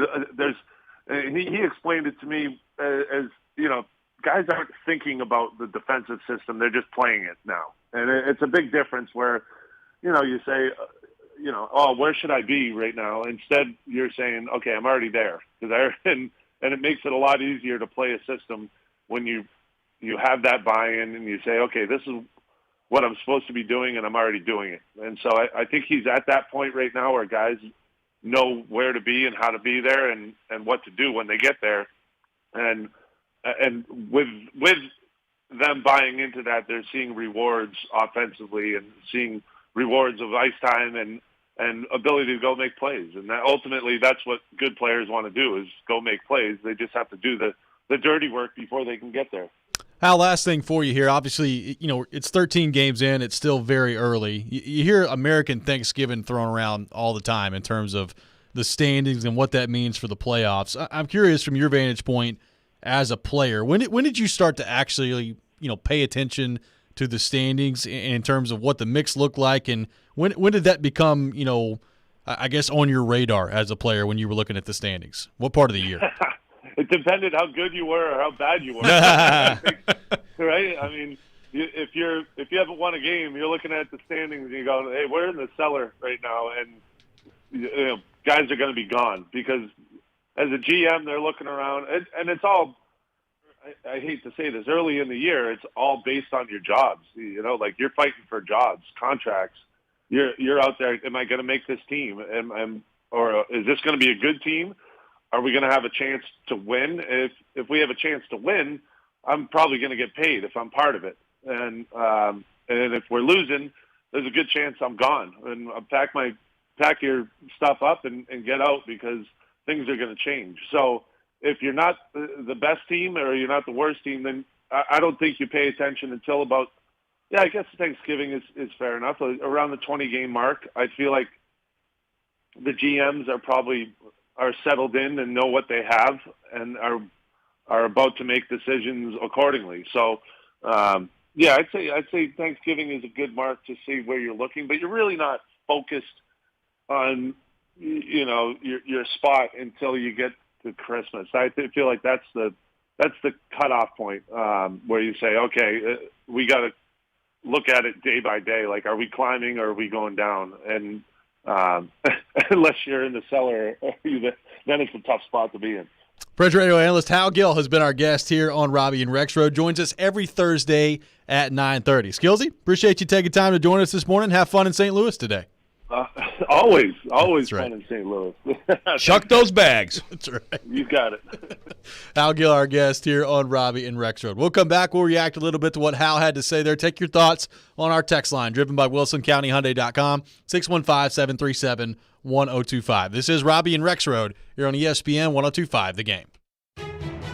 From the Fox 17 News Code Red Weather Center. I'm Fox 17 News Code Red meteorologist Dan Guthrie. Scattered showers continuing this afternoon, but they will be coming to an end from west to east by this evening and overnight. Sets up some chilly times, though, for the rest of the week. This weather report brought to you by Hiller Plumbing, Heating, Cooling, and Electrical. Call the Happy Face Truck today. Hi guys, it's Andrew with Hillside Medical Clinic. Are you struggling with erectile dysfunction and sick of the pills? Well, we have a major medical breakthrough. The WAVE technology at Hillside Medical Clinic was tested by Cambridge University and the Cleveland Clinic, and the results are in. It's proven to increase blood flow by repairing blood vessels. No pills and no side effects. If you're ready to put a stop to your ED by treating the root cause, call us now. And not only will the assessment and blood flow ultrasound be free, we'll also include something unique that produces powerful results in the bedroom. I don't think I've ever seen it fail. This is a $600 value, free to those that call in the next 2 minutes. 615-576-5000. That's 615-576-5000. Guys, put a stop to your erectile dysfunction and get your love life back. Call Hillside Medical Clinic now to qualify. 615-576-5000. Hey, it's Jared from my friends at Hiller. You've noticed all the inventory shortages and empty shelves everywhere. Now there are serious shortages on equipment and products for your home. HVAC systems, tankless water heaters, and generators are going to be extremely limited in 2022. If you need a replacement, call our friends at Hiller today. Don't wait until you are out of options. Hiller has special financing available. Buy now and pay nothing until next year. Hiller's work is backed by the Happy You'll Be Your Services Free guarantee. Learn more at happyhiller.com.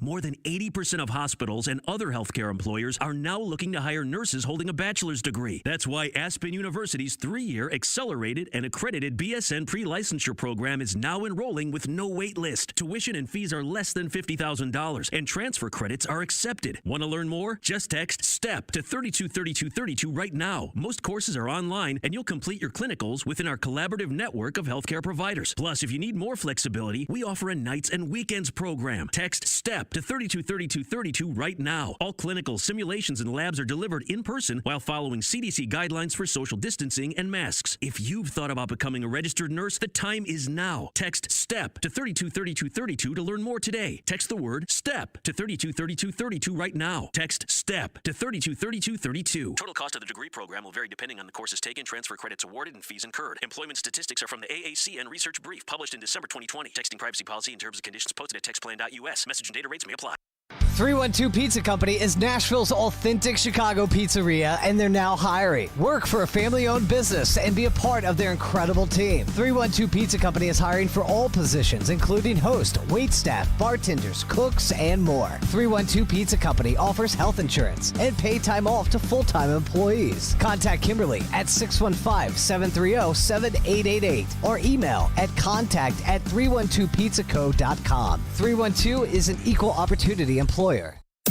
Jared Stillman. This show, if you're a listener to it, I think is educated enough to know what a good general manager is. And company. At the end of the day, wins really are all that matters. Tune in Stillman and Company for your drive home. Delivered by TriStar Moving. Weekday afternoons from 2 to 6 on Nashville's best sports talk. ESPN 1025 The Game and the Game Nashville app. You're listening to Robby and Rexrode on ESPN 1025 The Game. Welcome back in. Final segment of the day here on Robby and Rexrode, ESPN 1025 The Game. Streaming live on Twitch, Twitter, and YouTube today and every day. Our video streaming brought to you by the law offices of Amanda Gentry. Robby and Rexrode brought to you by Volunteer State Bank, conveniently serving Middle Tennessee with 13 locations. Member FDIC, equal housing lender. So our studio has been infiltrated. Big Joe on the go, coming up in just a few minutes. Oh, my goodness. Hide your children. Also, I don't know. Get the mute button ready. I don't know if you guys can see, but Drew put up a picture of Mac Jones behind me. Can you see in the window? Cannot. No. It's like taped on the wall. That's cool. I'm good to know. Twisting someone's ankle off. Good to know that Drew supports dirty play in the NFL. Hey, here's breaking news from the Saginaw News, Saginaw, Michigan. Okay. Arby's releasing French fry flavored vodka for a limited time. I don't even understand that. I don't. First of all, since when is Arby's? I can't. I'm clicking. What do they do up there in Michigan? I am clicking. This is just bizarre. Like, seriously, there's a picture of like the curly fries, and then it's next to like French fry flavored vodka. Vodka is, though, made with potatoes, right? Is that right? I don't know. But Elijah says yes. I trust Elijah Campbell. Why not some delicious curly fry? Hey? Would you try it? I mean, I hate vodka anyway. I do like curly fries, but I don't think so. How close is Saginaw to Climax, Michigan? Saginaw's on the east side of the state, Climax on the west side of the state, but it's so still not close at all. It's still only it's probably about an hour and 45, maybe 2 hours away. Okay. I'm glad we got Climax, Michigan back into the show. We haven't talked about it's been that a while. in a while. Yeah. The lovely village of Climax, Michigan. What am I going to do with a skunk? You missed it earlier. I'm in a battle right now with a skunk. Get outside. I walk outside my door yesterday, face to face with a skunk. It turns around. I see it's about to spray. I shut the door. I avoid the direct hit. It runs under my house, and now my house, it's not going well, man. How long did it take after you closed the door that it was just an overwhelming stench? Not very long. Yeah. Yeah. But, man, if it would have actually hit you, though. Yeah, that'd have been tough.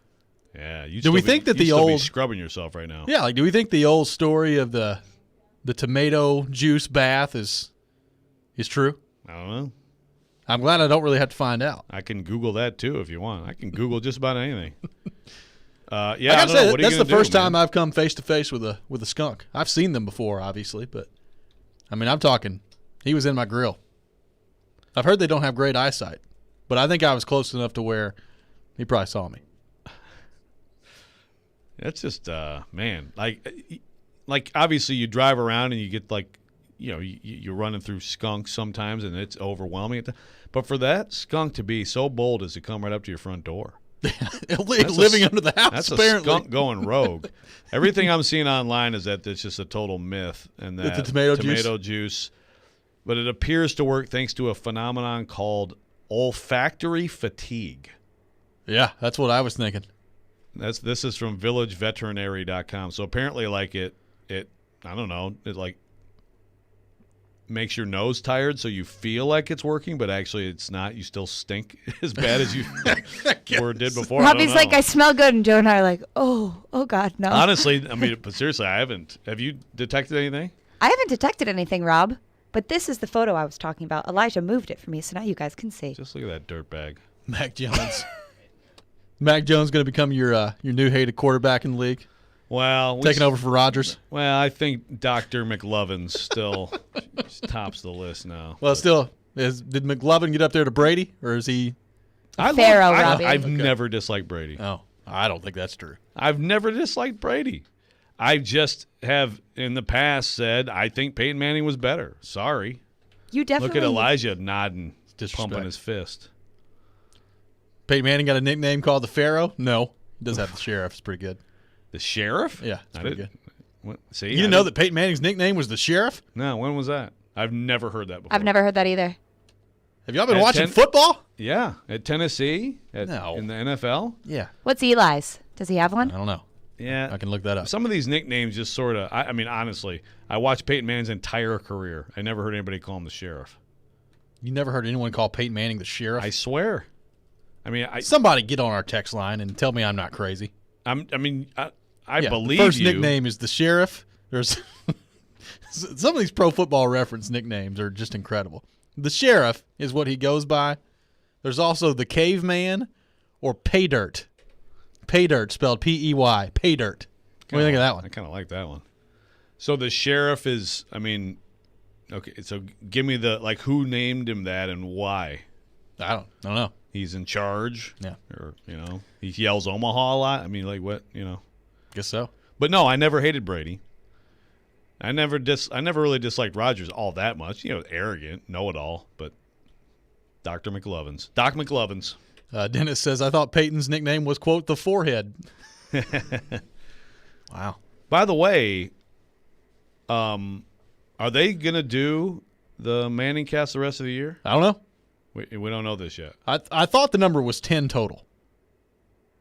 Oh, okay. They've missed a few. Yeah. Okay.